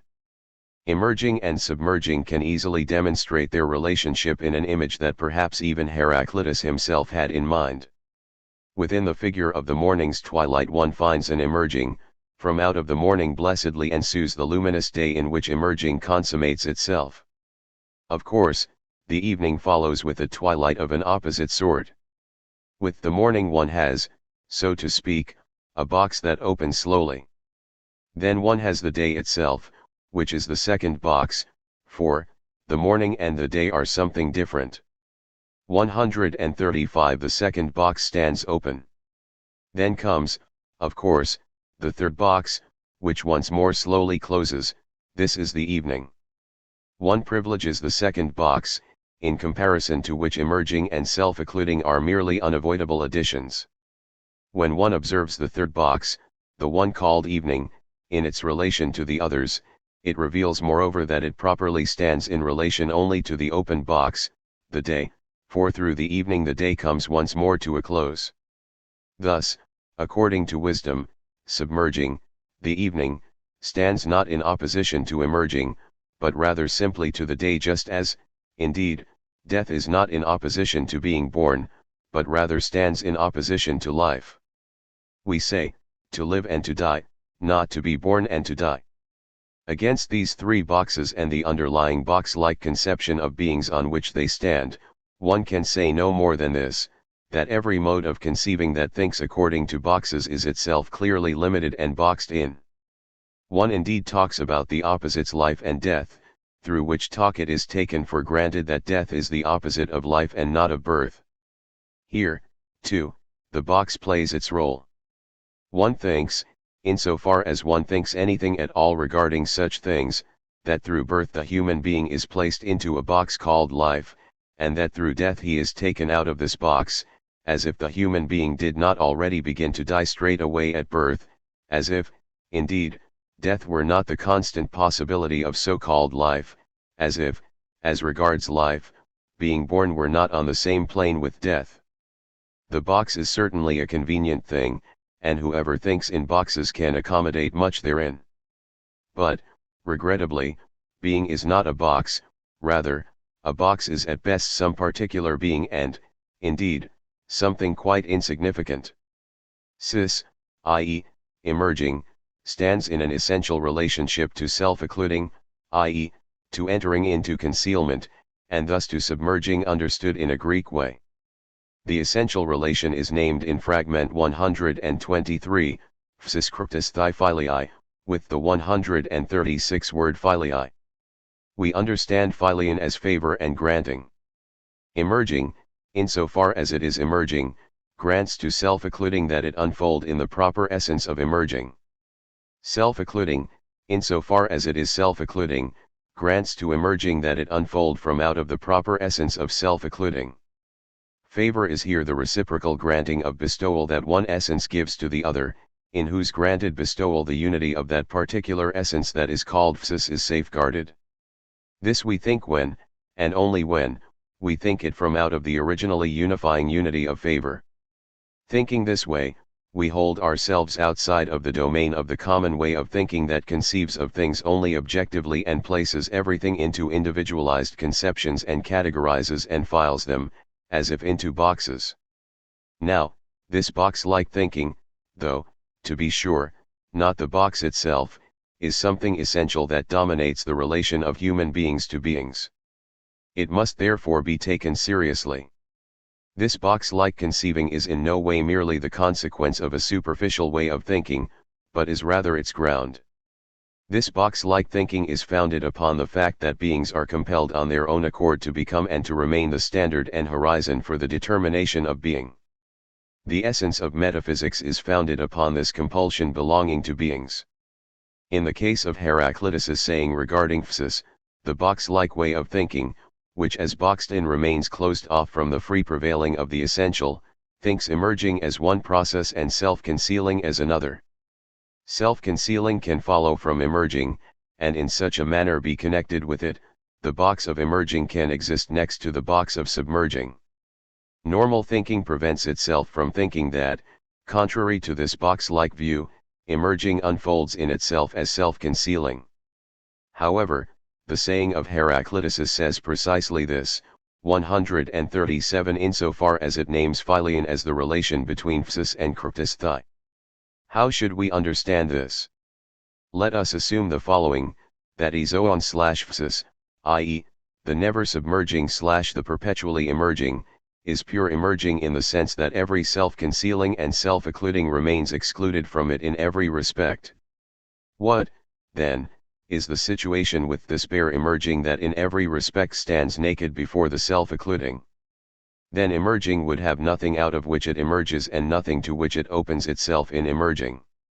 Even if we were to take emerging as something that has already happened, and take it on its own terms, so to speak, emerging would still have to withdraw itself and float away from that which bestows a coming forth, i.e., a self-occluding, resulting immediately in its dissolution into the nothing, even at the very moment of the separation. Emerging does not unfold as what it is if it does not beforehand and always remain retained and secured in a self-concealing.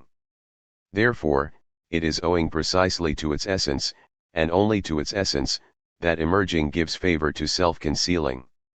What would happen if the spring, emerging into the light of day, were without the favor of the water flowing to it beneath the ground? It would not be the spring. The spring must belong to the concealed water, a belonging that means that the spring in its essence is secured by means of the concealed water and only from out of it remains the spring. To be sure, this reference to the spring is only an image, by means of which we grasp more easily the imagelessness of the essence of the coming forth emerging that rests in self-concealing. All essence is in truth imageless. We falsely understand this to be a lack. We forget thereby that the imageless, and thus imperceptible, first gives to the image its ground and necessity. Indeed, what could a painter be able to paint, if he were not first and continually able to see above and beyond what colors and lines represent? Everything perceptible is, without the imperceptible that it purports to reveal, merely an eyesore. The increasingly 138 shrill cry for perceptibility passes from the comic directly into becoming a sign of the tragic, that is, the sign of a will which, while it wills itself, in fact only wills against itself and counteracts itself and thereby even perceives itself as logical. The implementation of cinema in school, and above all in research, is an important and beneficial development. However, this process immediately leads to disaster if through it the opinion and attitude become solidified that only what shows up on film properly exists, an attitude not owed to cinema in and of itself, but rather to the context of contemporary reality, i.e., of the will to the will, in which it takes place. But the cinematically unpresentable and cinematically imperceptible is not thereby the invisible, for, indeed, it provides the view for the imperceptible, the view that our entire essence bears in its ground, inasmuch as we understand the is and being, and thus have being itself in sight. But the danger persists also that we will equate cinematic perceptibility with reality. If we do not recognize this metaphysical danger belonging to our historical existence, then we do not yet know where we are and in what world moment we stand. Even if it never becomes perceptible to the cinematic view, the following still holds true: psis cryptus thy filii. Concealing guarantees to emerging the latter's essence. And because the self-concealing thus guarantees, it must also therefore unfold in such a way that it conceals. Self-concealing guarantees verbergt by concealing verbergt. The two are the same and therefore sayable with the same word. This is not an empty play on words, but rather the concealed play of the word that we ourselves should not disrupt. Our crude way of dealing with language treats the communicative employment of language as its normal and therefore authoritative function. What remains, what otherwise strikes us occasionally as the prevailing of the word, is taken as the exception. Attention to the 139 self-arising and self-playing wordplay that is neither contrived nor forced seems to be mere self-indulgent frivolity. In fact, it is often difficult to recognize the boundary between the wordplay that comes from the word itself and the frivolous playing with words contrived by us, and thus easy to overlook completely when the wordplay degenerates into a method and a technique that becomes blindly imitated. Then it comes about that, to speak colloquially, the credit of the already deflated words becomes overdrawn.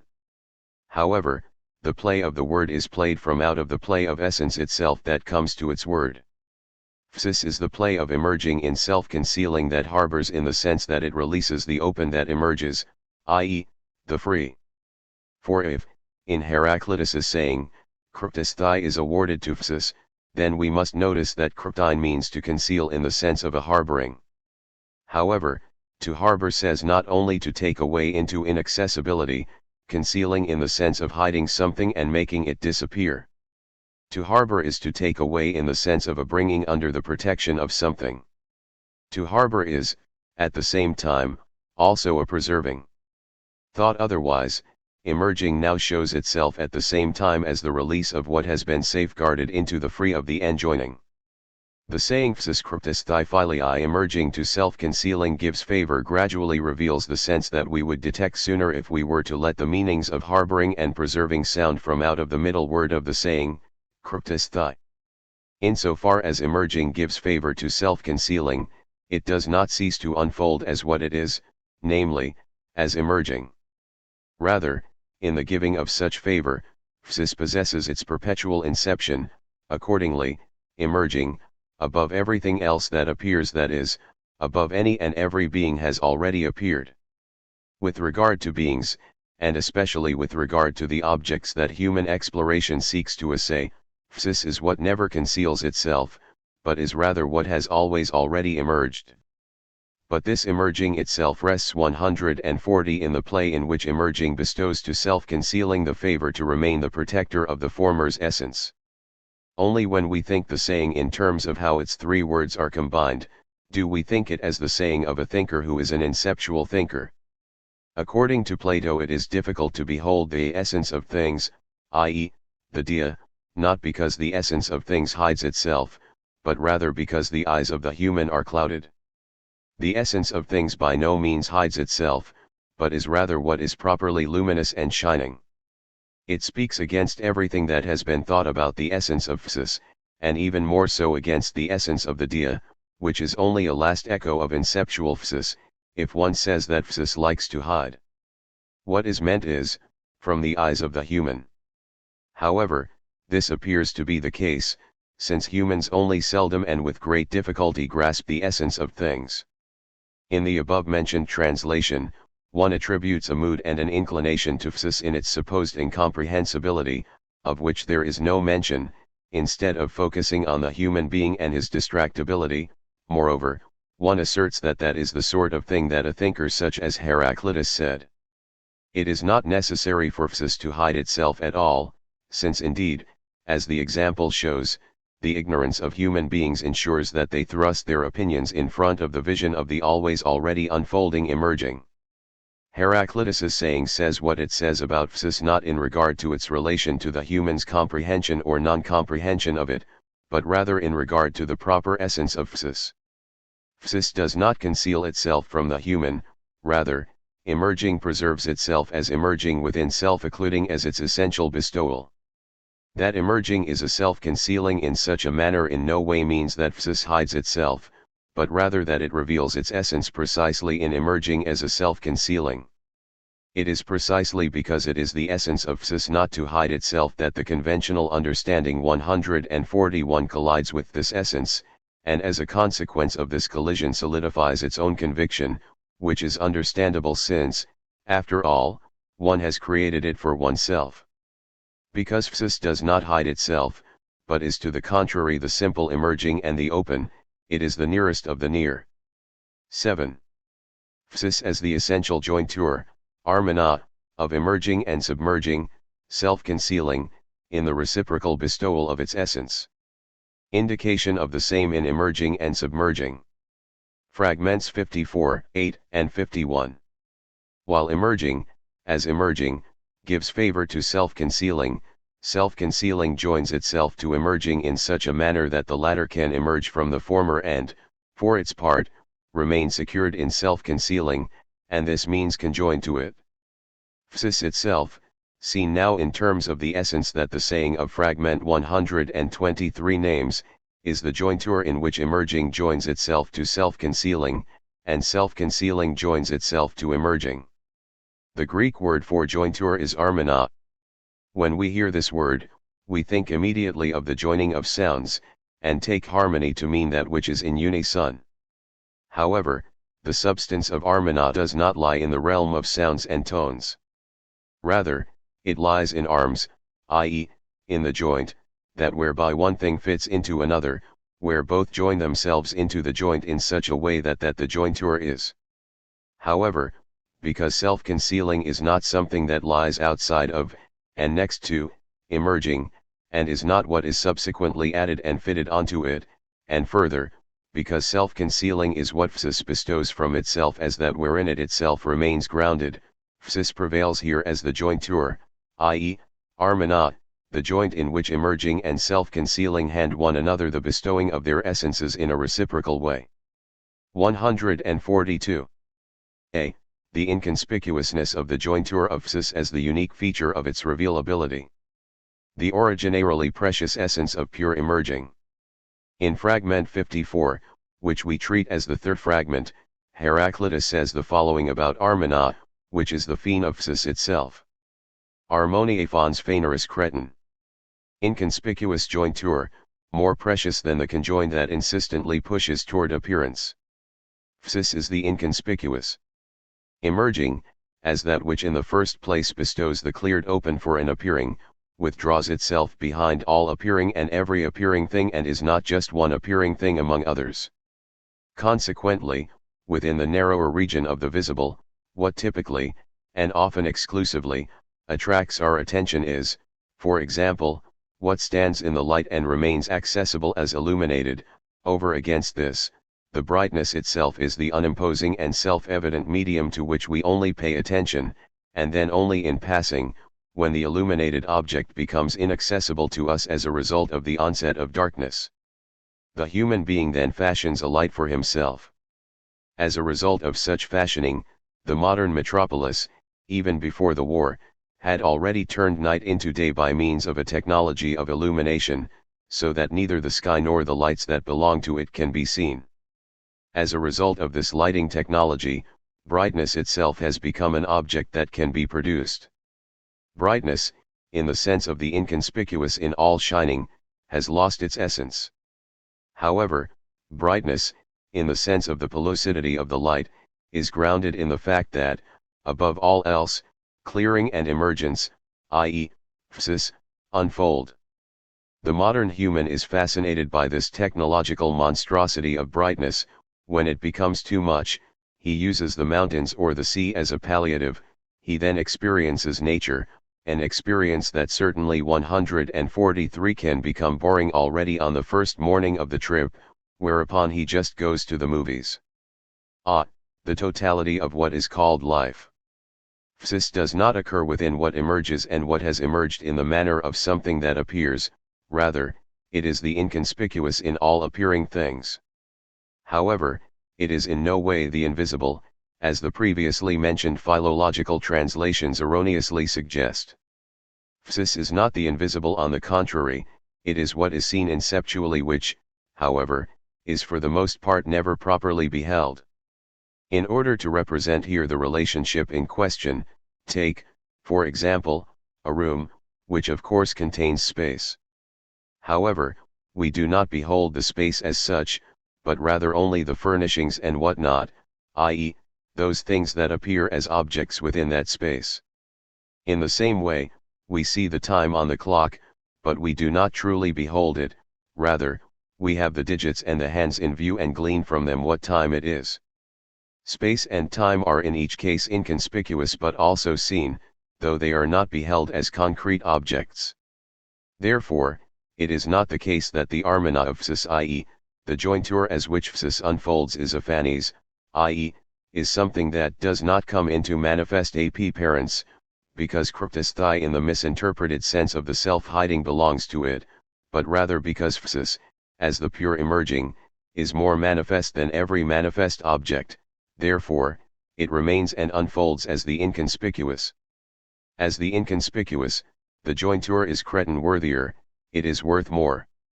With this word, which names an intensification, we think immediately of the za in the word zoe. We ask, in what respect is the jointure, as inconspicuous, worth more? Surely in respect to its essence, in respect to the emerging opening and harboring. In itself, and not only as some consequence or effect, the emerging as the inconspicuous is more disclosive and more revealing than any conjoined thing pushed forth 144 into appearance. What contains the more originary within itself does not require effects and activities, remains untouched by such doings and their putting on appearances, and shines from out of itself without contrived embellishments and trimmings and without imposition. This is, in its essence, the precious. What is precious is intrinsically worthier than the prepared and arranged. The armena of aphanes is precious. The preciousness of pure emerging consists in its not entering into the appearance of the obviously contrived that pushes itself forward. Psis is the inconspicuous shining. Within the inconspicuousness of emerging rests the guarantee that it, because it is not dependent on a presentation given to it, continually unfolds from out of itself without interruption into emerging and remains untouched by the vicissitudes of any particular appearing thing, and thus falls victim to a submerging not ever, me. The me in the naming of Psis as to me dinon pate names the cretin, the originary, innate, precious essence of pure emerging.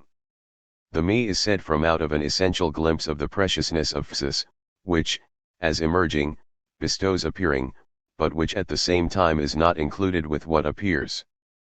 But the inconspicuousness of emerging rests in itself and does so only because in its very essence it gives favor to self-concealing. b. The contratension and countertension as the essential moment of the jointure. Concerning the difficulty in thinking the counter striving at one with the jointure, the difference between conventional and essential thinking.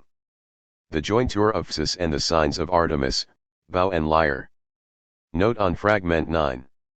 Armena, i.e., the jointure, is there in the pure shining of its essence and lightens there unblemished, it unfolds there as what is most beautiful and as that wherein the emerging harbors itself, also unblemished, in the self-concealing, while at the same time self-concealing finds in the emerging the pure bestowing of itself. Thus, where emerging 145 gives itself to the essence of self-concealing, and self-concealing gives itself to the essence of emerging, each one goes toward what is contrary to it.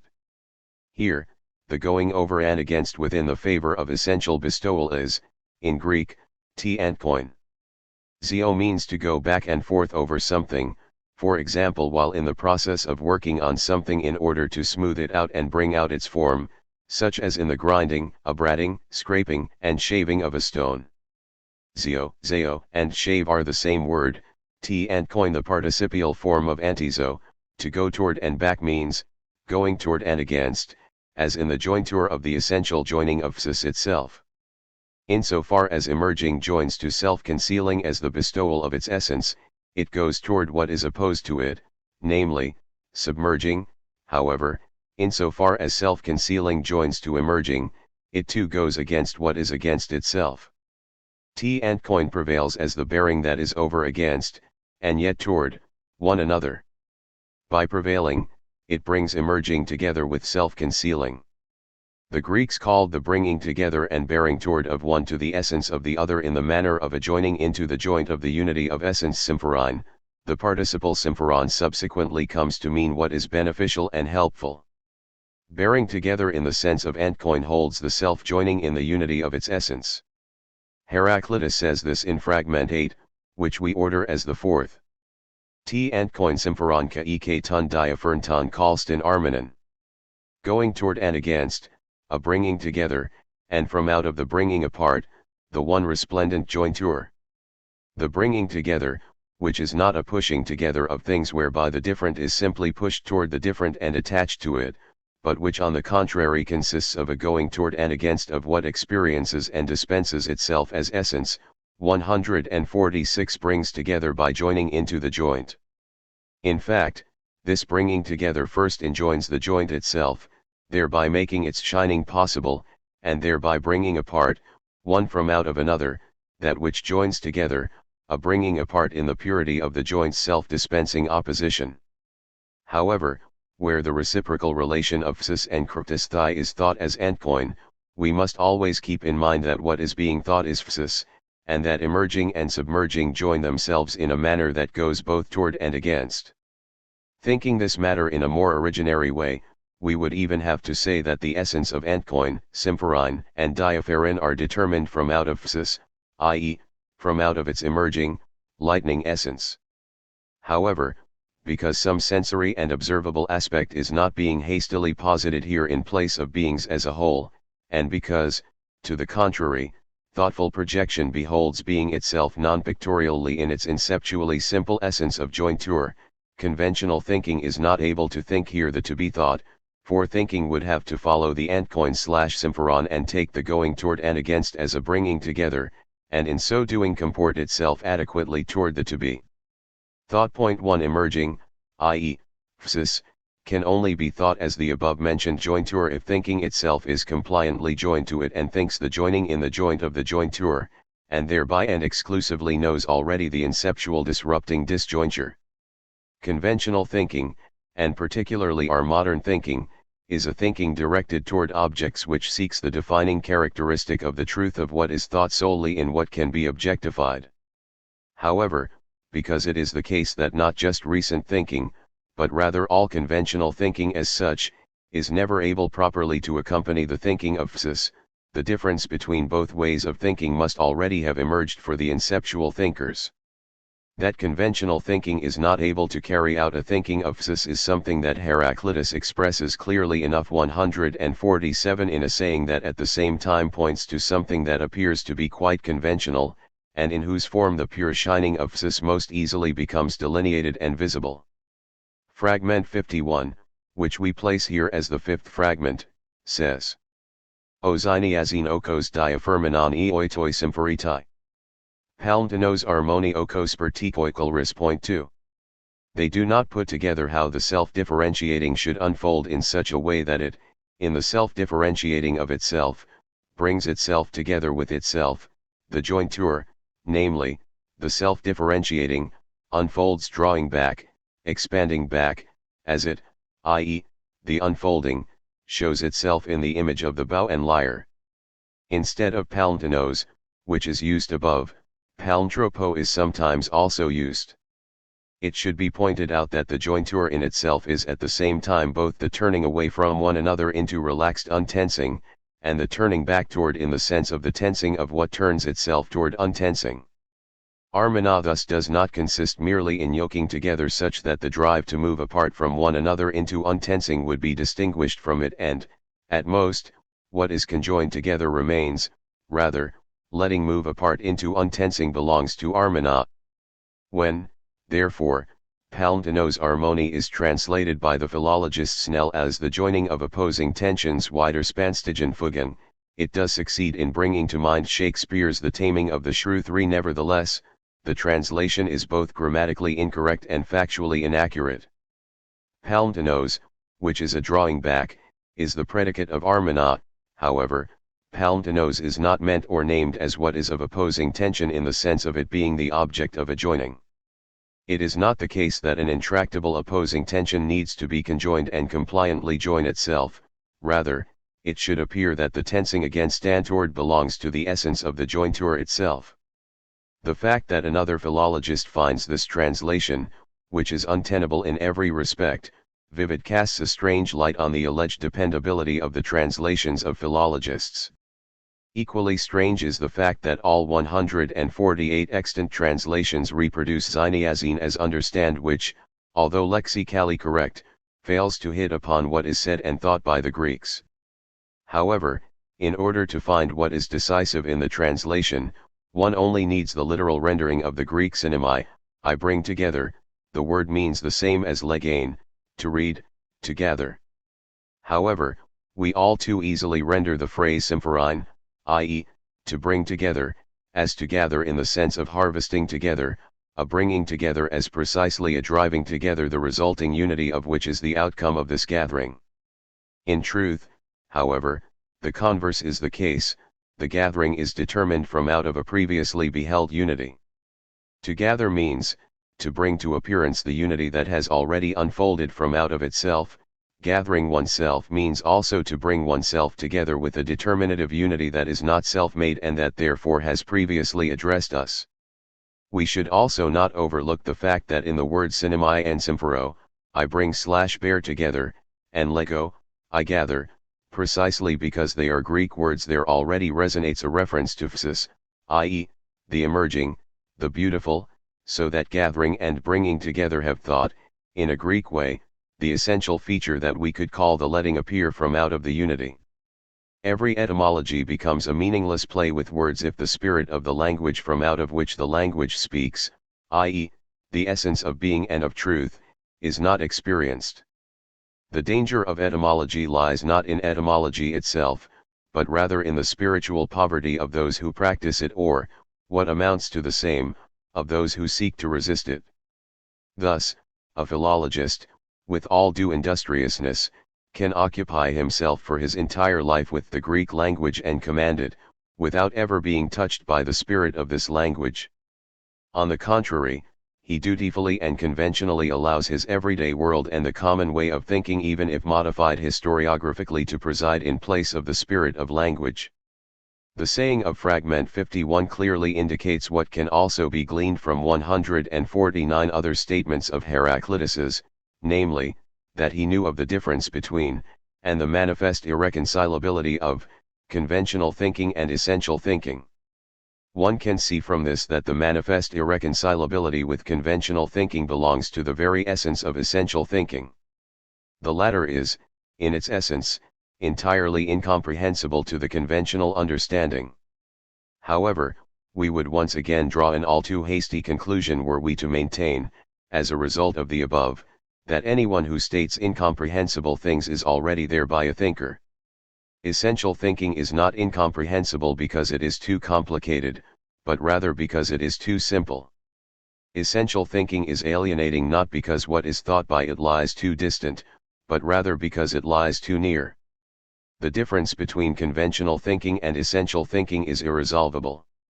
To know this and to know the reason for such irresolvability, and thereby to know the essence of manifest irreconcilability, are tasks that themselves belong to the knowledge of essential thinking. This difference is therefore expressed in various ways according to the fundamental position of a thinking within its history. Seen from the perspective of conventional thinking, a perspective that is, for us, always the most familiar, every declaration of a thinker concerning the relation of essential thinking to conventional thinking is either taken as an arrogant dismissal of the ignorance of the masses, or as an irritated and petulant complaint concerning conventional thinking's deliberate misunderstandings regarding the thinker, and by extension the aggression the mob feels toward the thinker. The vehemence of the thinker's comments regarding their relation to conventional thinking does not, in truth, arise from the minor irritation of one who is insulted merely as a result of a common lack of understanding. However, one can, because one can do this anywhere and anytime, very easily explain the defensive words of Parmenides, Heraclitus, Plato, Descartes, Kant, 150 Hegel, Schelling, and Nietzsche as resulting from anger. 4. Conventional thinking understands such an explanation most easily, and precisely thereby takes it to be the only true one. In truth, however, behind the thinker's defensive words is concealed an entire range of connections whose essence has still not been questioned. What is at stake here is not the psychology of the personality of the thinkers and their particular way of responding to the public and its lack of understanding, rather, what is being questioned is the essentially manifold relation in which the human essence stands to the truth of beings. Phrased still more essentially, if conventional thinking conceives of beings and only this, and if essential thinking thinks being, and if the difference between being and beings is an essential difference or, indeed, is the inceptual difference itself, then the rift between conventional thinking and essential thinking has its origin in the difference between being and beings. This means, the relation between common thinking and essential thinking is in no way only a question of the reaction of the public to philosophy, nor is it a question of the reaction of philosophy to the public's reaction. Why do we say all of this during an elucidation of Fragment 51? Because in this fragment the relation of essential thinking to common thinking is thought, and because a number of Heraclitus's fragments that say something about this relation have been handed down to us. 4 From the number of sayings alone it is evident that the above discussed relation between conventional and essential thinking is something that must be thought essentially. What is also shown, through the haphazard scattering of such fragments through their customary sequence and arrangement, is that there is still no knowledge concerning their essential connectedness and the ground upon which such connectedness is based. Fragment 9, which 151 is so named without regard for its proper content, reads: Ono isr matin els ti malin ikrysn. Asses may prefer chaff to gold. The fragments of Heraclitus's enumerated above require a special elucidation because, up to this point, they have only been misused psychologically to illuminate the personality of Heraclitus, and for characterizing the relation of the philosopher toward the public. In this, one forgets to consider whether perhaps a thinker such as Heraclitus was compelled by other reasons to speak out concerning this relation, just as one forgets to ask what is at stake in the fact that in the inception of occidental thinking precisely this relation came to the word in unity with the inceptual thought that, in turn, bears all that is to come. In modern times one all too eagerly understands the words of Heraclitus concerning the understanding of the mob in light of the rantings and ravings that Schopenhauer delivered during the previous century regarding university philosophy and its followers. With Schopenhauer, who was never a thinker, but merely a writer who obtained his thoughts second-hand from Hegel and Schelling and then trivialized them, grumpiness is the principle from which the relation of philosophers to the world is determined. Because the disparity between conventional and essential thinking is grounded in what each thinks, and because the disparity between what is thought in each, on the one hand, and the to be thought, on the other, traces back to the difference between being and beings, because, moreover, this difference is operative everywhere in Occidental history but is the least questioned and least thought through, and is never taken as the difference that it is. For all of these reasons, the insertion of numbered fragments into Heraclitus's thinking, that is, into that which he thinks 152, must necessarily remain obscure. First we must learn what the to be thought is in Heraclitus's thinking. Therefore, the second part of the saying in that fragment that is numbered 51 is initially taken by us as the most important part. Here something essential is said regarding armona, i.e., regarding the essence of psis. Palmtinos armoni okos pertikoikolris. The jointure, namely, the self-differentiating, unfolds drawing back, as shows itself in the image of the bow and lyre. We spoke about the bow and the lyre at the beginning of this lecture course when we made reference to the goddess Artemis, whom we claim to be the goddess of Heraclitus. Her essence shows itself in the bow and lyre. Now we learn that the essence of the to be thought, and thus of what Heraclitus thinks, namely, psis as armona, reveals itself in the bow and lyre.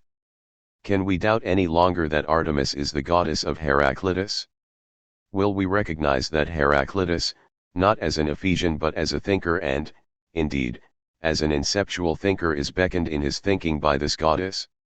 The emerging that unfolds, in that it originates from self-concealing, brings itself into separation, in a way, from self-concealing. Emerging thereby appears to move away from submerging, and is thus determined by a closing together and a self-closing, just as the one end of the relaxed bow springs away from the other so that the curvature of the bow, and thus the bow itself, disappears. Emerging, taken on its own terms, seems like the mere bending away from one another of the ends of a relaxed bow. In truth, however, emerging is what shows itself to us in the image of the tightened, and that means, at the same time, tensible, bow. It belongs to the essence of the bow that while the ends stretch away from one another they, at the same time and within this very stretching away, are stretched back toward one another. Emerging does not abandon submerging and unhitch it, rather, in emerging itself 153 submerges into self-concealment as the facilitator of its essence and yokes itself to it.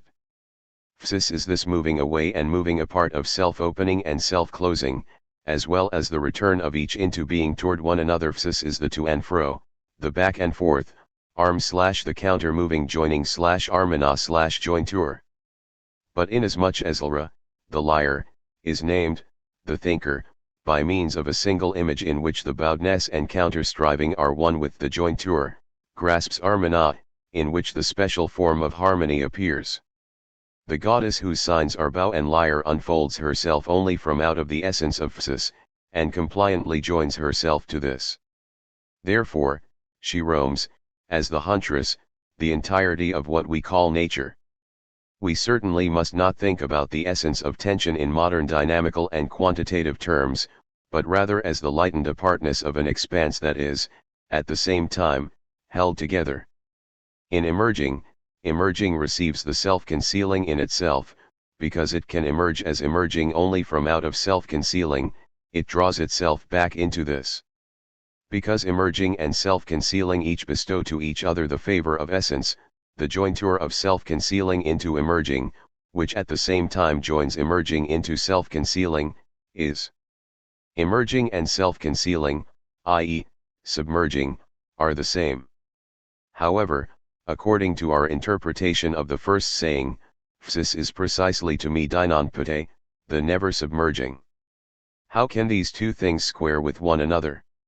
We must nevertheless question whether we are here justified in making the claim that they square with one another, and thus make sense. Psis is the never submerging precisely because it compliantly joins constantly to submerging as that from out of which it emerges.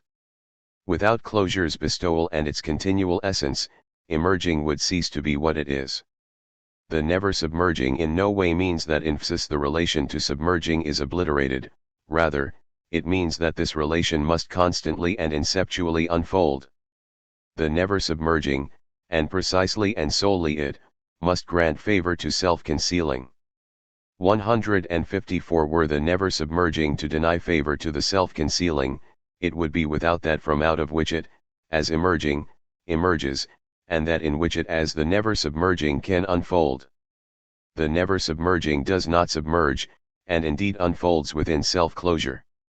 That self-closure necessarily unfolds within emerging by no means indicates that emerging submerges. Were it to do so, its essence would of necessity decompose into non-essence. Were it the case that it could not bestow essence constantly, the never submerging would still not even become a mere submerging and revert to this. See, the inadequacy of logic, dialectic, in the face of the jointure thought in Psis. The twofold meaning of Psis and the questionable priority of emerging. If, however, emerging and submerging are in a certain manner the same, why then does the thinker always say Psis when he thinks of the sameness? Why does he not say T deinon, since within the essence of Psis self-concealing has the same claim to essence as emerging does? And why, instead of T deinon, is the opposite to me deinonpute, i.e., emerging, used? In all of this, Psis seems to have priority. However, this is merely an illusion that persists only so long as we think Psis in a manner that disregards what comprises its essence, namely, armena. Because Psis is armena, self-concealing is named within it as essentially equal. But then we could say T deinon instead of Psis, and thereby make it manifest that this submerging, as a going into concealing, is always already at the same time an emerging. Only the sun that, in emerging, both unfolds into its emergence and abandons that emergence, can submerge. Certainly the sun involves both emerging as well as submerging, and we mean the latter as well as the former when we refer to the sun. The sun is so named neither solely in relation to emerging nor solely in relation to submerging. 155 In the name psis, on the other hand, emerging has priority, but what this name names is essentially equally a submerging, and could indeed also be named according to it. If we nevertheless find priority given to the word psis, there must be a reason for this. Concerning the priority given to psis over heraclitus, one can offer the following as a ground of explanation: emerging is the positive and submerging the negative. Everywhere and always the positive precedes the negative, not only, for example, in the ordering of affirming and denying, but rather in all placements generally. Indeed, how could there be a denial without something first being placed before it, and thus a positum and a positive that the denial then replaces and displaces? There is no beginning with displacement alone. The prefixes dis and re betray all too clearly here that the denial is dependent upon something that is already placed before it, and that it relies upon not only in every particular case, but also essentially. Only what has arrived and emerged can also go away and submerge. Because what displaces is in itself reliant upon something prior, placing forth and placement, the position and the positive, retain an insuperable priority. This is all clear enough and cleverly calculated. However, has the issue actually been thought?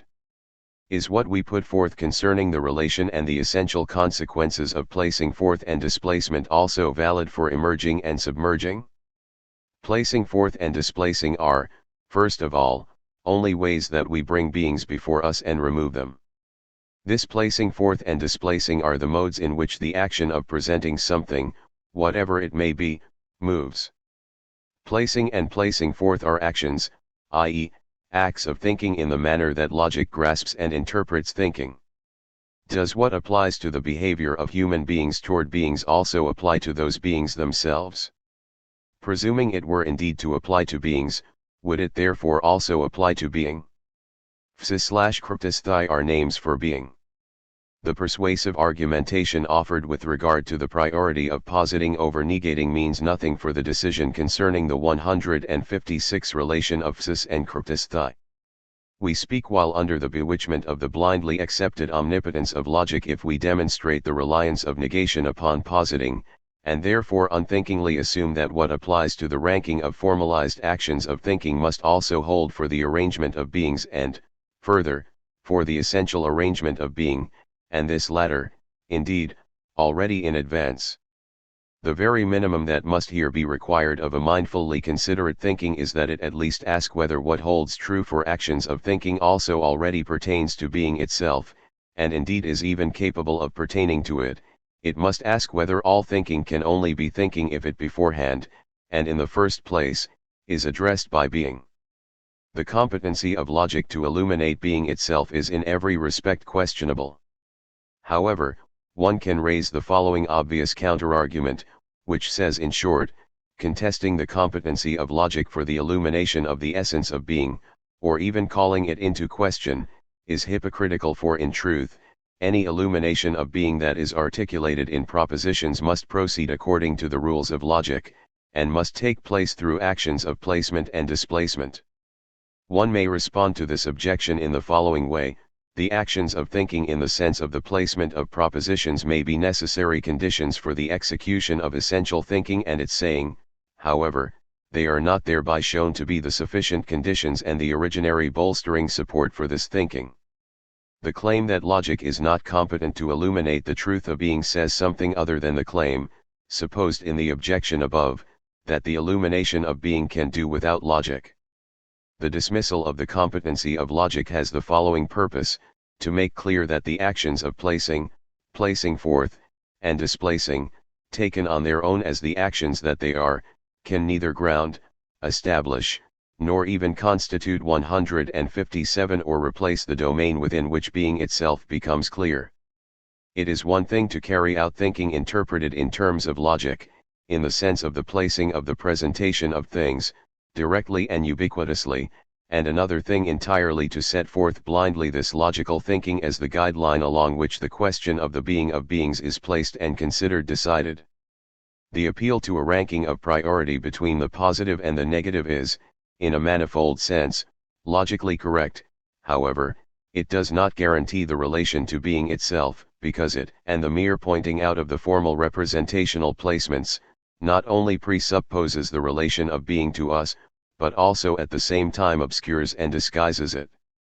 The positing proposed by logic is able to accomplish much within thinking, but this placing is not able to accomplish precisely that positing that already lies in the so-called presuppositions, and it is in truth something other than a positing. Thus, in the very moment we clearly and distinctly interpret what emerges before and comes before as being presuppositions, logic has already besieged and battered us with a blindness that can never be remedied by means of that which carried out the blinding itself, i.e., logic. Logic, as an authority over the decision concerning the essence of being, is not only intrinsically questionable and lacking a grounded competence, but this authority, and thus also the relation of the positive to the negative, is nowhere to be found in inceptual thinking. We force psis and heraclitus into what is for them a thoroughly foreign relationship when we interpret the jointure, in and as which both are in essence united, as the chain of logical connection between the positive and the negative. However, within the saying of the inceptual thinker, the name psis is obvious. Certainly, we must at the same time also consider and marvel at the fact that in psis, in emerging, aletheia is thought and is near. But through the presence 158 of the alpha privative, it is shown within aletheia that in emerging the relation to concealing and concealment originally prevails. On the way of such considerations we gradually arrive before an enigma that no logic and no dialectic, the hitherto greatest power of logic, has solved, precisely because they cannot solve it, since they are not able to look the enigma in the eye. The enigma is this, that psis names at once emerging in distinction to submerging, i.e., psis in its relation to heraclitus, and also names the unified essence of the jointure of psis and heraclitus. What does this twofold meaning of psis signify? For those of us who have not managed to escape the grasp of metaphysics and therefore of logic, therein lies ready a schema by means of which to grasp the enigma logically and through that very grasp to strangle it. Emerging and submerging stand in a relation, namely, a relation of phyllion. They themselves are the links of the relation, the relata. Psis is now the name for one of the relata and, at the same time, the name for the relation itself. Psis is the relation itself and one of the relata. We can raise the following question to the enigma: why is it, and how does it come about, that something can and must be, at the very same time, the relation itself and one of the relata within that relation?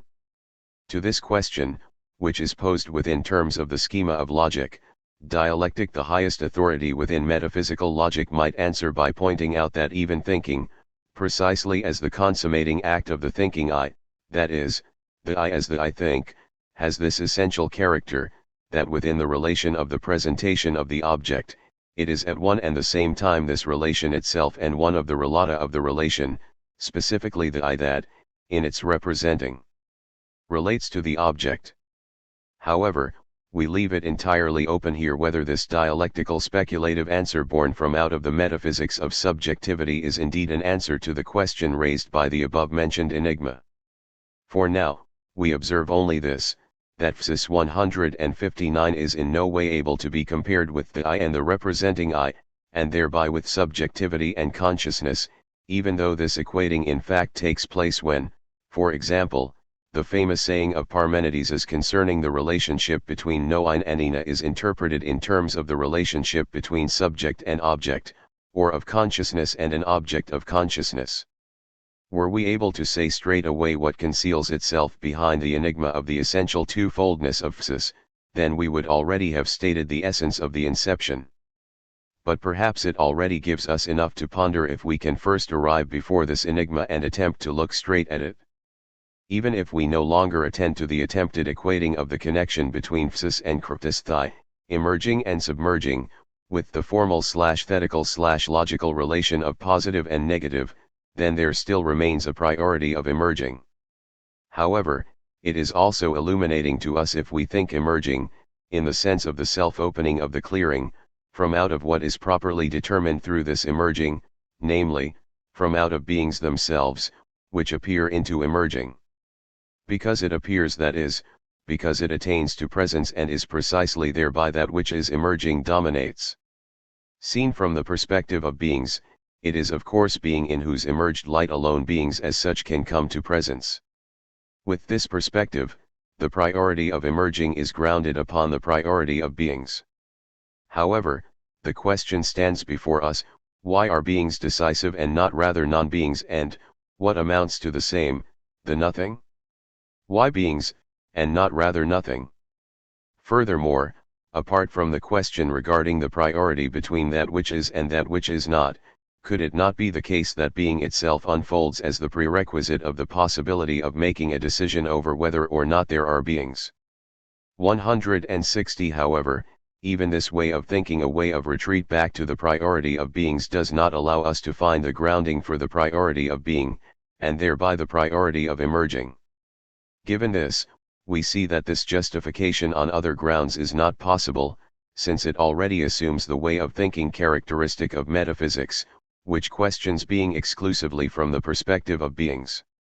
By means of the metaphysical interpretation just executed above, we have already again taken being/emerging/psis for itself and have forgotten that according to the inceptual twofoldness, psis names at the same time the relation of psis to heraclitus, and thus names philion, the favor of the bestowal of essence in which the two join themselves together into their essence. 8. The essence of psis and the truth of being. Psis in view of fire and cosmos. Aletheia thought in the me dinon pate, psis, as the disclosing into the unconcealment of being. Fragments 64, 66, 30, and 124. A. Fire and lightning as the enkindling of the lightning. The cosmos as the fitting, inconspicuous jointure and the originary adornment. The same in fire and cosmos, igniting and lightning of the decisive measure dispensing expanses. We think psis inceptually only when we think it as that jointure, i.e., armana, that joins emerging back into the sheltering concealing, and thus lets emerging unfold as what intrinsically derives from this sheltering concealing, and which we therefore more appropriately call revealing. Armana joins and kindles revealing and concealing into the one-foldedness of its essence and is thus the enkindling itself. Psis is the armana, the jointure that joins emerging back into self-concealing and sheltering in such a way that lets emerging unfold as what lightens itself from out of this sheltering concealing.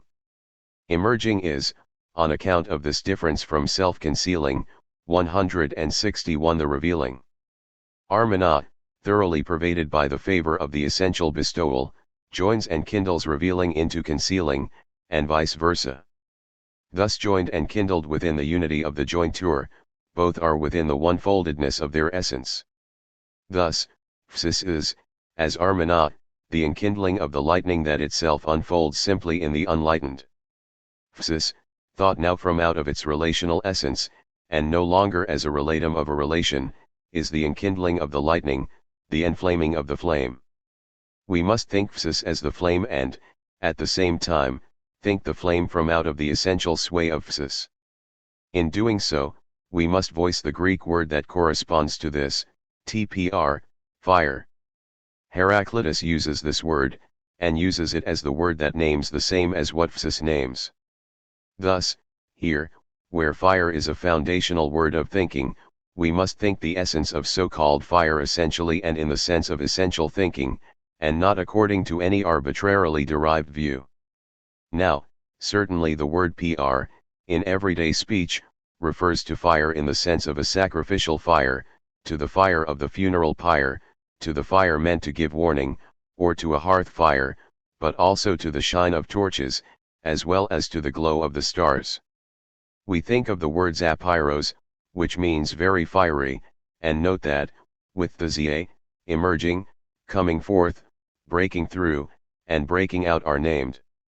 In fire, the relations among what lightens, glows, blazes, and creates an expanse, but also among what burns up, collapses and sinks into itself, occludes, and fades, are all essential. Fire flames and is, in enflaming, the excising separation between the light and the dark, enflaming joins the light and the dark against, and into, one another. In enflaming, there occurs something that the eye grasps in a glimpse, something instantaneous and singular, which decisively excises the bright from the dark. The instantaneity of enflaming makes room for appearance over against the region of vanishing. 162 In particular, the instantaneity of enflaming lightens the region of all indicating and showing, but also lightens, at the same time, the region of directionlessness, rudderlessness, and absolute opacity. This flaming/excising essence that first bears light and dark toward one another and yokes them together is the defining essence of fire, an essence that no chemistry could ever grasp, because it must destroy this essence in advance in order to then make it comprehensible to itself. The fundamental essence of PR, insofar as it stands for psis, in no way consists only in the mere radiance of the lightning or even in an indifferent dispersal of mere brightness, for, if conceived of in this manner, the psis character of fire, and also the fire character of psis, would not be adequately comprehended. The essence of fire assembles and shows itself in what we call lightning. However, it now becomes necessary to think the essence of lightning from out of the above-mentioned connection. A saying of Heraclituss's can be helpful to us, if we observe that psis, as the enkindling jointure, and as the joining enkindling and the decisively lightning enacting, concerns beings as a whole. Heraclitus says the following in fragment 64, which we rank as sixth. Ta ta panta oxii karanes. But lightning steers beings as a whole. Fire, as lightning, steers, surveys, and shines over the whole of beings in advance and permeates this whole preluminously in such a way that, in the blink of an eye, the whole joins itself, kindles itself, and excises itself each time into its conjointness. To kindle means to catch and, through such catching, begin, i.e., to incept as the one-folding and the one-folded that enkindles itself as the lighting. Therefore, psis is not only the same in word as phos, light. It is also the case that pure emerging and enkindling into the flame of the enflamed fire, pr, are the same in essence, provided that we do not remain stuck on appearances, which only give us a preview in place 163 of a thoughtful experiencing of the pure shining of the enkindling one-foldedness in the lightning emerging. Thus, things are lifted out and set over against one another, thereby grasped and defined in distinction to one another. Fire is what strikes in a flash in such a way as to brighten and excise in its striking. Fragment 66, which we rank as the seventh, says the following. Pantagar tp repelthenkrineaka catalipsitai. All things, fire, ceaselessly advancing, shall, joining them, set out and lift away. In the light of fire conceived in such a way, and thus in the emerging of psis understood in such a way, every appearance first appears within the conjoined boundaries of its form. Through the jointure, the whole of beings is opened up to its emerging, endowed in a literal sense, without any connotation of decorating or embellishing. For psis is, as the inconspicuous jointure, the precious endowing, the clearing unfolding from out of itself. In this lightning jointure, beings appear and gleam forth. That particular opening up and unlocking and endowing through which something is equipped such that it appears and shines forth in the conjointness of its jointure, we call decorating and adorning. With these terms, however, we are tempted to take decoration and adornment as something that is first attached to another, and by which this other is decorated and outfitted. However, the lightning letting appear, in which something emerges into the conjointness into which it was sent, is no subsequent ornamentation or mere endowing in the sense of an outfitting. It is rather the originary decorating and adorning that can go without all embellishing, furnishing, and endowing in the vulgar sense, for it itself lets the fitting gleam forth. To open something into the splendor of its conjoined appearance, to endow and thus to let arise. The Greeks called kosmio kaismos is adornment. The word also means honors, distinction, thought in a Greek way. 164 Appearing in the light, standing in the open of glory and splendor. When the word kaismos is used by a thinker, it surely names the to be thought kosmio. To adorn then certainly does not mean to outfit any old existing thing, nor to embellish the entirety of beings with a decoration, something of which the human is hardly capable. Adorning, kosmio, and adornment, kaismos, will then no doubt be said of being itself. Therefore, we cannot impose here our own idea of cosmos, picked up from one place or another, onto the inceptual word of the thinker. Furthermore, we should avoid assaulting this thinking with ideas about any particular cosmology. Rather, we must think the word from out of its essential unity with psa/armana/me deinonpute. But even if we do so, kaismos does not mean only the entirety of beings, but rather the jointure of the conjoining of beings, the adornment in which, and from out of which, beings gleam. This adornment, thought here in its essential sense and, at the same time, in the simple style of the inceptual, is the adorning that inceptually adorns, giving the splendor of the joints and what has been conjoined, letting them gleam and light up. This adorning does not come about as the consequence of a subsequently conjoined decoration, rather, it is, as the originary letting gleam forth into the splendor of emerging, solely and suddenly the adornment that strikes like lightning into the unadorned. Such lighting places into the light, and thus also produces and provides, the dark and what is opposite to the lightning. We often speak about jewelry being flashy and say that a precious stone itself flashes, but we do not consider the possibility that the flash itself is the originary adornment and unfolds as the precious. This originary adornment is the adornment that ordains the fitting. This adornment, thought thusly as the lightning jointure and thus as psa/zoas/armana, is the adorning fire itself, lightning. Kaismos and PR say the same. Once we have seen these simple connections, at least some of the preconditions have been met in order 165 for us to consider the main features of that saying, from which we already previously analyzed an essential word for the sake of illuminating the essence of psis. The fragment in question is fragment 30, in which the word izoon, which we discussed above, is said. We order the saying as the eighth, and it reads: Kaismon tund, tn atunapanton, ot tis thean oda anthropon epoison, all in aika estinka esti prizoon, apmenon metrica aposbenmenon metra.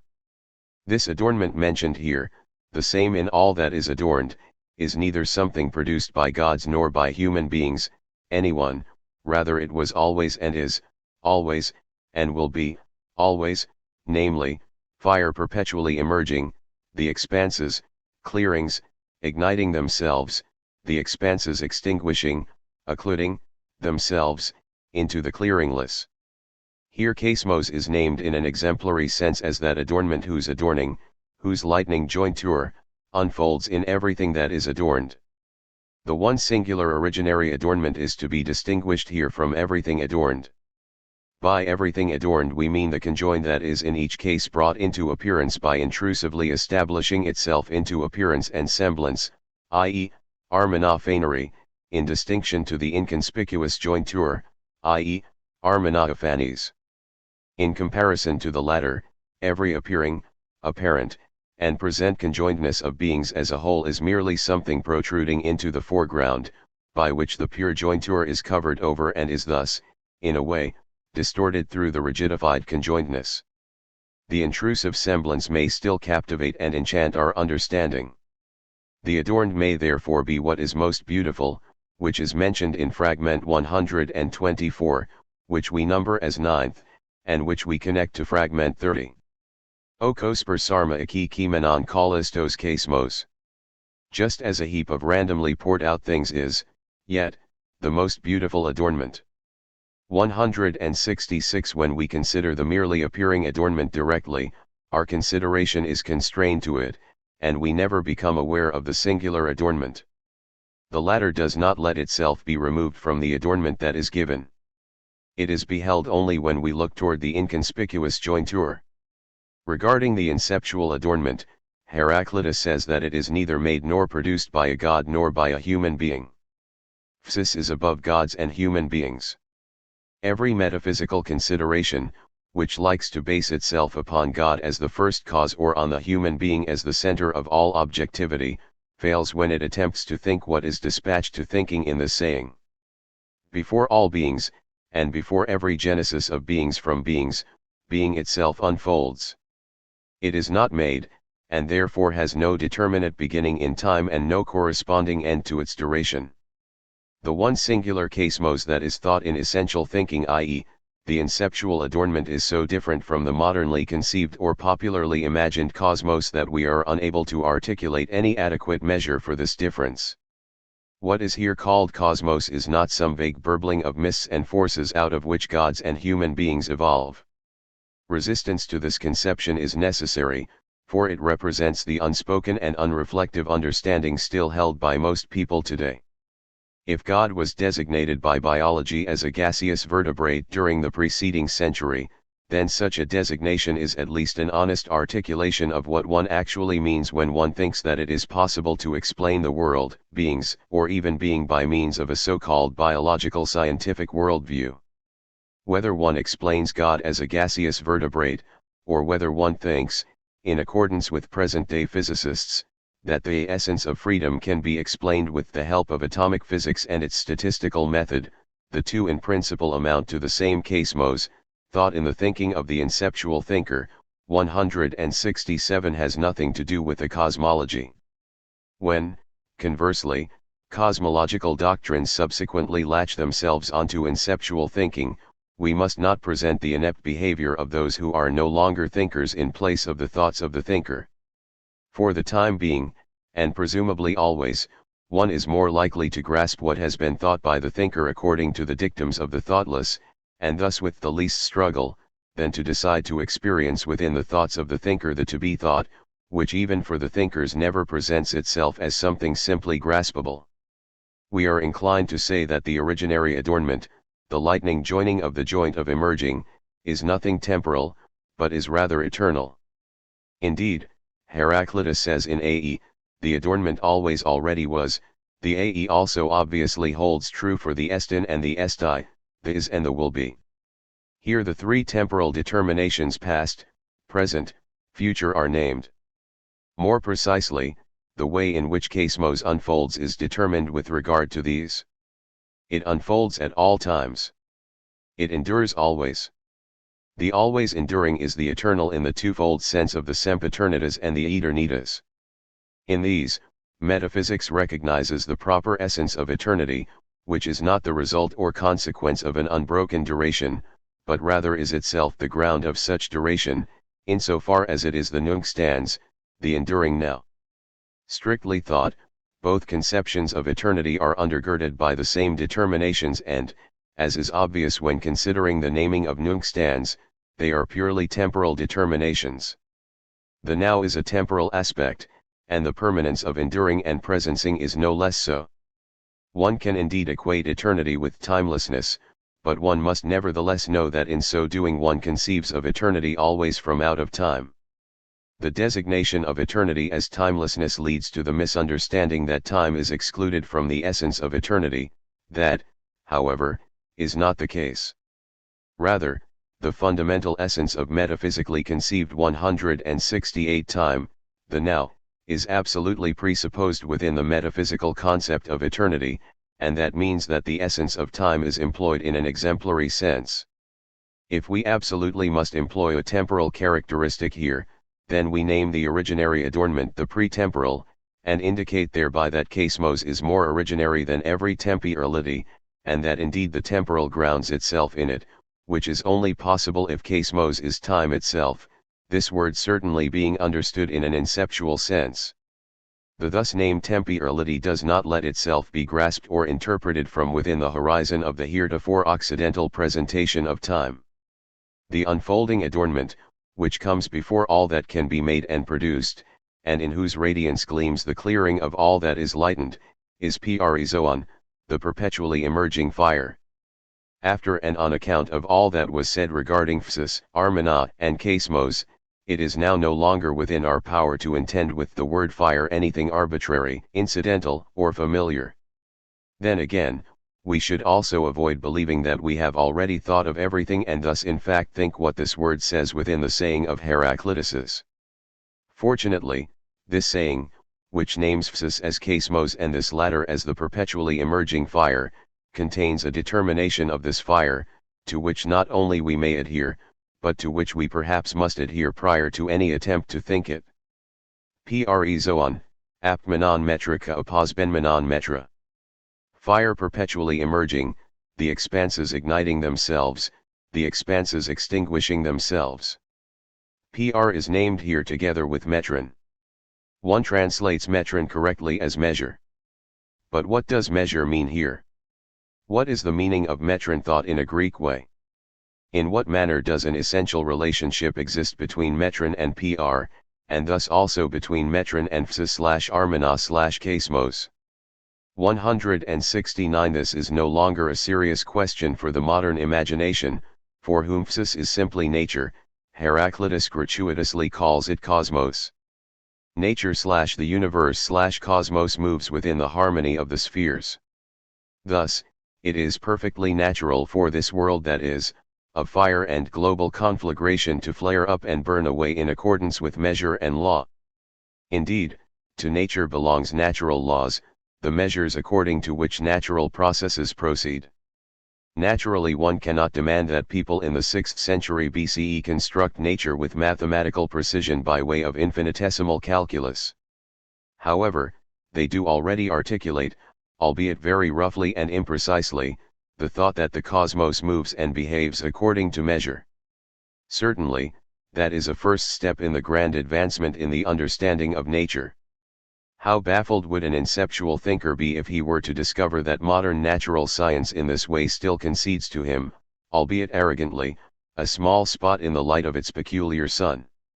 Philology, a compatriot from another discipline, also eagerly reinforces natural science's patronization of this thinker by itself translating Heraclitus' saying in philological terms.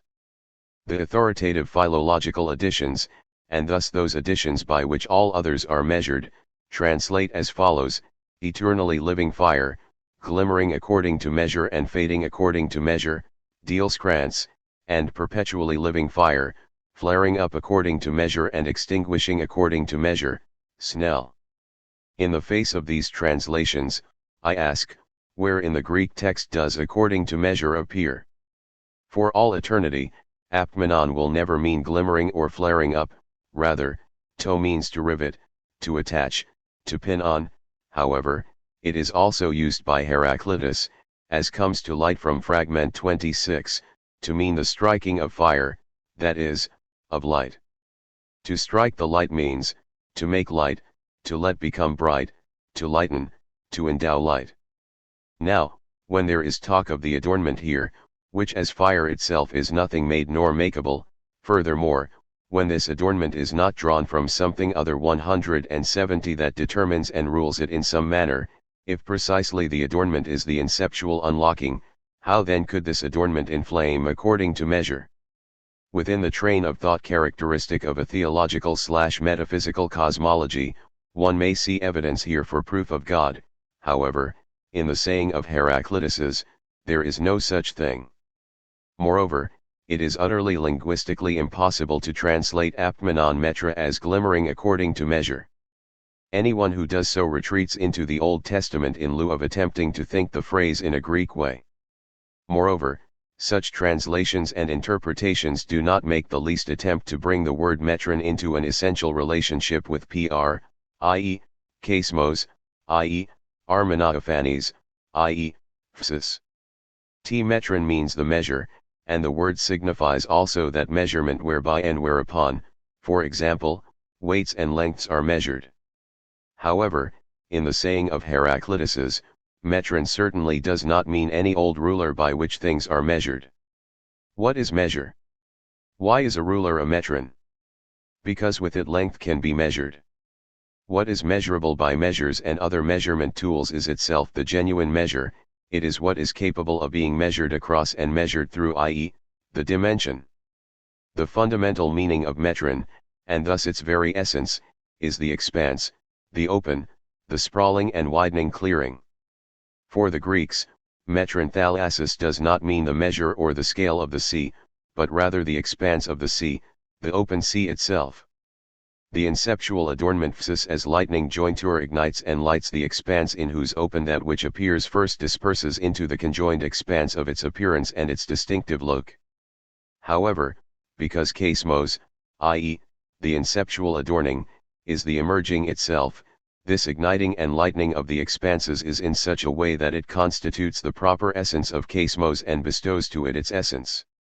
The perpetually emerging ignites for itself the emerging expanses that are essentially proper to it and that emerge within it owing to its character as emerging. However, because psis is essentially equal to the self-concealing, i.e., self-occluding, 171 this fire is precisely what occludes the expanses and thus conceals all dimensionality in which something can arise and presence as something appearing. Fire thus occludes, just as with the flash of lightning, and only with it, obscurity and darkness come to light and luminance for the first time in the suddenness of its extinguishing, namely, as the darkness that the lightning lightens. Metra are thus the measures in the originary sense of the emerging and self-occluding expanses into which a human perspective may first enter, and to which it may open itself in such a way as to be able to see the measure, i.e., the span, in which a being appears as such. The perpetually emerging fire does not conform itself according to measures, rather, it gives the measure in the correctly understood sense of metron. The inceptual adornment, chaismos, is the measure giving, the measure that chaismos gives is chaismos itself as psis. It bestows, as psis, a measure, an expanse. Chaismos, as perpetually emerging, can only bestow these measures because fire, i.e., pr, theos, as psis unfolds in itself as the favor in which emerging and occluding reciprocally grant their essential ground. B. Aletheia as essential inception, and as the essential ground of psis. The essential relation between unconcealment and self-concealment in psis, thought inceptually. Aletheia as the unconcealment of the self-concealing. To me deinonpute the not ever submerging, thus sounds the first saying of Heraclitus to which we attempt to listen. We have asked what this means. The answer has now been won, at least with regard to some principal features. To me deinonpute is psis, this is the reciprocal favor of emerging and self-occluding, this favor is the armonophanes, the inconspicuous jointure that shines over all things. It shines thusly only because it, as the precious, is the originary adornment, chaismos owed this adornment, the one thought in that thinking that thinks psis. This chaismos, as the perpetually 172 lightning inconspicuous jointure, is the fire that gives measure to all coming forth and all submerging tprizoon is to me deinonpute. But why is the perpetually lightning joining emerging called in the first saying by the name the not ever submerging? Because the saying is spoken in the manner of a question which, while asking about what unfolds as the essence of psis, also at the same time asks it in such a way that the essence of psis is seen with regard to ts someone pos and tis lathoi, how may anyone be concealed from it? The never submerging is questioningly beheld as what decides on the possibility and impossibility of being concealed, namely, the concealability and non-concealability of that being whom we address as ts, someone, and not as t, something. The first saying names psis in its relation to ts, the saying is the questioning regarding this relation. The question of who is meant by this ts, this anyone, had to remain open. Certainly, it is natural to think of human beings here, especially since the question of the saying and the saying itself are bespoken by a human being to other human beings. However, because the human being who speaks here is a thinker, and because Artemis and Apollo are near to this thinker, it could be that his saying is essentially a dialogue with the gods, that is, with those who peer in. In that case the saying, which says someone, i.e., ts, could also mean the gods. From another saying, fragment 30, we hear, Ot tis theon ot anthropon epoison, neither some god nor some human being has produced the adornment, i.e., physis, rather, gods and human beings indeed, anyone who is a being that is addressable by the question who are you, whoever that may be is such that, according to the saying, he is not able to be concealed from the perpetually emerging. No one can be concealed before physis. Anyone who is, insofar as that one is, must thus be such that he emerges against the 173 emerging itself, and comports himself emergently toward physis. Everyone who is, as someone, does not merely occur as a being within the clearing of being. Such a one not only stands in the clearing, as does a rock or a tree or a mountain animal, rather, such a one looks into the clearing, and this looking is one's zoe life, as we say. But the Greeks thereby think emerging as being. The one who looks, in an essential way, into the clearing is lightened into the clearing. That one standing is an emerging projecting into the clearing. Ek stasis existent in the just mentioned sense, only a being who is such that it, not being able to conceal itself, comports in an emergent way toward physis can precisely because it has emerged in such a sense reflect upon itself and thus be itself, that is, be a self as the sort of being that we would address with the ts someone. The saying questions the relation of physis, that is, of cosmos as the inceptual adornment, to gods and human beings. The emerging adornment is above them because gods and human beings, insofar as they are, only are in that they emerge into the open, and in such a way as to never be able to be concealed from it. Only those whose essence cannot remain concealed over against physis are beings in such a way that they correspond in their being to emerging. The corresponding bearing of physis to physis must have in itself the essential features of emerging, self-opening, non-self-occlusion, non-self-concealment. Non-self-concealing is self-revealing abiding in revealing and unconcealment or, as the Greeks said, in aletheia. We render this term as truth. However, we see now, in our first attempt to think the first saying of Heraclituss's, that aletheia is thought in the saying, though it is not named in it. Aletheia revealing into unconcealment is the essence of physis, of emerging, and is at the same time the fundamental feature of the way that anyone who himself is, be he a god or a human being, comports toward aletheia in such a way as to not 174 be a Lathan, i.e., one who conceals, hides, and occludes oneself, but rather one who reveals. Every being who is addressable only by the who are you and the who are you all, and never with the what is that or what is that thing, everyone only addressable by the who is a being only insofar as they are in aletheia unconcealment. If we think the first saying of Heraclitus is more inceptually in view of unconcealment and revealing, then it appears that in the essence of physis, and in the essence of those who correspond revealingly to it, aletheia prevails as the originary unifying ground. To be sure, this is not articulated in the saying, nor in any other sayings of Heraclituss's. This is also not said by either of the other inceptual thinkers, Anaximander and Parmenides.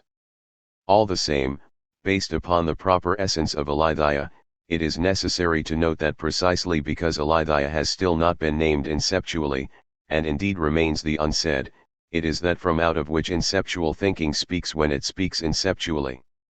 In view of what is unsaid and still unsayable, the first saying of Heraclituss's is a question. Pos how may anyone who revealingly, and thereby in accordance with his essence, opens himself and peers into emerging, be concealed from emerging? Is it not the case that for each person who revealingly comports himself thusly, the essence to which he comports himself is always already emerging, and in such a way that it must be addressed as the never submerging? Pos how is it possible within the realm of emerging, and of the openness to emerging of the human and godly essences, that someone could be concealed within this realm, and thereby be locked out of emerging and at the same time have its essence hidden from itself? Pos how can it be possible, since physis prevails and human beings and gods reveal themselves to physis? 175. To me dinon pate pos and tis lathoi. Before the not ever submerging, how is it possible for anyone to be concealed from it, given that aletheia unfolds in the never submerging and in the essence of every ts? However, we also heard this: the essence of Phsis is never a pure emerging that arises groundlessly as though out of the nothing. Phsis Heraclitus thy filii emerging grants favor to self-concealing. If, however, aletheia is the essential ground of Phsis, then only now do we understand the name aletheia as unconcealment, revealing. Aletheia unfolds from out of concealment and within sheltering. Aletheia is, as its name says, no mere openness, but is rather the unconcealment of self-concealment. Aletheia has for a long time and exclusively been translated and thought in terms of what we now call by the name truth. Metaphysical thinking knows truth only as a characteristic of cognition. It is for this reason that the clue just provided, namely, that truth in the sense of aletheia is the inception of the essence of Phsis itself and of the gods and human beings who belong to it, remains strange to such a viewpoint. Indeed, it is even preferable and crucial that we retain this strangeness and not hastily talk ourselves into believing that the meaning of aletheia is self-evidently not a mere achievement of cognitive faculties, as metaphysics has hitherto thought, but is rather the fundamental feature of being itself. It remains strange to us, and must remain strange, that truth is the inceptual essence of being, and thereby the inception itself. If, however, as we have previously noted, the inception is not what is behind us, if, rather, the inception is what has already overtaken us as the all-unfolding that catches and draws to itself in advance, only first approaching us as that which unfolds in advance, then we ourselves and, indeed, the present age of the Occident are in need of an inceptual transformation that would leave behind 176 every other turning point, be it Copernican or otherwise, in the history of thinking. The historical essence of Occidental humanity is in need of a prolonged transformation so that it may enter into its inception and learn to recognize that a consideration on the essence of truth is the essential thinking within the inception of being itself, and only this. Along with this experience comes at once another, namely, that the knowledge of the truth and of the true is of an inceptually simple sort that remains decisively divorced both from the reckoning of mere logic and from the hollow dizziness of a mystical profundity. But we cannot extract this knowledge regarding the essence of truth historiographically from the text of the first thinker of the ancient Greek world as though from some transcript. If we ourselves have not come to the nearness of being through prior inceptual experiences, then our hearing remains deaf to the inceptual word of inceptual thinking. Supposing, however, that we learn to heed what is essentially the to be thought, then the inceptual thinker and his sayings speak another language. Some may remark in regard to this event erroneous that modern conceptions and a peculiar philosophy are being interpolated into earlier thought. Some may indeed see it that way. But this is merely a method of self-soothing to compensate for one's own triviality, about which not one word more should be spoken. But what if our attention is freed from all prior metaphysical thinking and is thereby free for the inceptual? Then we grasp the substance of a saying of Heraclitus's that contains the clue regarding how the now stated essence of Phsis and aletheia communicates itself to those who hear it. If now, however, the essence of Phsis is granted to it by self-occlusion, if unconcealment is grounded in a self-concealing, if this belongs to the essence of being itself, then Phsis can never be thought inceptually so long as we do not think 177 and consider self-concealing as well. In that case, being and truth can never be experienced and disclosed in such a way that one simply enunciates and, as it were, conceives them. The thinker who thinks Phsis must ensure that its essence is thought and spoken of as that which articulates itself in the saying Phsis Heraclitus thy filii. See, on the hearing and saying of being in inceptual thinking, logos and signs. The signs of Apollo as the self-showing of Phsis. Fragment 93. On the truth and the word of being in Occidental history. The previously discussed sayings signify that Phsis is diaphermenon eoitoi symphermenon, that which pulls together with itself while pulling asunder. This essence of Phsis, the inconspicuous jointure of favor, appears in the bow and lyre, the signs of Artemis. Apollo, the brother of the goddess Artemis, bears the same signs. He is, along with his sister Artemis, the god of Heraclitus. A saying is preserved in which the thinker names this god himself, a naming that makes him visible in his essence. Heraclitus states here in what manner Apollo is the one who peers in and appears, and how he, in his appearing, beckons toward being. The god himself must, insofar as he is a god, correspond to being, i.e., to the essence of psis. Fragment 93, which we take as the 10th saying, reads: Nax, ot mantian stt and delphoi, ot lege ot crypte alla simania. The Supreme One, whose place of the intimating saying is Delphi, neither, only, reveals, nor, only, conceals, but rather gives signs. Legein is here clearly used as the opposite of cryptein and thus means revealing in contrast to concealing. 178 We have here the simple confirmation of our interpretation of the fundamental meaning of the word legein in the sense of to harvest and to gather, thought in a Greek way. To gather means to let appear that one in whose oneness is gathered what is essentially together in itself and forgathered from itself. Forgathered here means, to remain held together as one within the originary oneness of the jointure. It is because the calling and saying word has, as word, the fundamental feature of making manifest and letting appear, that the saying of words can for the Greeks be named a gathering, legein. This is why with Parmenides, the other inceptual thinker, noein is the grasping of the one together with legein. It is only because being is experienced as jointure and psis, and because the saying word is recognized as the fundamental way of hearing being, that saying itself must, given its character as the opening relation to the oneness of the jointure, be grasped as a gathering, i.e., as legein.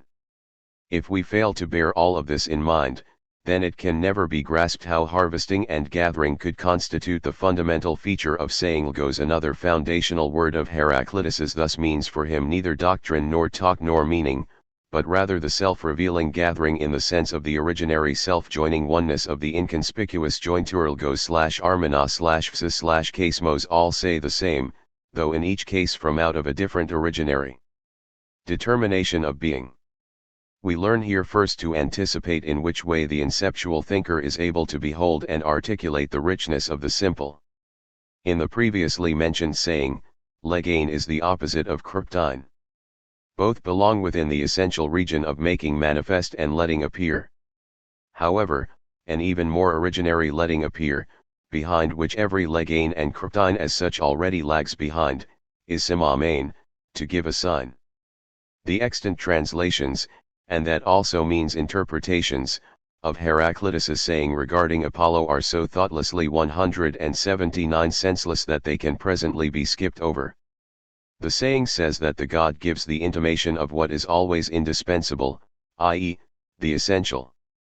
This, however, is psis, which is in itself at once emerging and self-concealing. If the god would only reveal emerging or only conceal self-concealing, he would thereby continually and thoroughly miss the essence of psis. On the contrary, he is able neither only to reveal nor only to conceal, nor can he simply do one and then the other, rather, he must accomplish both originarily in an originary oneness. That happens, however, insofar as he gives signs. What, then, is a sign? Something that is shown and thereby revealed. However, this something that is revealed is of the sort that it points to something not shown, something non-appearing, something concealed.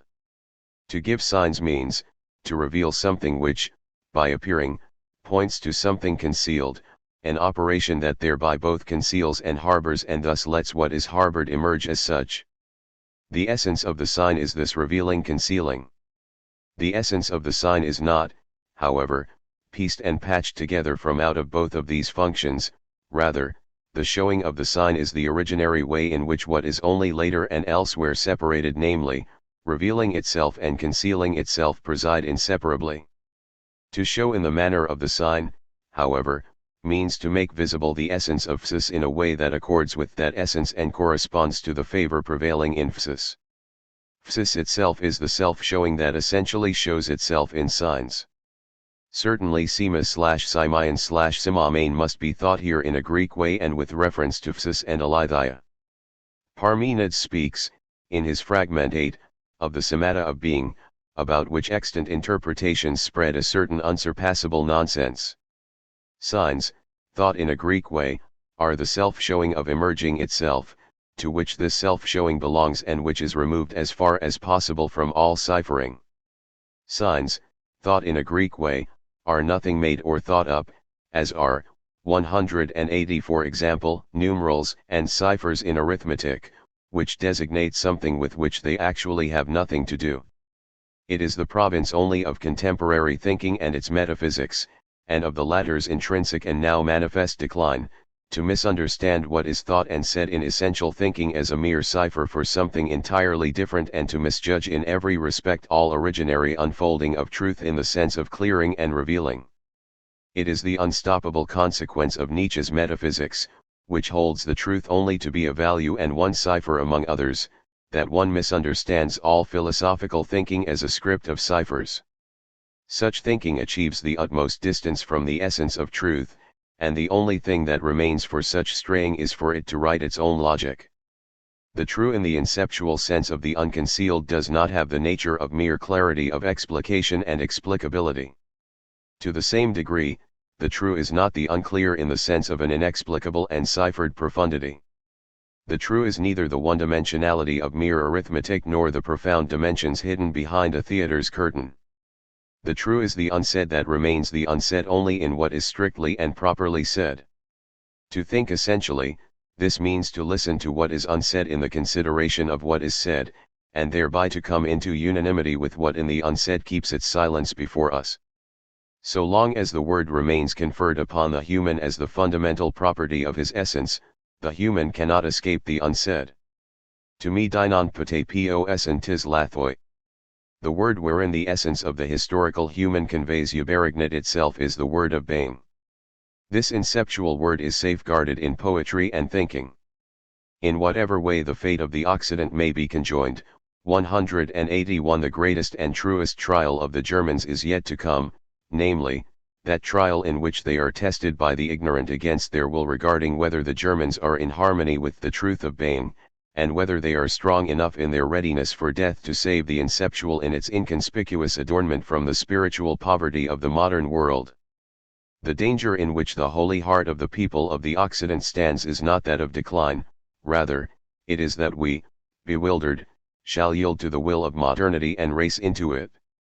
In order to prevent this calamity from happening, we are dependent, within the coming decades, upon those 30- and 40-year-olds who have learned to think essentially.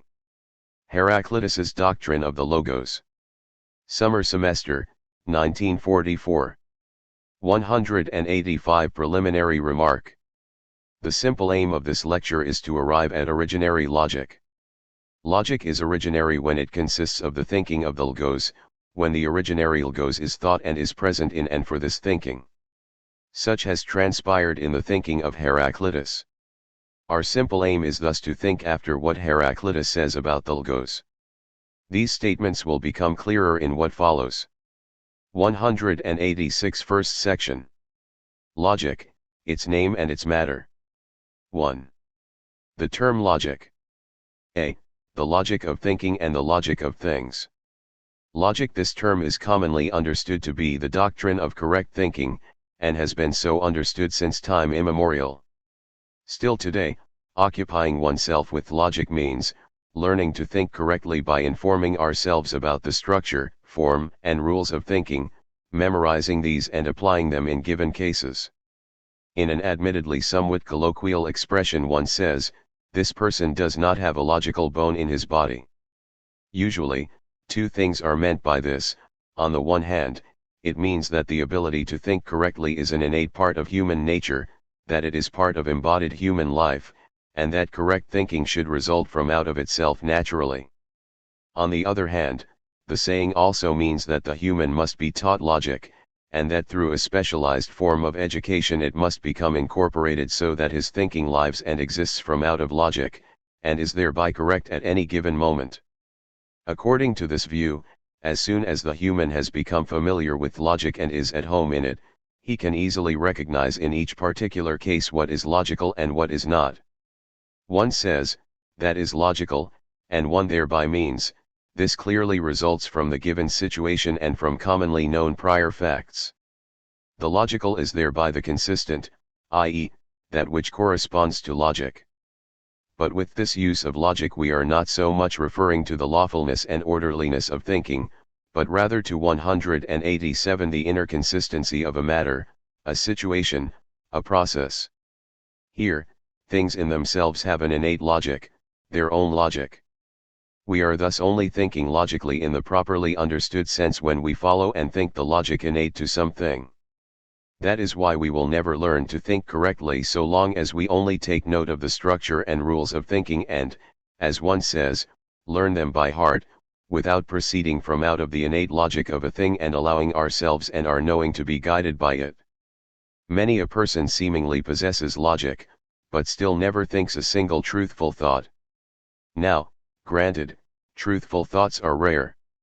The human thinks often and about many different things, however, the thoughts thus produced are not necessarily reliable. True thoughts, which are quite rare, do not arise out of self-produced thinking, nor do they reside in the things themselves, like a stone in a field or a net in the water. True thoughts are thought toward the human and directed toward him, and only when he is in a correctly thoughtful disposition, i.e., when he is in a state of practiced readiness to think what approaches him as the to-be thought.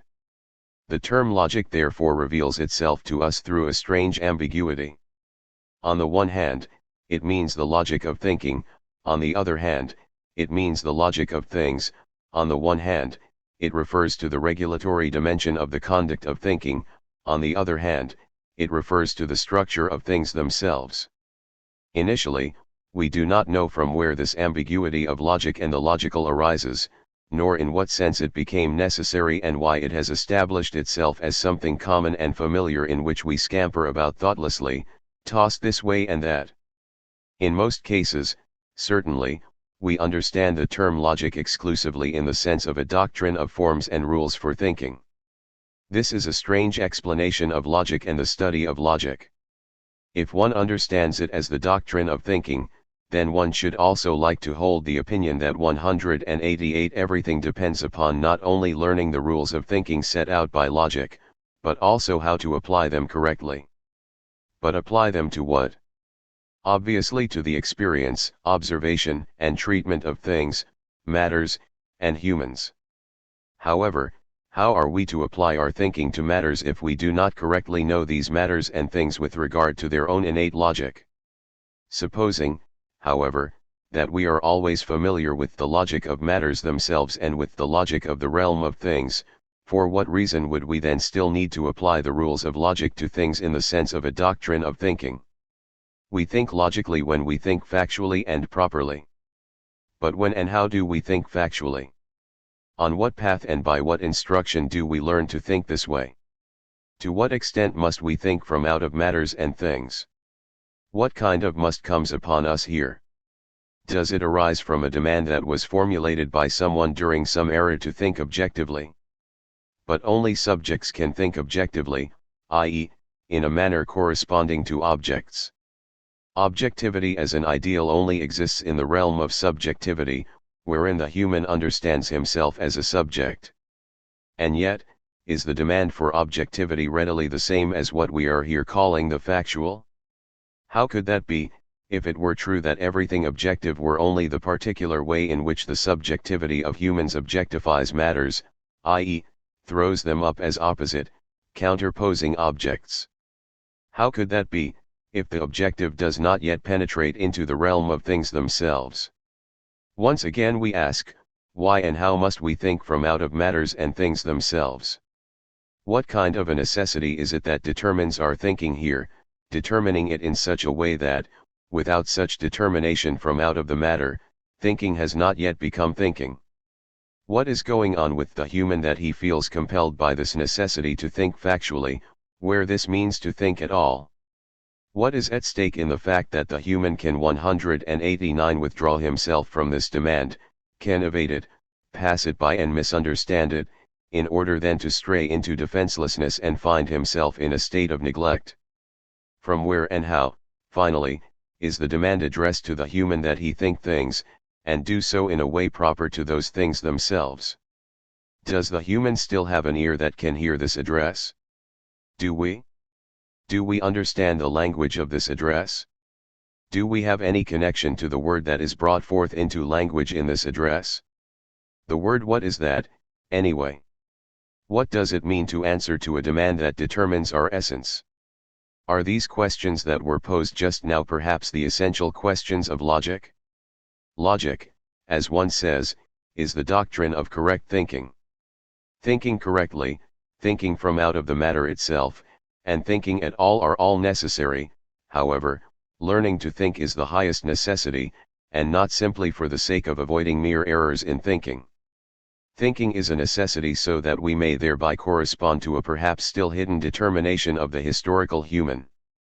Perhaps it is the case that, for a long time, all futurity has rested solely upon whether this ability to correspond and to think is bestowed to the historical human, or whether it remains withheld from him. The historical human, this refers to that particular humanity toward whom a fate is intended, namely, as the to-be thought. But who today and in the coming days is better able and suited to receive the gift of thinking than the nation of thinkers, that nation about whom a particular person who left this nation felt compelled to say that it is the holy heart of nations one, and that from out of it comes a council that surrounds kings and nations too. All poetry and play, all building and construction, all care and action, all fighting and suffering, lose themselves in the confused, the dull, the coincidental, and the purely calculated, so long as the simple luminosity of thinking is not there, a luminosity from out of which 190 world and earth appear and can remain as a sign of the true. But how shall we find the luminosity of thinking, if we do not allow ourselves to be led onto the wide path of thinking and slowly learn to think? Perhaps there is indeed something even more preliminary, namely, that we must first learn how to learn and learn the ability to learn. In fact, before this preliminary condition there is one even more preliminary, namely, that we ready ourselves to learn how to learn. What does it mean to learn? A single definition cannot answer this, but it can give us a clue. To learn is to knowingly appropriate something according to instruction and hints, in order to give it away as the property of knowledge without losing it and thus becoming impoverished in the process. Learning is directed toward the knowing appropriation of the possession of knowledge. But this possession does not belong to us, rather, we belong to it. We must first learn how to learn. Everything must be preliminary, decidedly anticipatory, and slow if the true, as the singular fate, shall be able to approach us and our descendants without our already calculating when and where and in what form this event arrogant shall come to pass. A generation of the slow must be awakened if the rush for action and quick fixes, along with the greed for immediate information and cheap solutions, is not to carry us away into the void or force us into the flight toward merely conventional thinking and believing, a flight that is simply an escape that can never be, nor become, an origin. B. Episteme in relation to modern science and technology. To think is a necessity, and learning to think even more so. Do we learn this through logic? What does thinking have to do with logic? What does this term even mean? What is it, precisely, to which the term logic refers? Logic, perhaps a half-understood 191 task that has been led astray and never originarily taken over by the historical human? In that case, the term logic and its use would only be a stopgap measure for us, used to hint at something else by way of a reference to something long known, thereby admitting that we are just beginning our journey toward that something else, and are still at great remove from it. If that is the case, then we must surely, and for that very reason, first gain sufficient clarity about logic, both the name and the thing itself. Logic, we know and use other terms like this, such as physics and ethics. These are abbreviations of the corresponding Greek words logiki, physiki, and tyche. Before and above all three of these words must be placed the word episteme, which we initially translate as knowledge. Login/logica names all that is pertaining to logos. In a corresponding way, physik/physika names all that belongs to physis. In the very same way, thick names all that pertains to ethos. Logic, understood as the abbreviated expression of episteme logiki, is the knowledge of what pertains to logos. But what does logos signify here?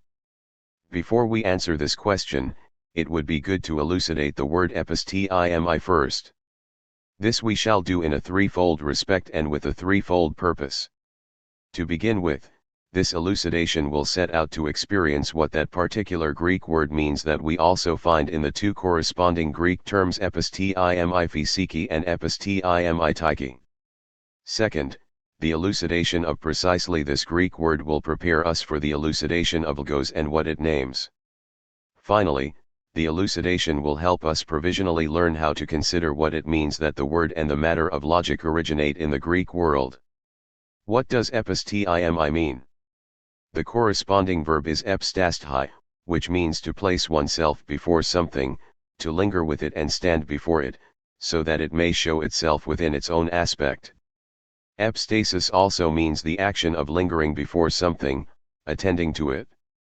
This attendant lingering before something, epistemi, yields and entails that we become, and then are, acquainted 192 with that before which we stand. Thus acquainted with the matter in front of which, and toward which, we attentively and lingeringly stand, we are able to stand before it. Being able to stand before a matter, this means to understand it. We thereby translate epistemi as to understand something. Very often one translates the word as science, inadvertently, and thus also imprecisely and only provisionally, meaning contemporary, modern science. This modern science is in its innermost core of a technical essence, which is becoming increasingly visible in the course of contemporary history. Our assertion that contemporary science is a necessary consummation of modern technology is, by necessity, an alienating claim. This alienation would persist even if we were able to say outright of what the essence of modern technology consists. However, this cannot readily be said, in part because this essence still remains partially concealed, and also in part because what can already be illuminated about the essence of modern technology cannot be transposed into a few sentences. Only one thing can be indicated given even minimally attentive thinking, namely, that the sciences of inanimate and animate nature, and also the sciences of the historical and its works, are ever more clearly developing themselves in a manner akin to how the contemporary human uses explanations to gain mastery over the world, the earth, nature, history, as well as all else, in order to then use these explained sectors according to plan, or need, for a securing and bolstering of the will. To become master of the world in the sense of ordering it. This will is the ground and essential domain of modern technology, a will which, in all planning and examining and in all that is willed and attained, only wills itself, all the while equipped with the ever-increasing possibility of the self-willing. Technology is the organization and the enactment of the will to will. The varied forms of humanity, 193 peoples, and nations, these groups and the individual members of whom they are comprised, are everywhere only what is willed by this will, and not themselves the origin and caretaker of this will. Rather, they are merely its often unwilling enactors. What is the purpose of this reference to modern technology and the thoroughly technological character of modern science? It is supposed to lead us to a consideration of whether we are permitted in translating the Greek word epistemi, i.e., to understand something, with the word science. If by this word we mean only modern science and only in an approximate sense a state of affairs that certainly suggests itself, albeit through a lack of reflection, then the translation is incorrect. Nonetheless, there remains something truthful in the rendering of the Greek word epistemi with the German word Wissenschaft, science, and precisely when we are thinking of the technological character of modern science. Therefore, modern science and the Greek epistemi do indeed have a connection to one another. Certainly. Regarding the translation of epistemi with the German word Wissenschaft, science, one could easily make reference to the oft-mentioned fact that Occidental and modern history both trace back to Greek antiquity, and that this lineage is particularly pronounced in the Occidental approach to cognition and knowledge.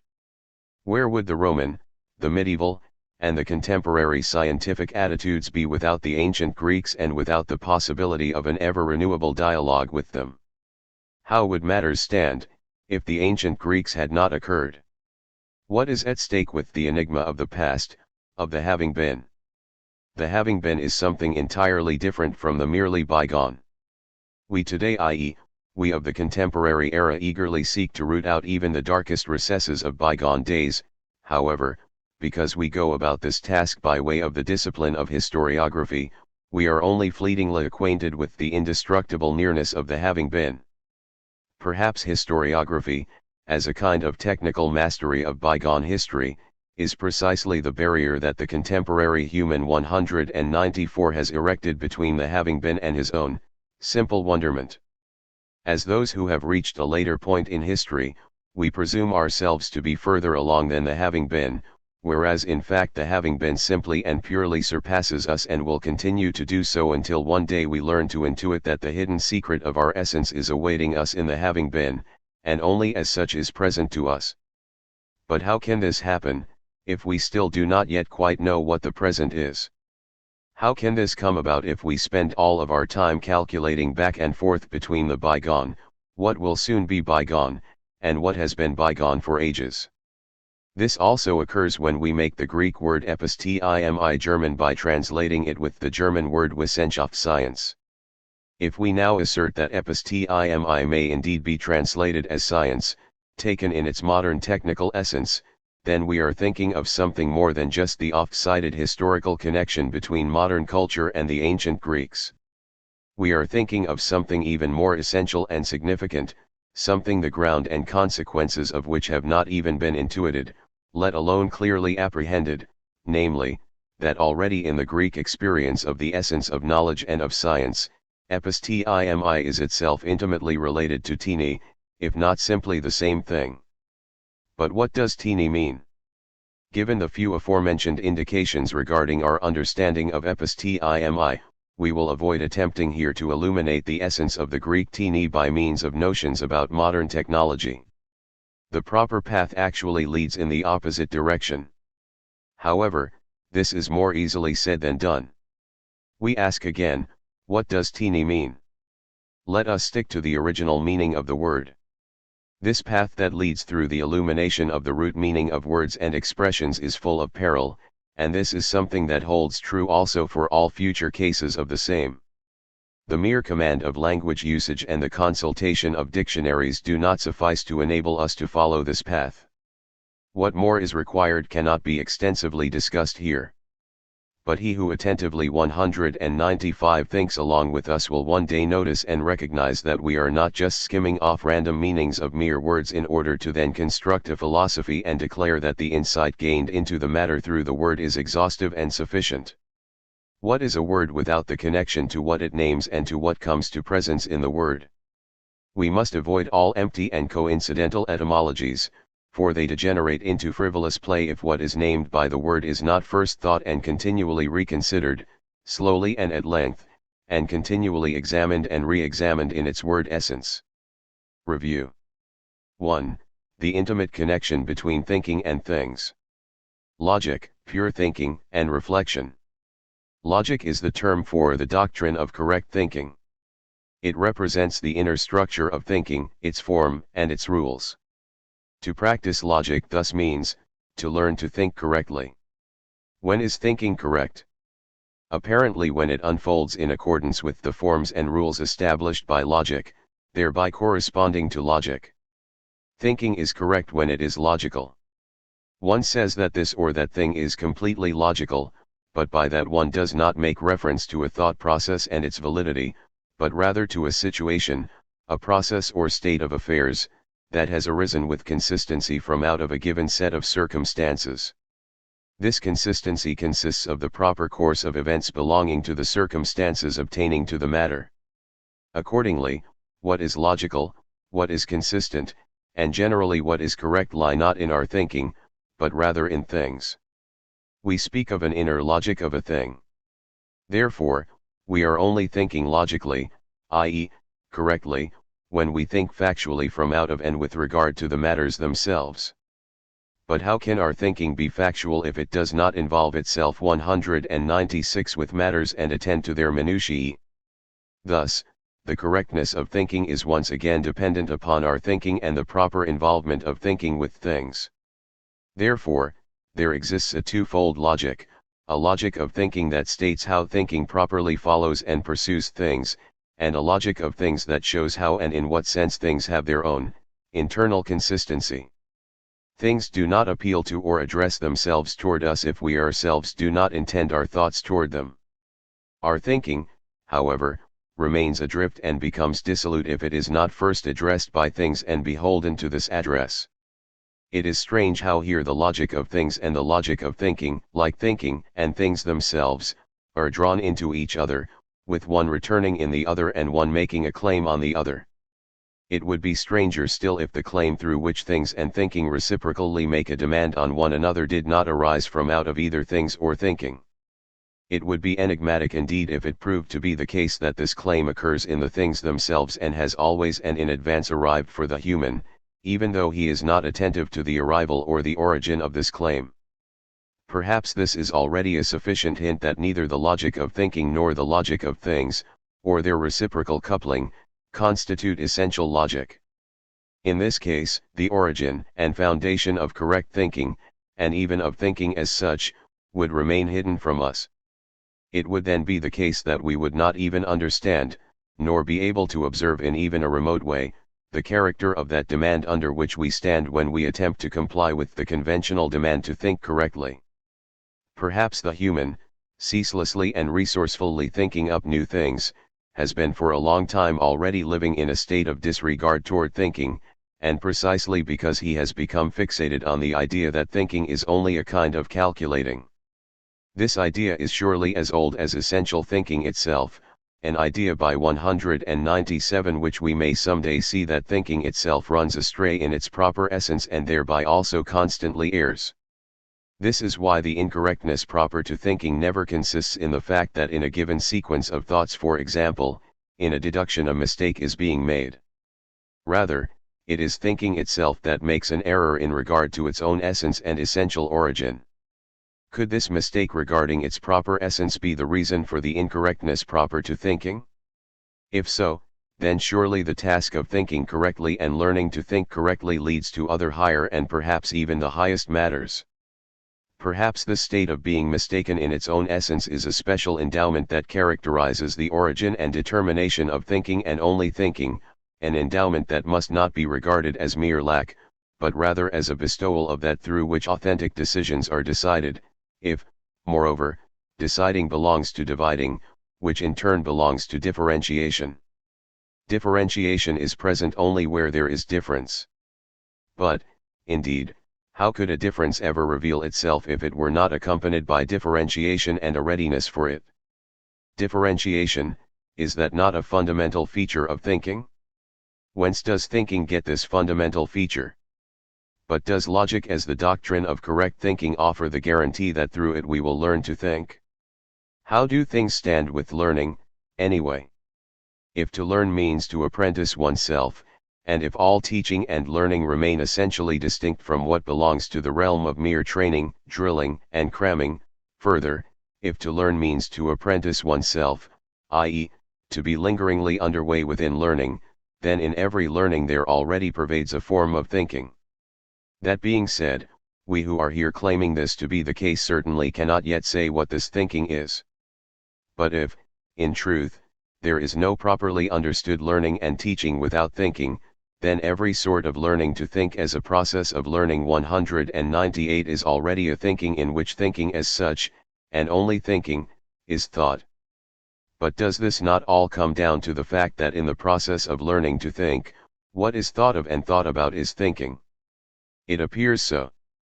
For logic, as the doctrine of correct thinking, is, after all, a thinking about thinking. Certainly, this thinking about thinking is a rather contrived, almost unnatural activity. Thinking about thinking, this seems to be something warped and distorted by which thinking bends back towards itself and abandons its straight course. Bending back means reflecting. Reflection inhibits action and causes indecision. And thinking about thinking, is that not the very paradigm of reflection?